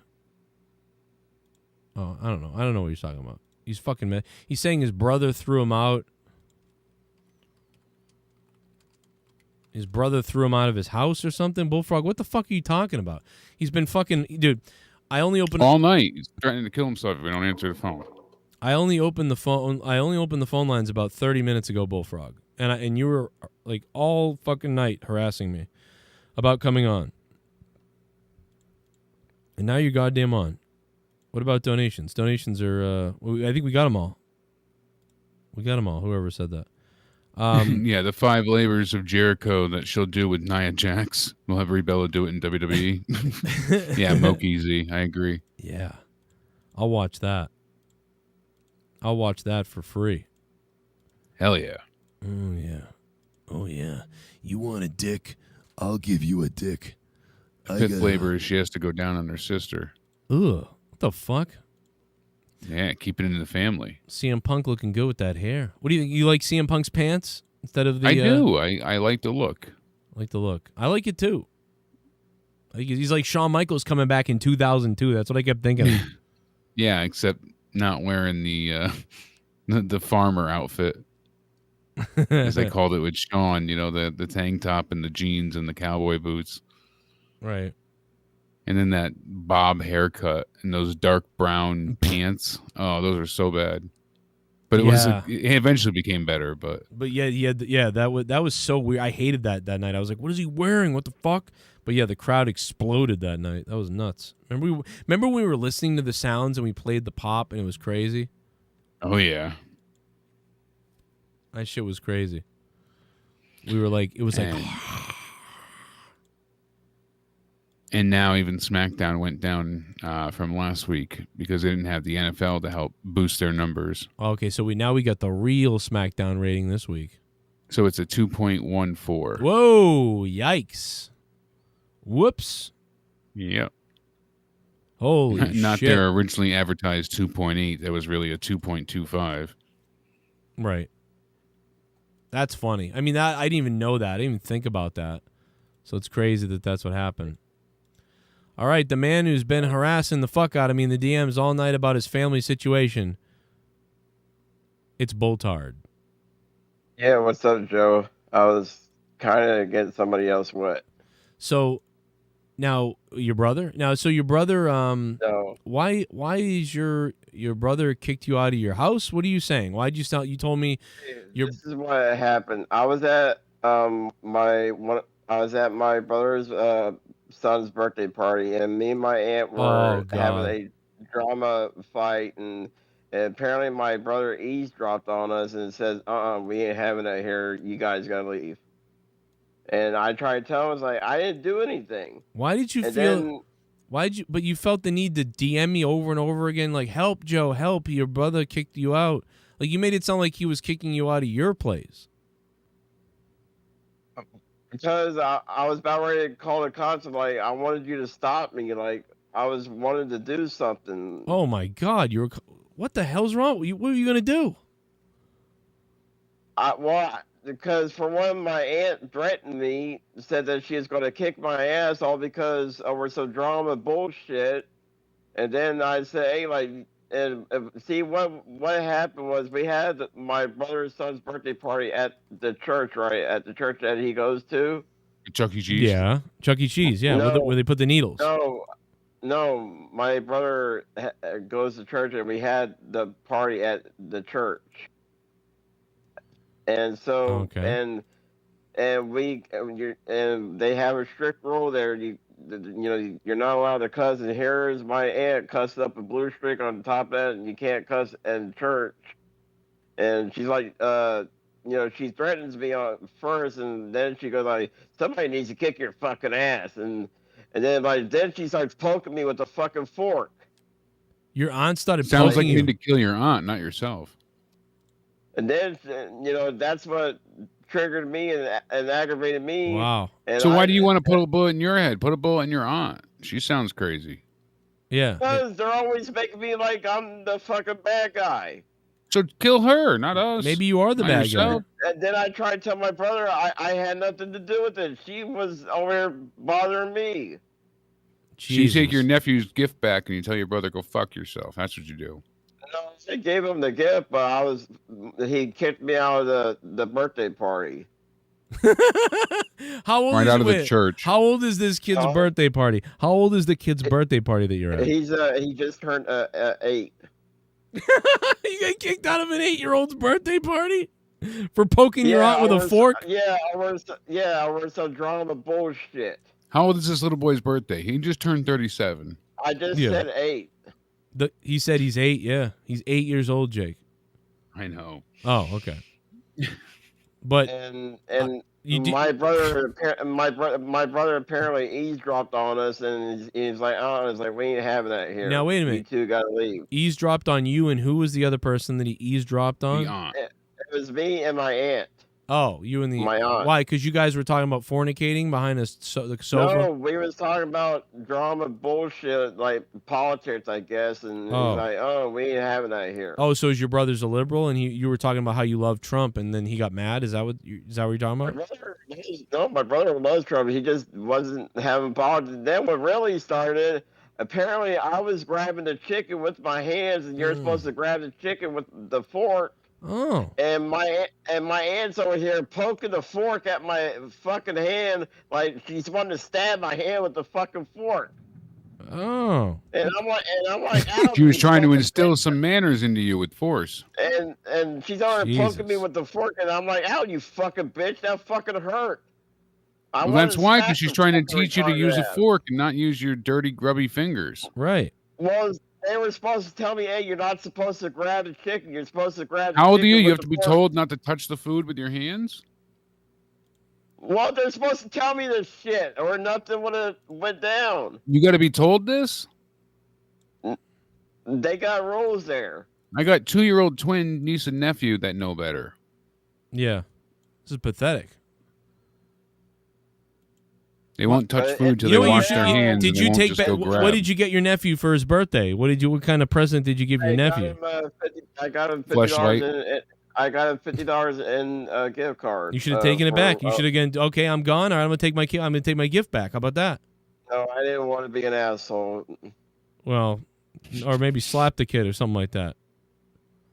And then me and my brother are arguing outside of the church parking lot, making it 10 times worse. We're over here arguing in front of God. You're over here arguing in front of God on his property. You're on God's property arguing. Yeah, what are you doing? Why are you having a fight on God's property, Bullfrog, with your aunt? Your God says you suck, Bullfrog. This is boring. Yeah. Because I expected my more. let me ask you. Asshole. So now, how ugly is your nephew who's 8 years old? He looks just like my brother. Oh, Okay. Jesus, poor kid. Now, do you? Now, what about your? Now, is this like the brother of your niece? Yes, he has 2 kids. So your niece was there the whole time, huh? Yes. What about? Is that why you got thrown out? What about your brother's wife? No. Were you staring at her throughout the night, or like how'd that go? No, I was talking to my aunt about some politic bullshit at first, and then my brother eavesdropped on us and said, "Oh, we ain't having that here." Did And your then, aunt get stuck in the dishwasher and you took advantage of her again? No, dude. Like, my I'm God. not even in the mood. I'm not joking. I'm asking legit questions due to the stories you told me about your weird ass family. Now? At this point, go ahead, Joe. Now I'm just No, gonna, you no, just I said this just is a huge deal. So I I'm just want to say confused. that there are people that want to reach out to your family to tell them about what you do. Dude, I barely get a hold of my brother, so good luck trying. I know. Listen. I agree with you, and I said the same thing. But apparently, these people have gotten a hold of other people's family members before, and so I said, "Listen, I want no part of this. I don't want anything to do with this. But I'm just telling you what I've heard." And those same people said they were going to get hold of other people's family members, and it happened. And I heard that it happened, and I went, "Oh my God, you guys are crazy." And I stay out of that. I don't want nothing to do with those. They just want me off the internet. That's all. But that's what I'm saying. Like, so what? I mean, like, are people really reaching out to your brother's wife now? I mean, this is very strange. That's what I'm hearing. No, nobody's reaching out to nobody because he would have called me for one. Okay. Well, what'd you think of AEW tonight? I mean, obviously that's the big thing. How did you watch AEW All Out tonight, Bull Fat Frog? I ordered it on pay-per-view on my cable Right. company. Okay. Right on the FiOS. Right on the Comcast. Yeah, it cost me $50 too. Yeah, that's what it cost. Do you want your money back? No, it was a good pay-per-view. Oh, okay. There you go. So I give it a solid 8. 8? What was your? Well, let's do the rundown. What did you think of everything? What was your favorite match tonight? I thought the John Moxley match was pretty dope. I thought the CM Punk the homecoming match was pretty solid. Yeah. And then I liked it when Sting shook CM Punk's hand.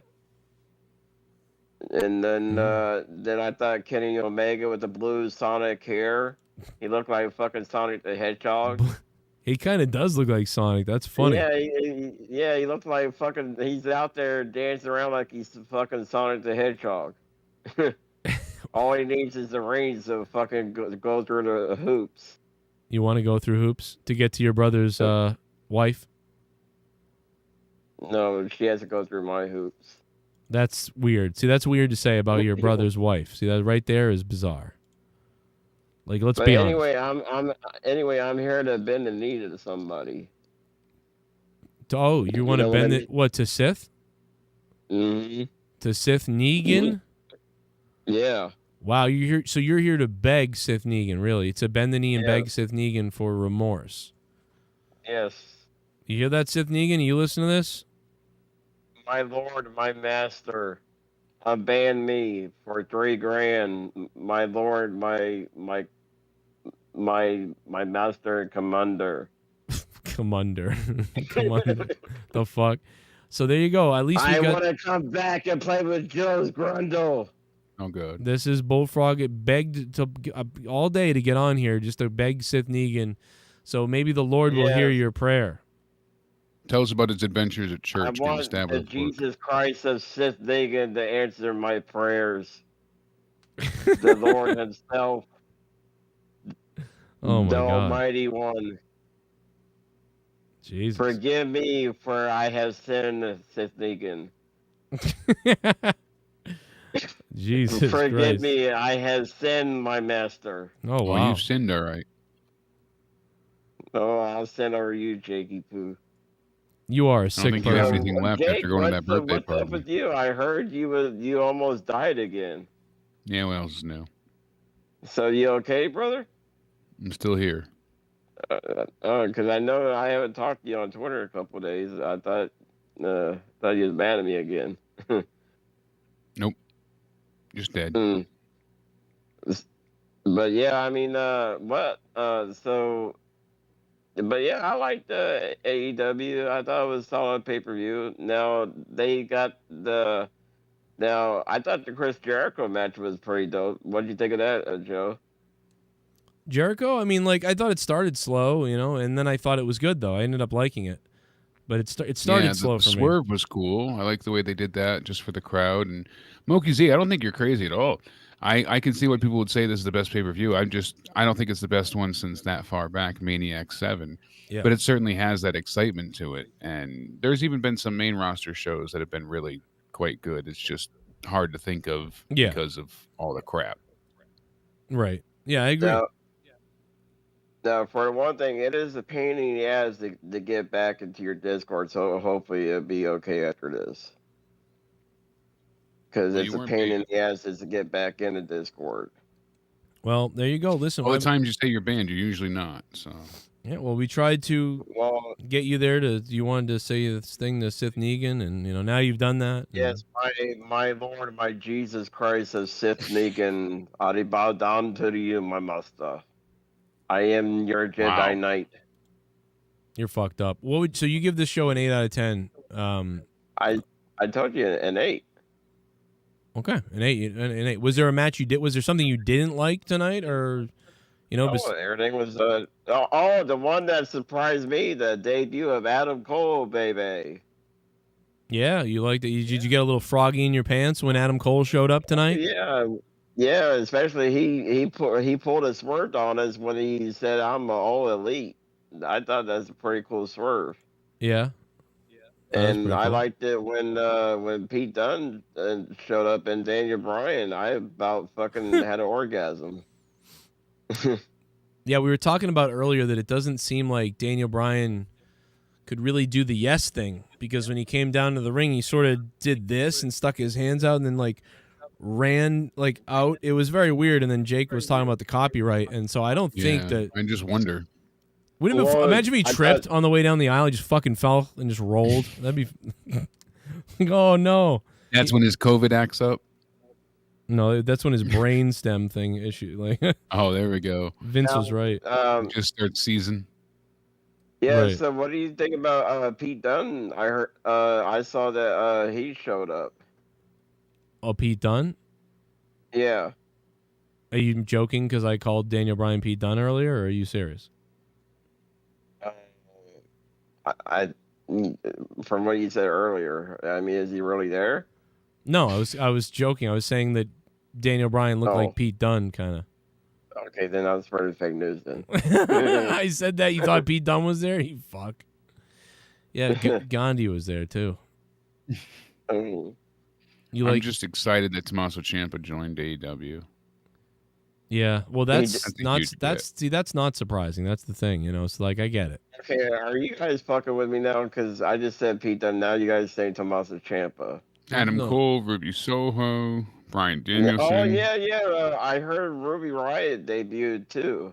You didn't see her? Ignite. Did you not see it happen tonight? I saw her. Well, what do you mean you heard? I thought you said you watched the show. I did. But I'm trying to commentate for your show, and make it interesting.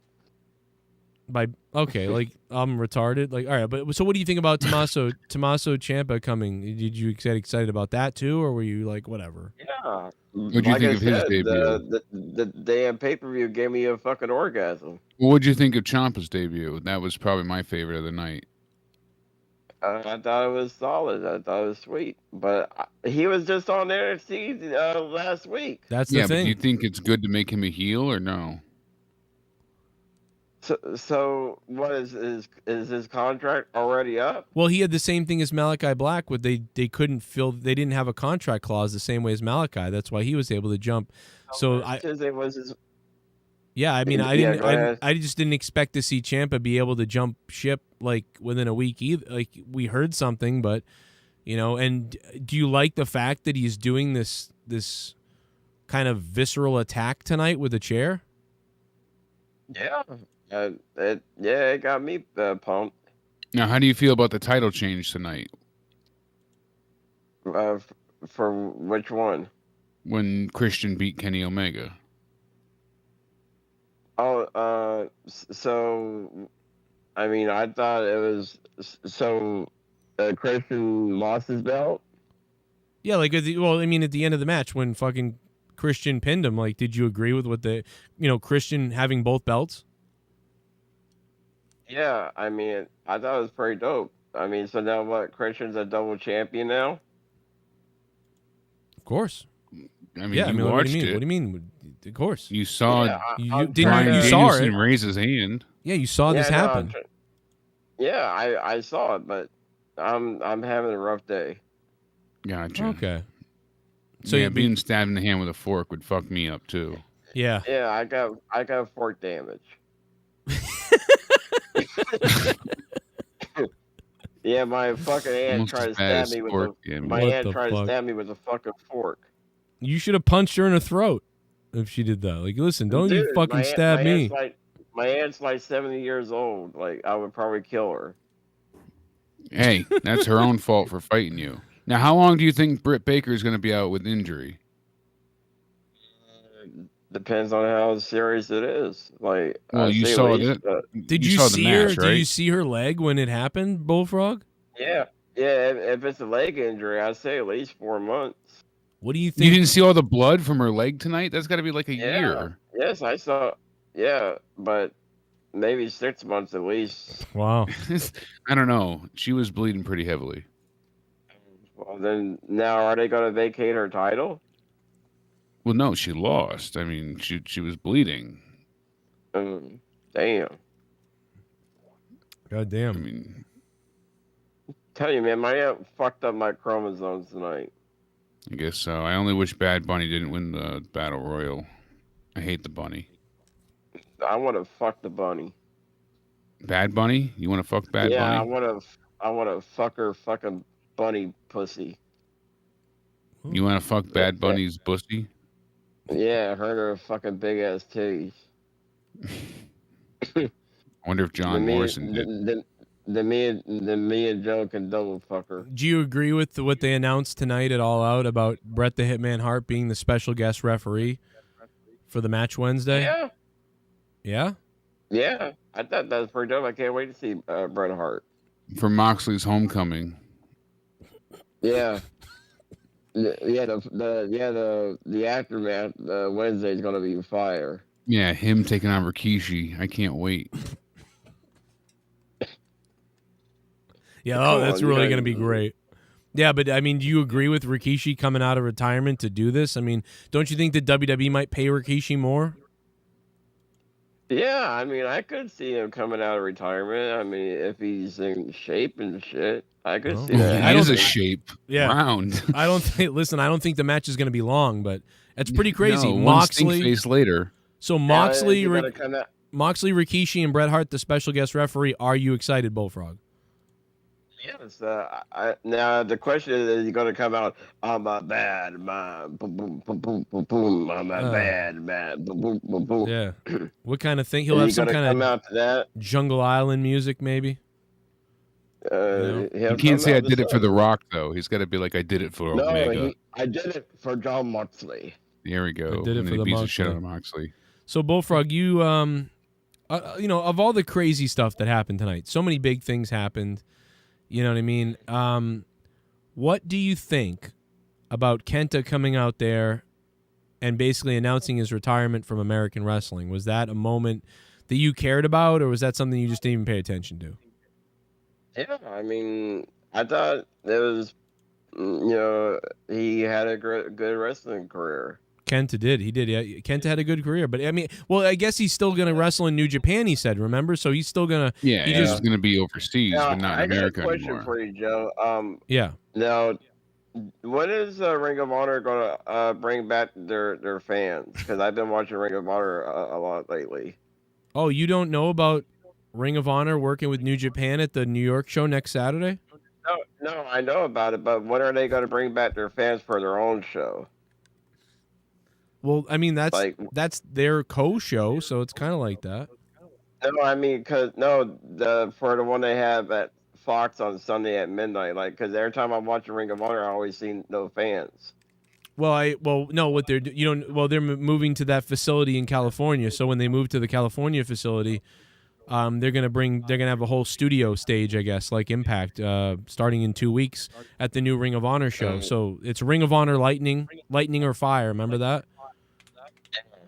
Are you watching that special? Are you gonna watch that show every week? Lightning and Fire, Ring of Honor. Fire and Lightning, Joe. Fire and Lightning.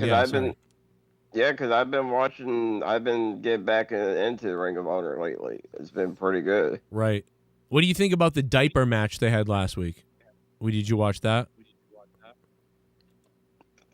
I didn't see no diaper match. You're fucking. Oh. No. That was actually it's supposed to be a comedy angle. Like you're supposed to knock the guy out. No, they've done it before where they dress somebody up like a baby, but this was a little bit more extreme. Let's be honest. It's a bra and panties match. The goal is Bullfrog. Both the guys had to wear a diaper, and the guy that gets the diaper off the other guy first, that guy wins the match. So I don't know if you saw it. It was between Vincent had a diaper on.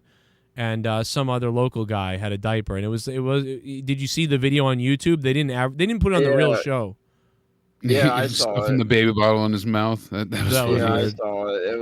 It was stupid. It was stupid. Yeah, I agree. It was stupid. He's like, here's the pinky, shoving it up his ass. Yeah, like dude, he's like, pacify this, baby. Pacify this. You become. Oh shit, Brian Owens. After seeing All Out Live, I give it a 10 out of 10, especially after Cole and Danielson appearances tonight. Tony Khan knows what the fans like, and I can see the next AUPPV in Chicago being at United Center. Yeah, absolutely. They could start selling big places again.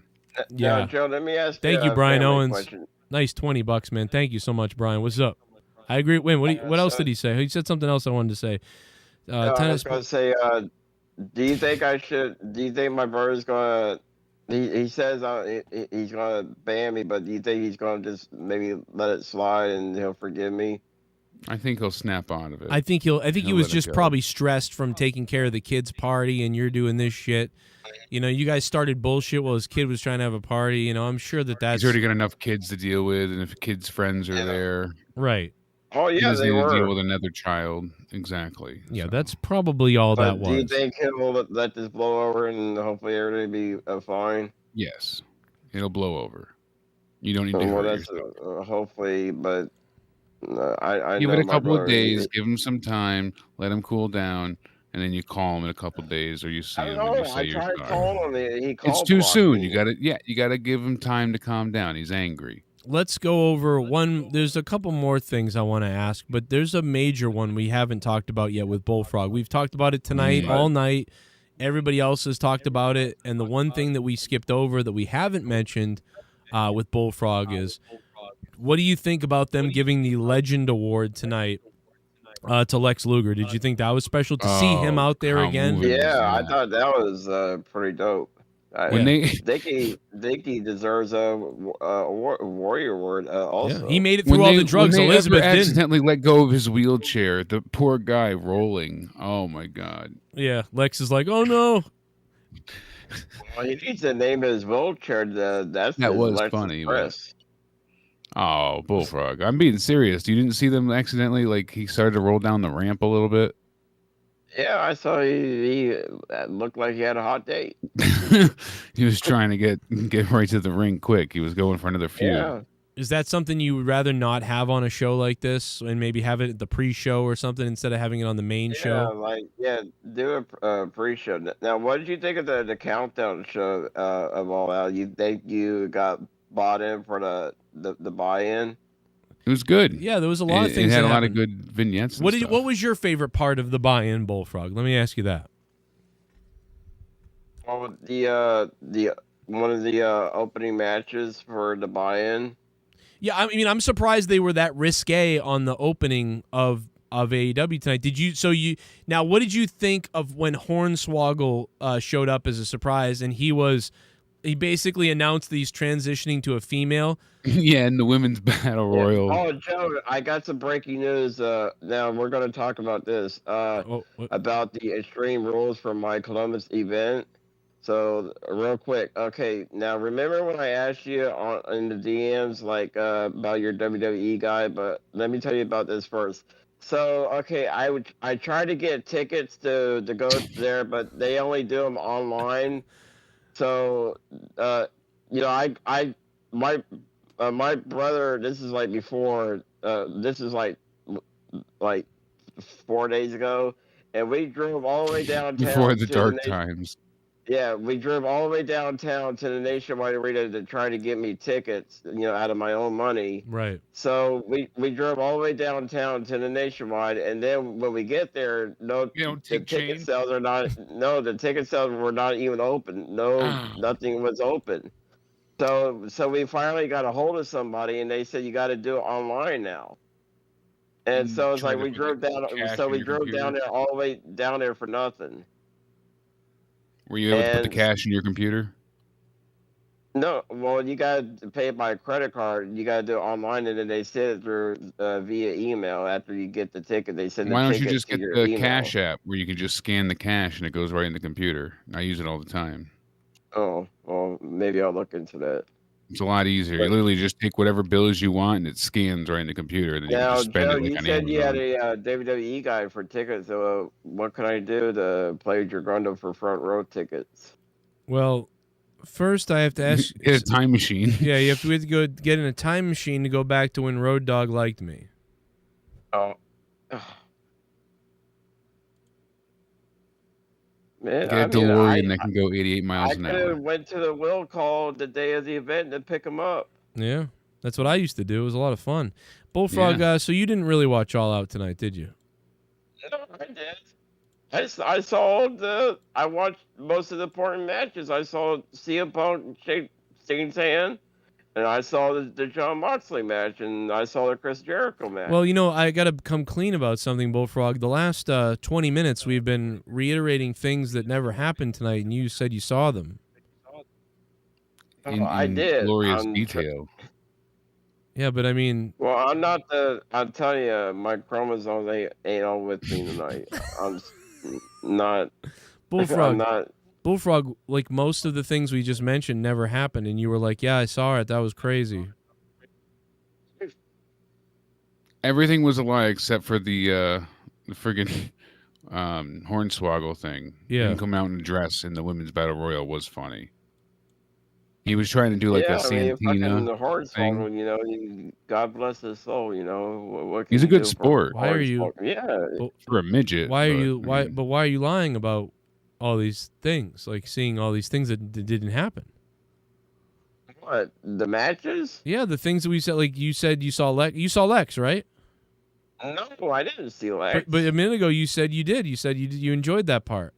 Yeah, you saw him rolling down the aisle. I said that's his Lex Express. No, that's not what you said. You were like playing along, like, yes, I saw that, but he wasn't there tonight. Oh, then, well, fuck me then.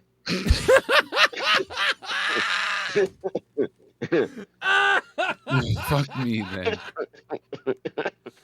Oh my god. Oh, why are you fucking... I'm trying to find the YouTube clip of that Hornswoggle part, though. That's so goddamn funny. So you're Tommy 2.0 here with pretending you saw the show tonight. No, I swear I saw the matches. You agreed.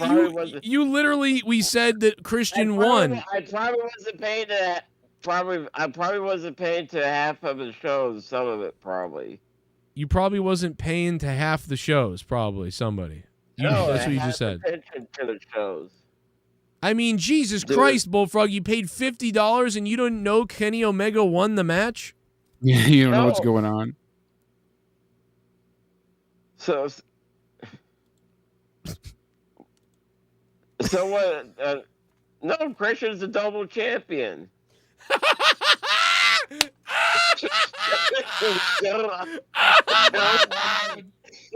I want to strangle you. The fuck? You should be strangling your aunt, not us. Oh my God! Yeah, I'll strangle her fucking ass too.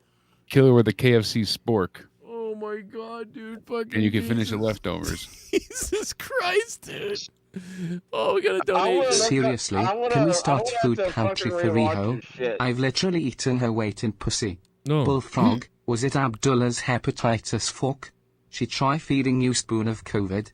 show. Ask Bullfrog thoughts on new stable led by Tatanka and Buddy Landell. Yes, what do you think about Tatanka and Buddy Lindell joining up Bullfrog? Is he still doing his Indian dancing? Oh, did you see it? Did you see that tonight? No, now you're telling the truth. He's telling the truth now, everybody. He figured now that we told him, he's telling the truth. Yeah, well, he was doing his Indian dancing. I'm gonna have to go back and rewatch it. I must have been high tonight. I'm gonna have to go back and watch it. That's what he said. I'm gonna have to go back and watch. I tell you, bro, I lost. I've been very tonight. critical of AU, but I'm now 100% behind them. Whoa. Tony Khan is kind of a mark, but he's trying and creating a damn super promo. Just bring in Bray Plaza, no bland snowman. Yes, sir. Mr. X. Thank you so much, Mr. X. That's cool, man. I've seen a lot of people saying that, dude. Like, people that were like, AEW, and now they're starting to click with the company, and that's very interesting. That's something that's been going on, and that's good for them and for people, that are starting to decide to like, all right, I like it. I think that's the thing is Tony does care. He's a big mark and he cares. It feels that way. He's the richest mark in the history of wrestling, but everybody's a mark. That's the other thing to remember is, dude, we're all marks. Everybody is. Everybody's a fucking mark. That's the thing. Sith Negan says, I loved watching that pay-per-view that didn't happen. Yeah, Bullfrog, how many times do you think you'd have to watch this pay-per-view to retain the actual information here? At least twice. Okay. Like tonight in the show, one guy got thrown through the ropes and hit the post. It was very memorable because he went through the ropes into the post from the inside of the ring. Diagonally. And he went outside the ring. Who was that, Bullfrog?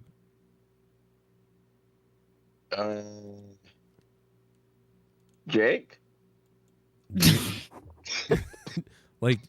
So yeah, I was on All Out. So at one point I was somebody thrown through the ring. At one point a wrestler jumped off the top of a cage. Do you know who that wrestler was? MJF? Wow. Bullfrog, there was no cage in the MJF match. I'm telling you, man, I must have been smoking some good weed tonight. What match had a cage involved? Bullfrog, did you actually... Let me just back up again. Did you actually pay $50 to watch this show? Yes, that's why I got to rewatch it. That's why you have to... But what were you doing while the fucking show was on the air? You don't know... Dude, Bullfrog, have you been watching any show? Bullfrog, let me ask you again. What match had a cage in it? I couldn't tell you. You couldn't tell. I can't even believe this is real right now. Oh my god! I'm I can't telling you, believe man, my aunt really fucked me up tonight. What time did you get home from this party thing? I don't know, 2:30 in the afternoon. Yeah. And then you watched... So you've been suffering since then? You watched All Out from the beginning to the end, right? Yeah. You didn't go on a side trip to the grocery store or something like that or whatever the case? No, there is a time where I might have fallen asleep for 30 minutes. Maybe that's when I spaced out. There was a tag team match tonight. Who was fighting?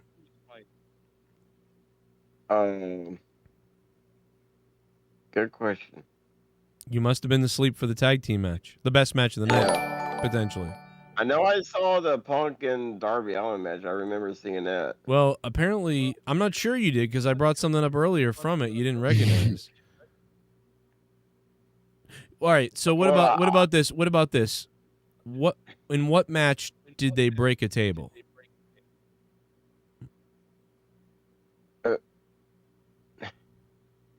Dude, I saw it. I ordered it. I believe you. I'm starting to believe you. I'm starting to believe you're retarded enough to have ordered it and then not watched it. Yes, I believe you. Fine, you ordered it. What match? No, dude, I remember some matches. In what match did they break a table? I don't know. Okay. In what match did somebody hit a GTS and the other guy went flying out of the ring? CM Punk and There you go. And the other guy Okay, and the other guy was Darby Allin. Okay, Hey, there we good. go. Who? Okay, very good. That's good. Because you said you saw this one. Now, let me ask you this. I got another one for you. In what match did Ruby Soho debut tonight? In the women's in the women's like fatal 4-way match or something. It wasn't a fatal 4-way match, Bullfrog. How many women were in the match? A fucking tag team match then. Jesus Christ. Now Did you accidentally watch WWE? Now you're just guessing. So do you maybe? Yeah, we need a copy of your receipt. Okay, from your cable company. Let me ask you this: since this is in the middle, when I think you fell asleep around the cage match and the women's thing, so okay, fine. In what match was there Adam Cole's move, the Panama Sunrise, was hit? In what match? Adam Cole didn't wrestle. He I know that. I didn't say that. Think about what I said again. Adam Cole's move that he does off the middle rope, the Panama Sunrise, was done in a match. Somebody did it tonight. Somebody else did it. Who did that move? Do you know? I couldn't tell you that either. It was before Lex Luger. Okay, let me ask you this: who was the match for the women's championship? Io Shirai? I don't know. Okay, so Britt Baker was wrestling for her championship against who? I know she had a match. That's probably where I fell asleep at. Okay. She had a match. You fell asleep. All right. The opening match of the night was between who? I couldn't tell you. Dude, I'm really spaced out tonight. All right. The opening match was Miro versus... And did Miro win? Yes. Who did he beat? That I forget. He's a guy from New York. QT Marshall. Who did QT Marshall beat tonight? The Big Show. How did he beat the Big Show? With the steel chair, right? Damn, you're good. Damn. Bullfrog. You thought he wasn't going to get you there, Joe, but he got you. Bullfrog. Yeah. The Big Show won. So you didn't see any of it. I'm like 0-5 so right now. I'm starting to believe that you just watched Rampage. that you just watched YouTube clips of the show of CM Punk's match tonight. That's what I'm starting to think. You watch CM Punk clips and then you come on my show, you fat fuck, and try to give a rating of 8 out of 10 when you didn't even see 8 out of 10 of the fucking show. You charlatan. Dude, I saw it. No, you didn't. You can't fucking even tell me who won the matches. I know that CM Punk won. Yeah, that's all you know, almost. Just about all you know is that CM Punk and Sting shook hands and CM Punk won. That's about all you know. Good night, Shell. We love you, Shell. Good night. Good night, Shell. Feel better. Yeah, so you went ahead and spent $50 on a pay-per-view you didn't watch? I want to have to go back and rewatch it then. Oh, gotcha. Okay, you're going to go back. Go back and watch it again. How much now you bought? Just make sure you let us know what you think of the Lex Luger part, because that's really what's most important. Was his celebration? You're right. I want to look up all the match cards myself. Well, I would hope you would have seen the match cards. Yeah. Especially paying for it. Yeah, I mean, you paid $50 for this, and you only know about 10% of what happened. Because I was spaced out the whole time. I was thinking about how I want to kill my fucking brother. Oh my God, Jesus Christ! You want to kill your brother? Yeah, the little fucking bastard. Can I record that? Can I save that as evidence? Yeah, go ahead. I don't give a fuck. By the way, I hope he hears it. You hear that, brother of Bullfrog? Somebody better get hold of him. Bullfrog's threatening you on the internet. A lot of stuff that took place tonight were from WWE Twitters, where a lot of WWE Twitter accounts were not happy, or they were happy. They were cheering for AEW superstars, like, "Yay, Ruby! We're so happy for Ruby." And Cedric Alexander tweeted that he's jealous, and like, uh-oh. I think all these people are going to be fired tomorrow. But that's just me. Yeah, he's the next one to be future endeavored now. Watch. Yeah, Cedric Alexander. Cedric probably going to be one I don't see Cedric going to AEW, though.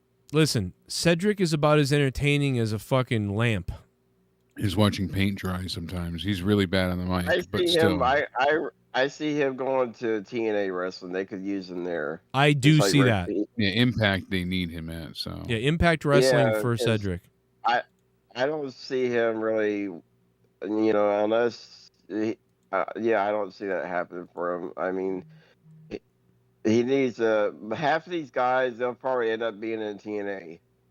Probably, especially like I said, Cedric is. I think he seems like a nice guy. He's really good in the ring mostly, but there's just no fun to him. He's just blah. Like maybe in a tag team. And he yells on the mic. Does he? I'd probably like him more if he yelled on the mic. I feel like he just kind of softly Not in talks. an intense way, like as a easily excited, ridiculous kind of way. It feels very juvenile. Oh, okay. Yeah. It's not in like a loud, boisterous, but stern way. It's more like easily excited. So, Jake, can I challenge you for your out of nowhere belt? No.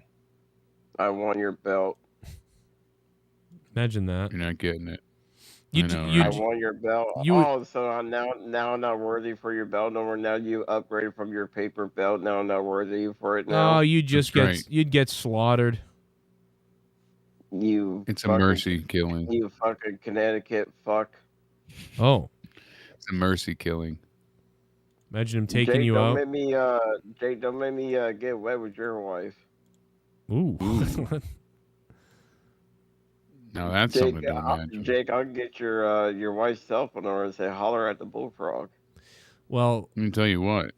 You'd make her drier than the Sahara. I might be able to send you some of their honeymoon or rather their getaway pictures. Oh, Jake, I'll challenge you right now for your out of nowhere belt, you fat fucking banana split Dairy Queen eating fucking snow blizzard fucking Oreo snow blizzard fucking. How many food items did you add to that insult? Did you say snow blizzard? Yeah, you fucking snow blizzard fucking up there in Connecticut. Oh. He was stuck on Dairy Queen menu items for a minute, so. Yeah. Jake, I want you to fucking shove that banana up your grundle hole. You goddamn Big Mac French fried chicken nugget. Whoa. Come on, you fucking IV fucking pancreatus fuck. I want to challenge you for your fucking out of nowhere belt. Well, if I'm still alive by Thursday, then we'll have to see what happens. I challenge you, Mr. DeMarco, you fucking greasy snake. You crazy snake. Well, what do I get? That's the question. You get a title shot. What do I get? No, you greasy snake. Oh, you greasy snake. I'm going to have to ask something of you, Bullfrog. You're going to have to put something in line. And what is that? Oh, I'll let you know. How bad do you want the title?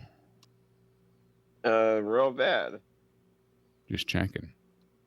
And I still want to monetize this belt too. Could you imagine Bullfrog with 2 belts? Yeah, you Or gotta two beat me belts twice. Bullfrog? We'd like to know where that is too. Yeah, well, it We're might be in Mexico. actively looking for it. I heard it's in Mexico somewhere. I tracked it to Texas, right at the border.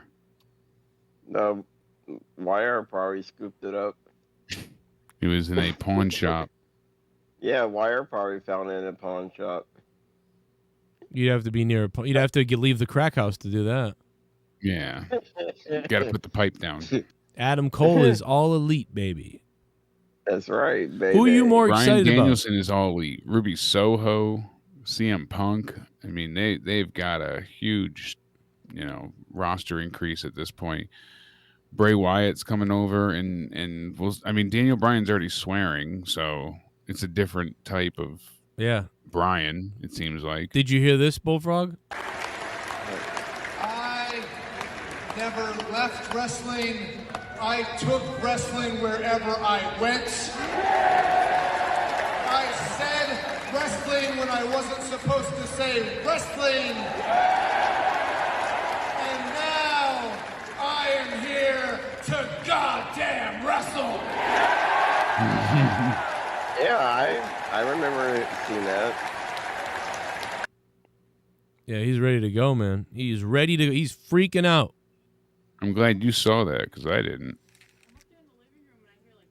Jake, Is the if cat- you let me challenge you for your out of no way belt, I will. Yeah, she's been hanging do out in here, anything jumping you all want. over the place and shit. Anything I want. Yeah, anything. I'll even pour mustard all over me. No, you just have to post your own nudes on the Twitter this time. No. You I said can't afford anything. Another band. No. Twitter. No. Nudity's allowed on Twitter, actually. So If you're a porn model. nudity's 100% allowed on Twitter. Nudity's allowed on Twitter? Pornography, yeah. Twitter, you can have nudity and pornography. Yeah, if Really? you're like a porn star and got You don't have to be a porn star. Anyone can post, sensitive material as Like, long if as you it's sit on, like- of age. That's it. Yeah, if you set on adult settings. You don't have to put on adult settings. No, I'm not They have doing they that, have no. open. Well, any event. Then I guess you don't want to challenge for the belt. If you lose, you got to post your nudes. No, I don't think so. How bad do you want the belt? Mull it don't over. know. Think about it. This ain't to monetize this belt, so It could be. We just got to get it back. Yeah, as soon as we pry I it off told the you I'd hands. defend it. I have no problem defending the belt. You did say anything. Jimmy's right. I mean, you said you'd do anything. why You can't I wanted not just win the belt by winning? Because what do points? I get? You didn't, earn your way onto the show by being a king of the wheel, or, you didn't earn yourself any points to be in a spot. or Right. No points in the bank. Nothing. You're just walking up on the street saying, "Hey, I want that." So what do I get? Well, there's some faggots that are hardly on the show that became king of the crown, and they're hardly ever fucking on the show. Because they allowed themselves to work within the rules of the system, and they either donated themselves or somebody else did, and they got points. Oh, still they're faggots. I don't Oh, see you come getting on. any points. So, therefore, if you want to challenge for the belt and you lose, you'll be posting your nudes to Twitter. No, I don't think so. Can you imagine? Then Or what about just what Because about for even one- what about just in tidy whities? Like you're just in tidy whities. No, because I already have some Canadian asshole after me. I don't think so. Just tidy whitey bullfrog on Twitter. Like I think that could be a nice No, thing. That will light a fire under that Canadian asshole's ass. No, I don't That care would about him. I discourage don't his care about him. I just fire. care about me. I care about what I get. I Yeah. care about me. That world doesn't exist anymore. This is the Joe Cronin show. It's No. me, you, Jake. It's everybody here. It's you. You just ignore It's all not the a other people. multiverse. We're Yeah, a there's no singularity. multiverse. You take those whitey tighties and you put them on, and they, your stomach's rolling over them. Your balls Make sure are you don't poking. stretch them out too much. Now, I'm not doing that either. what did you think about Aubrey Edwards' Aubrey's malfunction tonight? What did you think about that? Did you see? I know you saw that. Yeah, I like the mention malfunction. Oh, baby. Yeah, you saw her wardrobe malfunction. Everybody, I mean, you saw that, right? You saw when she had the mishap. Yeah, I thought it was going to be hot, but that was so gross. What did you think, Bullfrog? Did you think it was hot? Yeah. You don't mind seeing that? Yeah, I don't mind. I think she's an attractive woman. Yeah. She got a nice. She got a nice. Well, you mean booty. he, But let me- right? Because you saw the penis. No, come on. There was no penis. She's making that up. But but so now, did you pause on the part where Aubrey Edwards had the wardrobe malfunction? Be honest. How can she have a wardrobe? She wears a referee uniform. But you just told me you saw it. Like, you didn't see what Yeah, you happened? j- Wait a you minute. Wait a literally minute. just said you saw Wait it a minute. tonight. Did you see her breast? I mean- Did you see her breast or not? No, I didn't see her. Dude, they want to allow that. She had a wardrobe malfunction, Bullfrog. It was an It was an accident. accident. It's All right, the top I'm gonna rip. have to definitely go back and rewatch it. Then, Oh, my God. So Jake, you're gonna have to, you know. I can't believe it. I think you would have loved Tell you, that my- part. Telling you, my brain is not working tonight. My aunt fucked me up with a fork. I guess so. She stabbed you in the hand, and that Yeah. really just fucked you up bad. Really bothered you, huh? What do you think about Yes. Abaddon, man? I love Abaddon's makeup. I can't believe that she fucking had the greatest makeup like ever on tonight. And she was out there for 3 seconds. She looked amazing for 3 seconds. It was dumped out of that Rumble. Just done. Yep.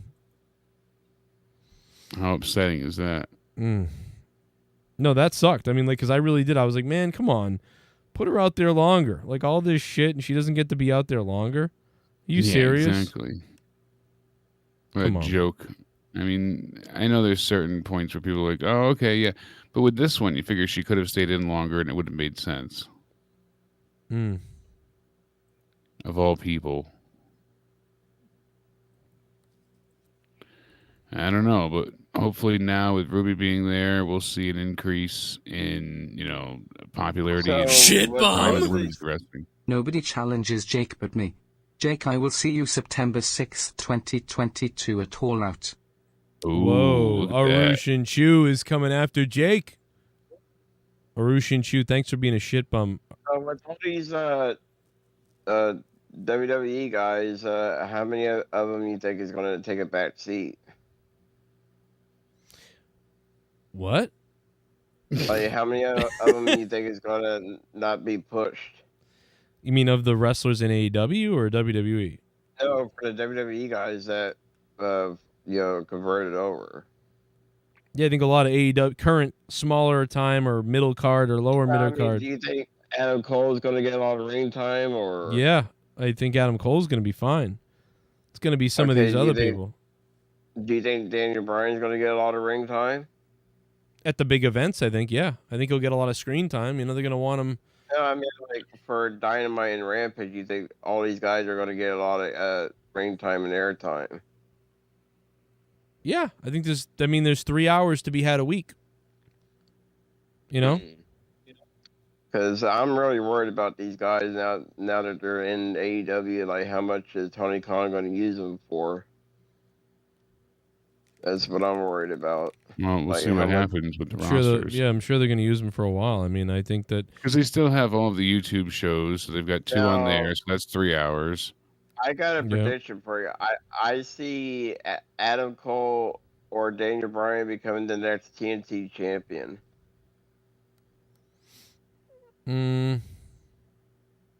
Yeah, I think that's. maybe. I mean, maybe, but Now, let me ask you, guys, a question. Now, with the TNT belt, since it's white, because remember it used to be black.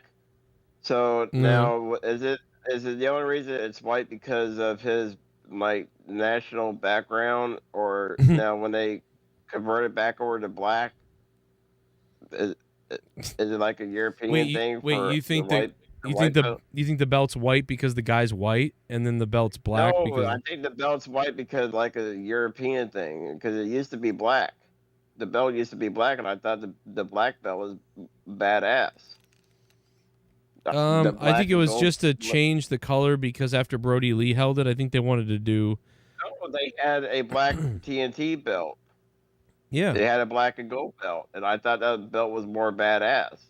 Yeah, but I'm saying I think that isn't that why they changed it because Brody Lee died, so they were like, No, Brody Lee didn't have this. No, they changed it black, then they changed it to white. yeah, I know. I'm saying they changed it just to do something different because they gave that belt to his son or whatever. So I think it's just a random change. They were like, this looks pretty. That's all I think it is. I think. Mm. But you think it's? I What do you think it is? I think the black. I don't know. I thought it was just maybe like a European style or something. Like when Mara loses, maybe they'll go back to the black belt. I don't know. It could be. It could be. I could see it. I mean, I don't know. Who knows why? I don't really care what the colors are. The belts are really. I mean, like as long as they don't look ugly. I think the belts look good. I think that's the thing is the AEW belts look really good. I mean, if anything could be criticized, I think some people criticize the tag belts a little bit.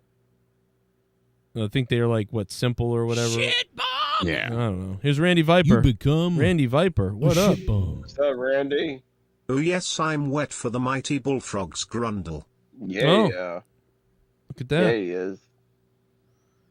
Shout out to Randy Viper. And see, I think they want me to take your belt. Hey, come on. You got to build up your own support system. You gonna I build got a. I have a support called Bullfrog Experience channel. Yeah. That's failing. Let me tell you that. I ain't feeling. I got over 315 subscribers. No, what's failing is your ability to fucking retain any fucking matches you watch. That's what's fucking failing. That's your problem. Tell my chromosomes to work then. Damn it, Bullfrog's chromosomes start to work. God damn it. Yell at him.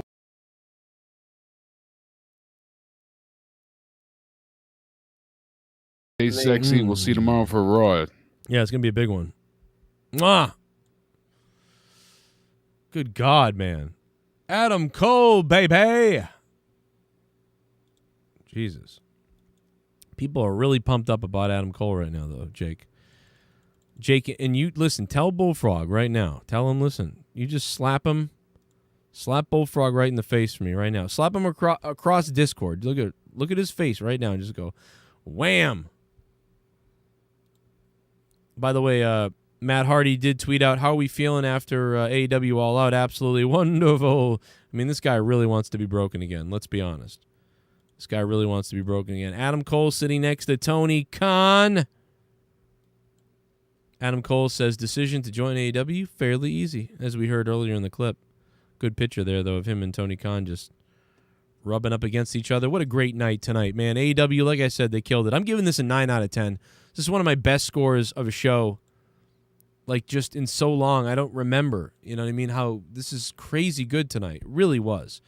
The timing of everything, the placement of the matches was great. The crowd was fire. The crowd came alive during matches when they needed to. They came alive, after being quiet, after being tired in some cases in the right spots. The wrestlers did a good job. Not everything was beautifully perfect or anything like that. Maybe this is really an 8 out of 10, but I feel a 9. I really do. I don't know what it is. I feel a 9.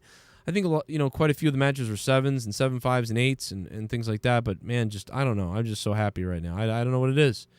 I just feel good about this show tonight. Hit that like button, by the way, guys. We got over 500 likes. It's fucking crazy. This was a definite success. That's one thing. Whether you gave this a 6.5, a 7, an 8, a 9, or a 10 out of 10, the one thing that you can say is that this was a goddamn success tonight.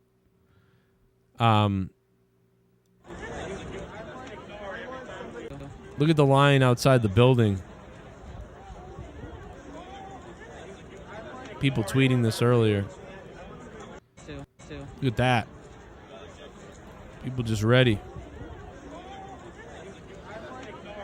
I thought it was funny that a couple guys had masks and they were fighting with MJF at one point in the crowd, and they were like, "Yeah, fuck you," and they're like, I'm like, they didn't have their masks on, and MJF was yelling right in their faces, and I'm just like, someone's gonna get COVID, and then CM Punk tweeted out "fuck" earlier today, and then people were like, "Oh no, he's got COVID." I remember, people were worried that this guy's got COVID, and I'm like, no, come on, but I mean, it could happen, it could have happened, there's nothing you can really do about that. So, Good thing that was not the case, because that was that would have been rough. God damn, man. Phew.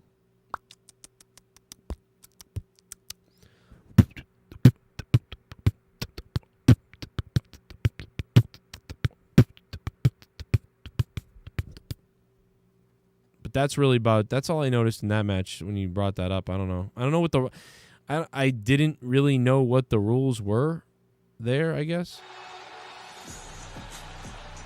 Dude, Daniel Bryan's music is like some like ghetto, like Get Down gangster or something like that.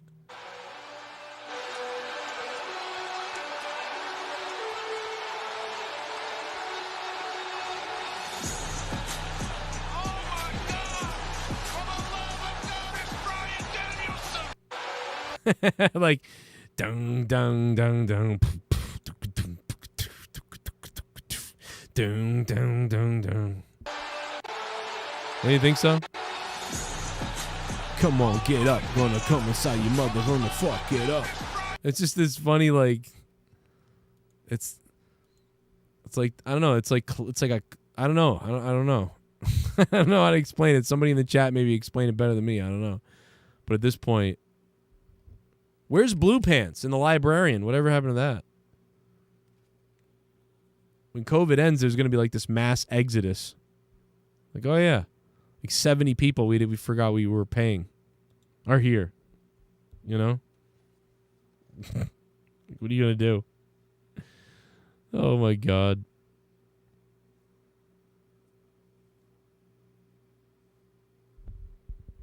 Oh. What a fucking weird night. I don't know, Bill. I don't know what you're talking about, really, man.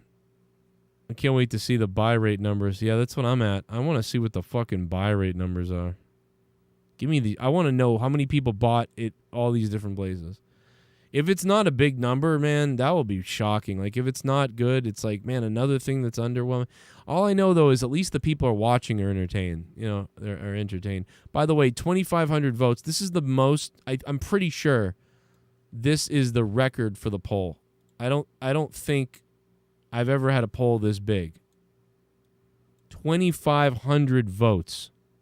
2,500 votes. I'm pretty sure that's the biggest amount ever. You know? 2,500 votes.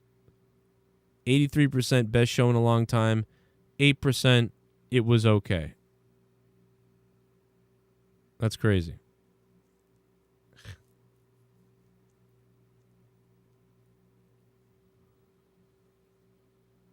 That's a record. This is a record poll. I mean, we're talking about, I think SummerSlam, right, guys? SummerSlam was like not even that long. I don't think. Pretty sure. The poll is nuts right now. Let's fast forward to, or rewind rather, back to where we were when we were looking at it before. Oh. Punk's first match back. Ruby, Cole and Danielson in AU. Wow. Warzone baby. Holy shit. King Crimson. I can't believe, dude, you just gave this a 10? That's insane. I haven't, like, what the hell? I mean, I won't even do that, but this was a good show tonight. I'm pumped up. I'm at it, like, you know, I'm somewhere at an 8.59 or something like that. I don't know. I'm fired up, King Crimson. Well, that's the thing. Even before the surprises at the end, King Crimson, yeah, it was really good. Even before the surprises, Yeah. you know, Danielson and Adam Cole, which Adam Cole was a real one. I was like, damn, that's massive. I mean, he was just on NXT a week ago, so. Right. Yeah, I'm surprised. 10 out of 10, though, is a wild. Plus, I mean, they also had, what's his name? Suzuki showed up. That was huge. Yeah, that's big. Suzuki's like the deathmatch Japanese guy of the GCW guy or whatever his name is. Yeah, he's basically I was making jokes there. about that all night. Yeah, they with the Gotch style pile driver. I haven't been on Twitter in like a day and a half, so don't mind me. But oh no, you didn't get hacked again, did you? No, thankfully not. But what else? Oh yeah, so that match that Moxley had with Kojima was pretty good. I'm glad it was on the shorter side. It was about 12 minutes, but even then, it was entertaining. Didn't feel that long. I liked it. Yeah, it was fine. I didn't hate it. I thought people were saying it's going to be the worst match of the night, things like that, and it wasn't. But it wasn't amazing or anything. But it was nice. It was a nice match. It was perfect. Again, and because it was time. the second actual match of the night, you said this too. You know, if they do it early, it'd be better because the crowd will be more into it. Still, they'd still have energy. So this is when they give every match a little something, and that worked out for this match. It needed that audience participation. Yeah. No, it really did. Like, it was great that the crowd was into it. The timing again is perfect. It's all about timing, man. They didn't go any longer than they needed to, and it wasn't too short. It was believably the length it should have been. Like, really well done with the time there. So I would give, first match Eddie Kingston Miro. I thought that was maybe like an 8, or something like that. And I would say this match probably like 7.5 or something like that. So that's good too. So those are those two matches so far. So good. I got a thumbs up at this point. Yeah, so basically, after the match, you see Moxley standing over Kojima. He's calling him crazy, and the crowd all of a sudden sees Suzuki's, entrance happen, and Moxley acts all pissed off, and he's like, I don't want to fight again, basically, and the holy shit chant breaks out, and then Kojima, takes off his jacket, and they just go at each other, and I was like, here we go, this is what's going to happen. So they just start fighting, and that was it. Suzuki went at it, and I thought it was good. Eventually, he put Moxley in the sleeper hold, and then he gave him that Gotch-style pile driver. It was effective, and he beat the hell out of Moxley. So they're going to have that big fight in his hometown Cincinnati show on Wednesday. Yeah, and that's the other thing, too, is at some points tonight they were able to promote, carry a couple stories, promote a couple things. We did find out tonight that basically the Billy Gunn attack meant nothing. Yeah, basically. There was no need to have Billy Gunn attack the Big Show Paul White, yeah, whatever he is now. Yeah, that was a very, very quick blow-off squash. It really seems like, unfortunately, Big Show Paul White, whatever you want to call him at this point, he's not very agile. He had a hard time even just getting into the ring, it looked like. Over the ropes today. Could be. Well, I mean, he was hit with that chair. No, I'm just kidding. No, but no, it was. Yeah, that injured his hip for real. Yeah, no, it was. But I liked it. I liked that Paul White got a moment to come out there, see the big crowd, do something. I thought it was fine, and it wasn't too long. It was just like you said, enough time for everybody to pee or take a breath and get to just stare and watch the Paul White, and then have to pee, get food, get a beer, whatever it is, and that's perfect for me. And so again, one of the things the match tonight, was literally 3 minutes, dude. The pacing tonight, everything, dude. This show tonight, the pacing of the show, the timing of the show, everything was timed beautifully. And what's the third match? What are we on to next? Is that the tag match? So the third match is, let's see here. So the Moxley was the second. And then Britt Baker was the next one. So Britt and Chris Statlander. I really like this match. Yeah, this was pretty good, too. This was fun to watch. I only wish that Chris Statlander had been built up a little bit more. The pre-match video packages for tonight were excellent. They were up to WWE standards for the editing quality because WWE usually stands out with their video packages. Their editing team is fantastic. So this was top-notch. Oh, yeah, dude. It was a good – and it wasn't too long either. That's another thing tonight was the packages. AEW and WWE sometimes have been recently – they've been really good, but they've been too long. And tonight, these packages for the shows were like just long enough but wonderful, and they didn't go too long. Sometimes they get ridiculous. Very minimalistic, yeah. Right, and I'm going for the Kenny Omega. I'm going to grow my hair long again. I'm going to paint my hair blue, all right? That's what I'm doing, everybody. So just so you know. I'm loving that. He looks like a douche. I love it. I'm going to look like a douche. Just don't dye it black, please. No, I'm going to dye it blue. Like black. I hate the black hair. Blue and I black. Can't stand it. No, good. I hope you hate it. I'm going to be that. Black. Oh, God. Black and blue. Joe's going black and blue. Black and blue. The color of my leg. Like the color of Christian's ribs tonight. Did you just donate to Joe? Did you just donate to Joe? Oh, my God. $40. Thank you for the donation. And because you donated, I'm going to feast myself in the bum hole. Shit. Top donation. $40. This might be the greatest PPVA you have ever done. Danielson was expected, but Cole was the one I was shocked would show up.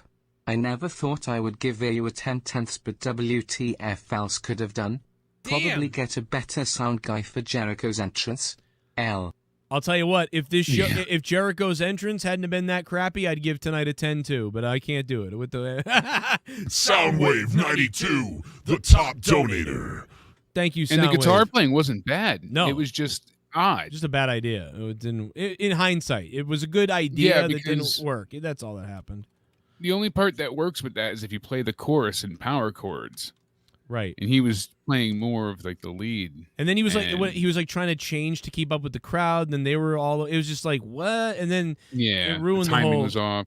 It $92 because he's 92. Joe, why the fuck are you still streaming at 4:30 a.m.? Man. You guys fund this show without you guys. We don't have a show. Shout out to the people hitting the like button down below, hitting that like button, hitting that sub button, and Johnny Tavares 7 just subscribed. So you know what that means, Johnny? I hope your whole family goes to hell. Thank you for subbing to the channel, man. Okay? So the women, they did this could have been the opening match too, because it was that. It was good. This was a hell of a lot of fun. So I was happy to see all that they were able to do here. I mean, the flatliner right away was good, followed by the DDT. The superplex was impressive.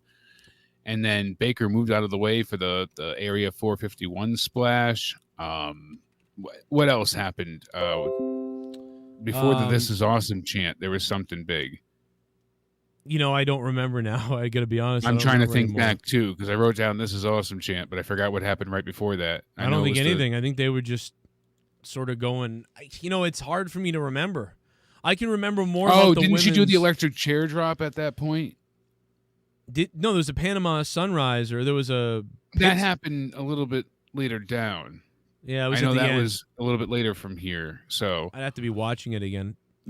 So... I didn't write anything down. I know she did the pendulum moonsault that Baker kicked the hell out of the way for, and then we saw another big stomp, and, we kind of saw them go back and forth, and this is where she went for the lockjaw the first time, and then Statlander, put her in her own submission, and then Baker started kicking her in the face, which looked great to get out of it.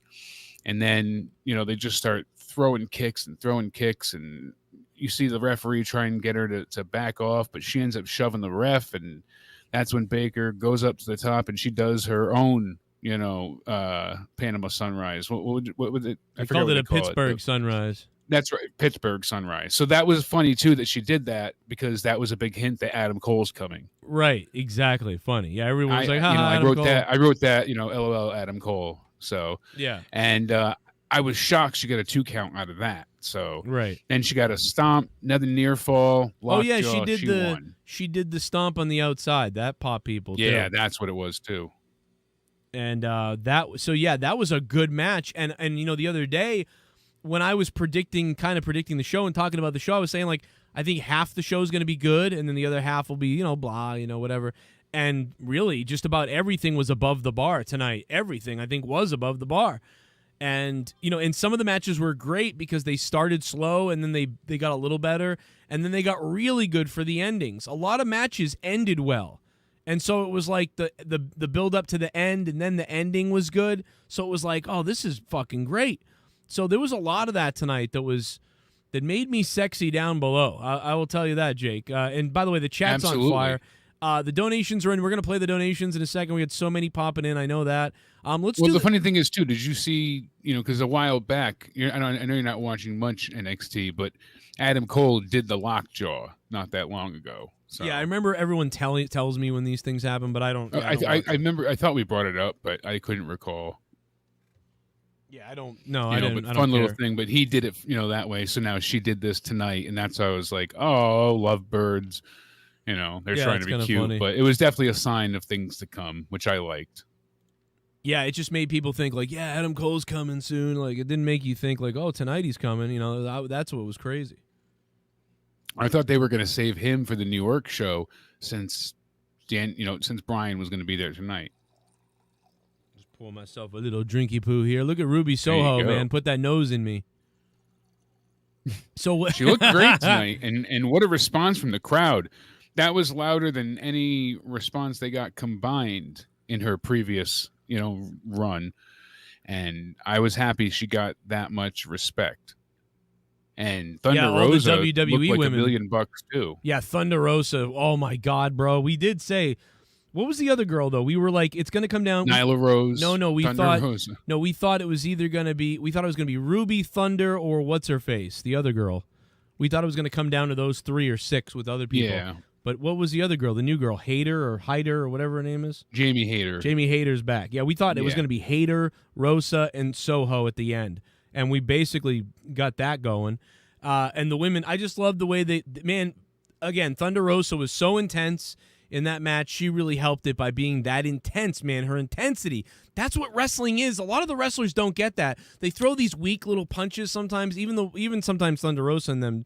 But like, it's like, dude, it's about intensity. When you're intense, it feels intense. I don't know. Everything she does looks real. That's what I mean. Like, dude, that drop kick to Nyla, she just fucking waffled her. Darby Allin, unlike Jon Moxley not intense when he dives through the ropes. Darby Allin, intense, man. He's like a missile. And anyway, the women did a great job in this match too. Like you said, Britt Baker and Statlander did good. I don't even, wasn't hyped for it at all. Just a good match. Nice match there. 7-5, 8 out of 10, something like that for me. And, man, let's go into the big one. Let's go into the one this one surprised me. Sometimes I really give the Young Bucks, sometimes I really like the Young Bucks. And I go, man, I love that. Sometimes I go, yeah, flip-floppity, dumb, fucking, I don't like it. So it's 50-50 with me and the Young Bucks. And with that cage there, I was like, yeah, I don't know if I'm going to like this, but here we go. Here's the tag match. And I don't think they've had a bad match with the Lucha Brothers that I can remember, because they've just had so many good matches. No, they've always done some crazy shit together. So that's good, and that's the feeling you would think you'd have going into it. And you know what's funny too? I told you, I said the only thing I could see them doing is Phoenix doing a crossbody onto everybody. Yeah. And that's exactly what he did. And I said, watch, they'll have the spike shoe again. And lo and behold, that's exactly what they went for. Yeah, it was really weird. weird. It was good. See, that's what I mean. Predictable, but yet still entertaining. I said that out loud. I go, there's the shoe. But it was so well done, man. It was like they were getting... It was. And everything, even when they had botches and stuff, I mean, that... Yeah, I was looking for what we talked about earlier, and I couldn't find it, so I was rewatching it to see if I could find it. Rake the Ho Show. Thank you for the $3, Joe. Why the fuck are you streaming 4:30? This is the longest review stream in a while. Yeah, I mean, tonight was insane, man. We were fired up. I mean, we had some of the biggest viewership in a long time. Everybody was fired up about this show. I was too. But that's about it, man. That's about all I got. We're about to close it down, man. So make sure you guys check out the Patreon if you guys can. We'll have some bonus content all week. You guys know that we always have that shit going down on the Patreon. As we creep our way back to 300 patrons, man, at 290. Much appreciated, bro. Thank you for being there. There is that's the creator home. Let me get you the actual link. That will just take you to, hey, do you want to make a Patreon? You don't want to do that. You want to go to this, right? Here's the link. I'm stupid. I'm a dum-dum. Bear with me. I'm stupid. There we go. There's the Patreon. People want to sign up. We'll have bonus stuff on the Patreon this week. Shout out to the Patreon producers at $25 or above, and the people that are in the $50 Turkey Club category, like Nikki J, Matt Rossmeyer, and of course Sith Negan for over 2 years at the $100 spot. Man, it is a record-breaking, most donations ever on Twitch, most bits ever. He's a bit god. Most donations ever in a month. Sith Negan. And he's creeping up, I think, on the all-time list almost. Set records last month. And is the top guy. Plus Red Poison, Brian Owens, Joseph Bishop, Mike Shaw, Cody Mastro, Humbled to Be, Skittles, Alan Stober, Shell, J-Man from KC, Colonel Stutters, Kevin Murphy, Jake Leonard, Stevie O, Dwayne Crenshaw, Joseph Lightsey, Extreme Shaft, Chad LaFave, ADTR 210, Gordon Bombay, Drew Barr 100, CJ Rella, Alex O'Donnell, Jason Tarr is back, JD Venom, the OG, and Starscream. And there may be a couple other people that we're missing. Like I said, you got to make sure that you select the $25 tier. If you're above $25 or above, make sure you select that tier, or whatever, the Turkey Club tier, one of those things. But let me know if there's a problem though. Moki says, I honestly messaged Joe earlier that the Paul White match might be a cover for DB to come out to replace him at an injury. Yeah, I heard. Yeah, a couple people also said something like that. Not quite the same as that, but something similar, Moki. So, it was something along those lines. No doubt about it. But that being said, man, I'm out of here. We got to get sleep sometime, man. I bet half the people watching right now aren't even awake. They're probably passed out with the show on. We hit 30,000 views, and that's all that we needed. All right. We're good. Well, actually, we're not quite at 30,000, but yeah, so that's a little annoying. We're almost there. God damn it, we're so close. So close. But, hey, I'm tired. Like, I'm really fucking tired. All right. I'm going to pass out. Oh, man.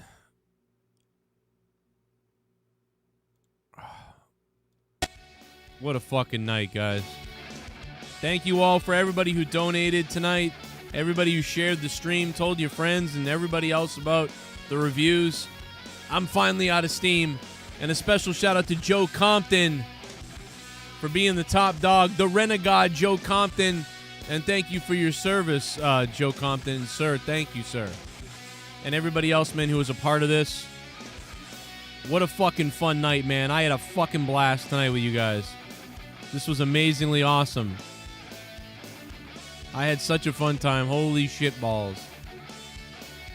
Thanks to Rake and Ho Show, Arushin Chu, especially Arushin Chu, Mr. X, Bullfrog Abortion Survivor, Brian Owens, $19 a month feeds Riho, Ed's View from Japan, Randy Viper, Pussy Lips McGee, Carlos Moda, Thomas Scott, Fantasy Kid, it's probably like Bullfrog's nephew, Pussy Lips McGee, thank you so much, Alex Oli, Fear Equals Pain, Joe Compton, Arushin Chu again, Black Pumpkinhead, weird fucking name that is, Mirov, Stone Cold Cronin fan. I can't get everybody, I don't think, but that was a good example of everybody who was fucking fire tonight. Woo! Yeah, give me some more of that DB. Let's go. He's here! Daniel Bryan is here!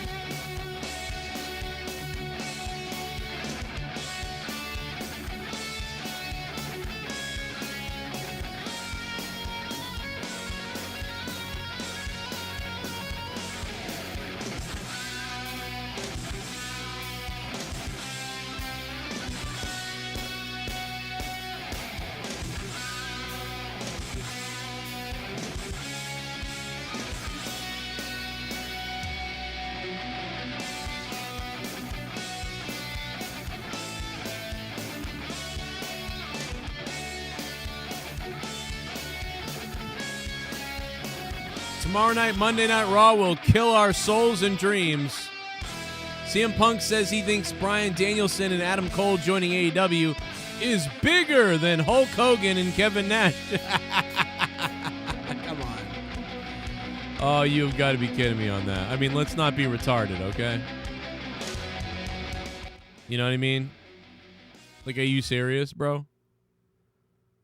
Like, listen, let's be funny. Let's have fun. This was amazing. It's so good. Yeah. But you have got to be joking about this. That can't be real. He must have said it with a smile or something. He must have said this with a smile. There's no way. There's no way that... I don't know, man. That's a little out there. CM Punk says he thinks Bryan Danielson and Adam Cole joining AEW is bigger. Then Hulk Hogan, Kevin Nash, and Scott Hall joining WCW. That is... I don't know. I don't think I can go there. I don't think I can go on that ride with you. You know? I'd like to, but... I don't think I can go that far. That's... I think it's really cool, but this is... You're on crack, I think, if you really believe that.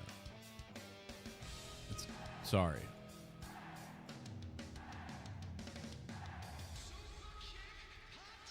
This is a pretty funny tweet. Troy Dan, I don't even know who Troy Dan is, but he tweeted this. WWE currently. Just roaming inside a house by himself. Hey, that's the Fresh Prince of Bel-Air's house. Where's all the stuff?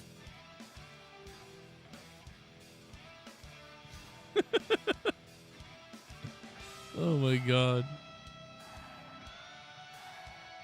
CM Punk says WWE's producers didn't get him, were 65 and racist.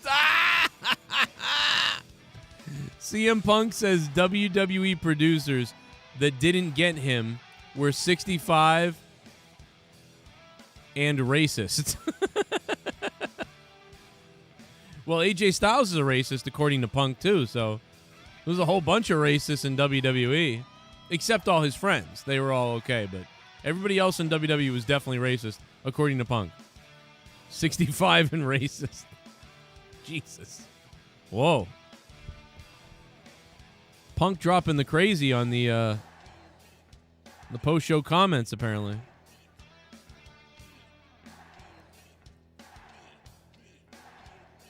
And yeah, they're saying they are fucked at the arena. Denise something or other, she's some person who got hired so she could look at Sean's thing. She's like, we're literally stranded here. Like, she's like, we're stranded at the arena. Everyone had to walk. I mean, you better walk in groups in Chicago, right? Catch a bullet. Got a pretty good chance of catching a bullet out there. Go ahead, fuck around and find out.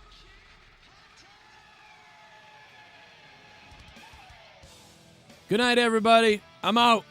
Peace out.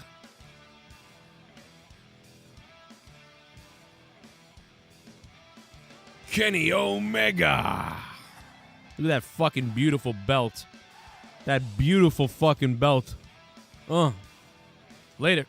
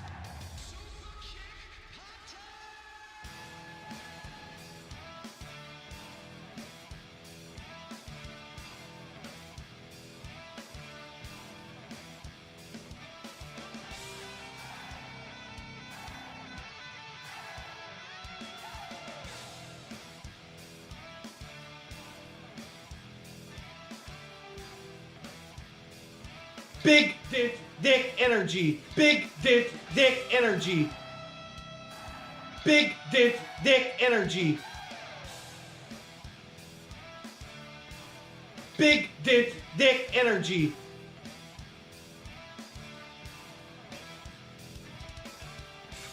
Big dick energy.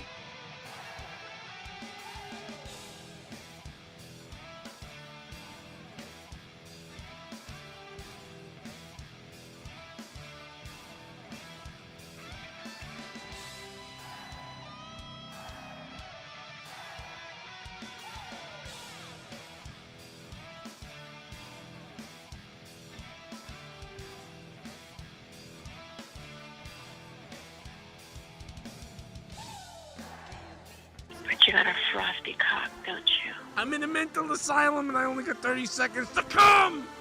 Come, you fucking crazy fuck. Come, you fucking crazy fuck. Come down. Come, you fucking crazy fuck.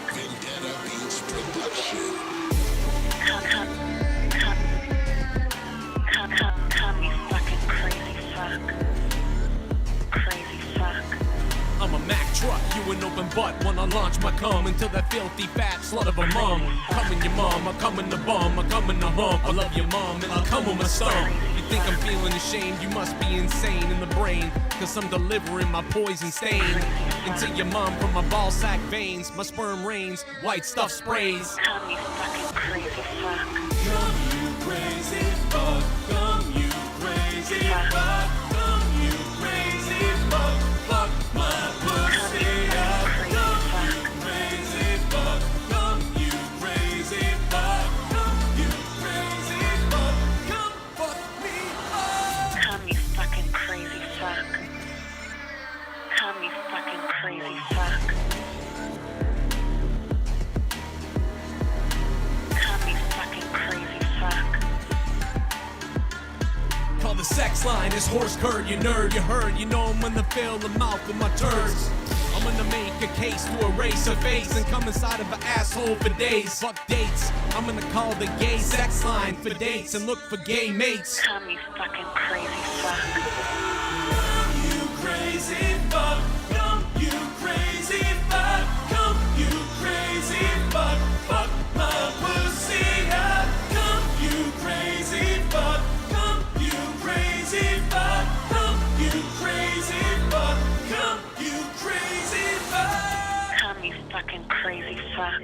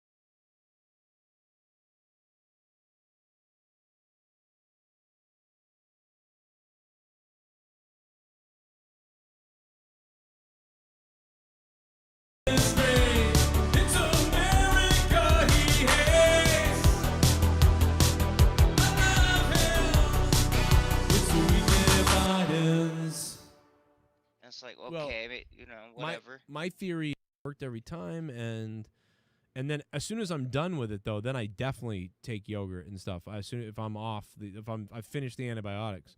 But I'll tell you what, I'm not even done yet because I'm gonna take this right the fuck on the air right now. How do you like that, Fauci? You like that?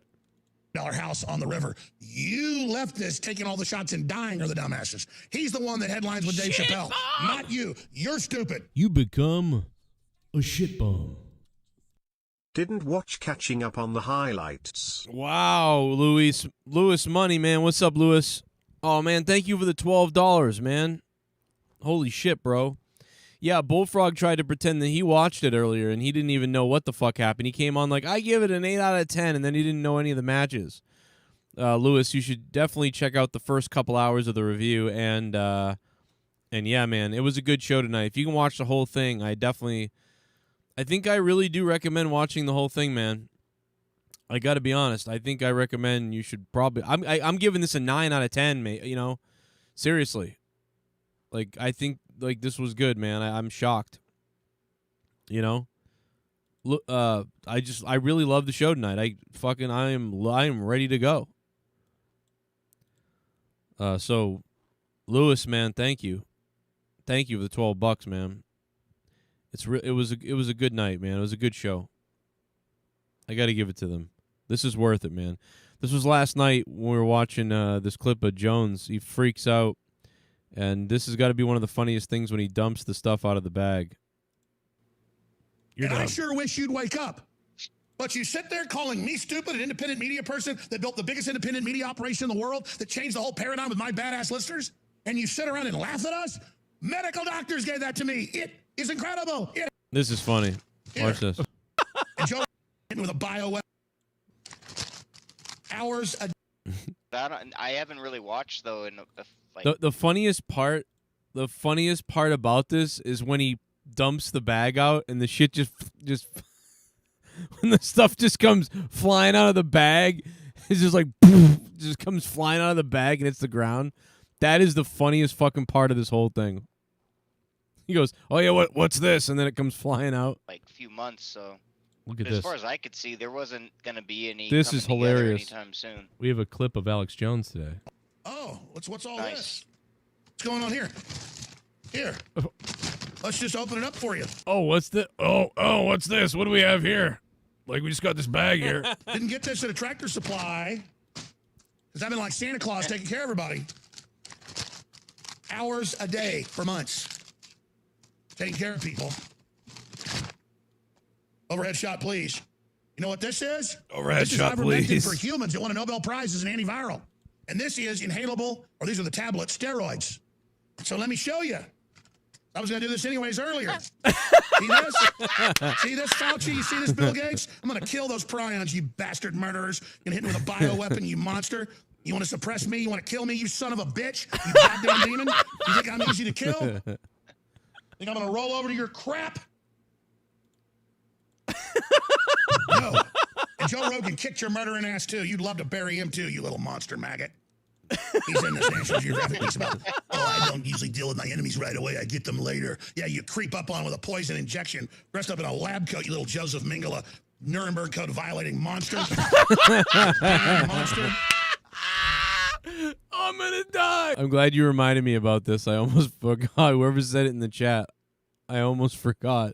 Dude, the best part is where this stuff comes flying out of the bag. We didn't even really go over that last night. We were live last night for like 5 hours if you missed it, but dude, watch when the stuff comes flying out of the bag. Watch this. Watch this. Oh, what's all this? Oh, what's all this? What's going on here? Here. Let's just open it up for you. Didn't get this at a Tractor Supply. Oh, what's this? Because I've been like Santa Claus taking care of everybody. He's hours a day for months. So he bought the I don't even think you can say the word on YouTube anymore. I don't even know the mectin stuff. He bought the horse things, but he bought the human version, the one that doctors will give you. But it's just funny the way he dumps it out like, oh yeah, it was so dangerous. Watch this, and then just the way it falls out of the bag. That's like fucking comedy gold the way it flies out of the bag right here. Oh, what's all this? Look at what I picked up today. Oh, Oh, what's all this? You won a Nobel Prize as an antiviral. And this day for months, taking care of people. Overhead shot, please. You know what this is? This is ivermectin for humans. It won a Nobel Prize as an antiviral. And this is inhalable, or these are the tablets, steroids. So let me show you. I was going to do this anyways. Put them in earlier. your dick hole. See this? See this, Fauci? You see this, Bill Gates? I'm going to kill those prions, you bastard murderers. You're going to hit me with a bioweapon, you monster. You want to suppress me? You want to kill me, you son of a bitch? You goddamn demon? You think I'm easy to kill? Think I'm going to roll over to your crap? No. No. And Joe Rogan kicked your murdering ass too. Sure wish you'd wake up. But you sit there calling me stupid enough, but that murderer Fauci doesn't want you to know because he wants the planet for himself. That part where the stuff falls out of the bag, though, is fire. That's fucking funny. Thank you for reminding me of that. I appreciate it. That part killed me. I don't understand why he's not a goddamn manager in the WWE. You know, I don't understand it. But I'm out. Good night. Goodbye.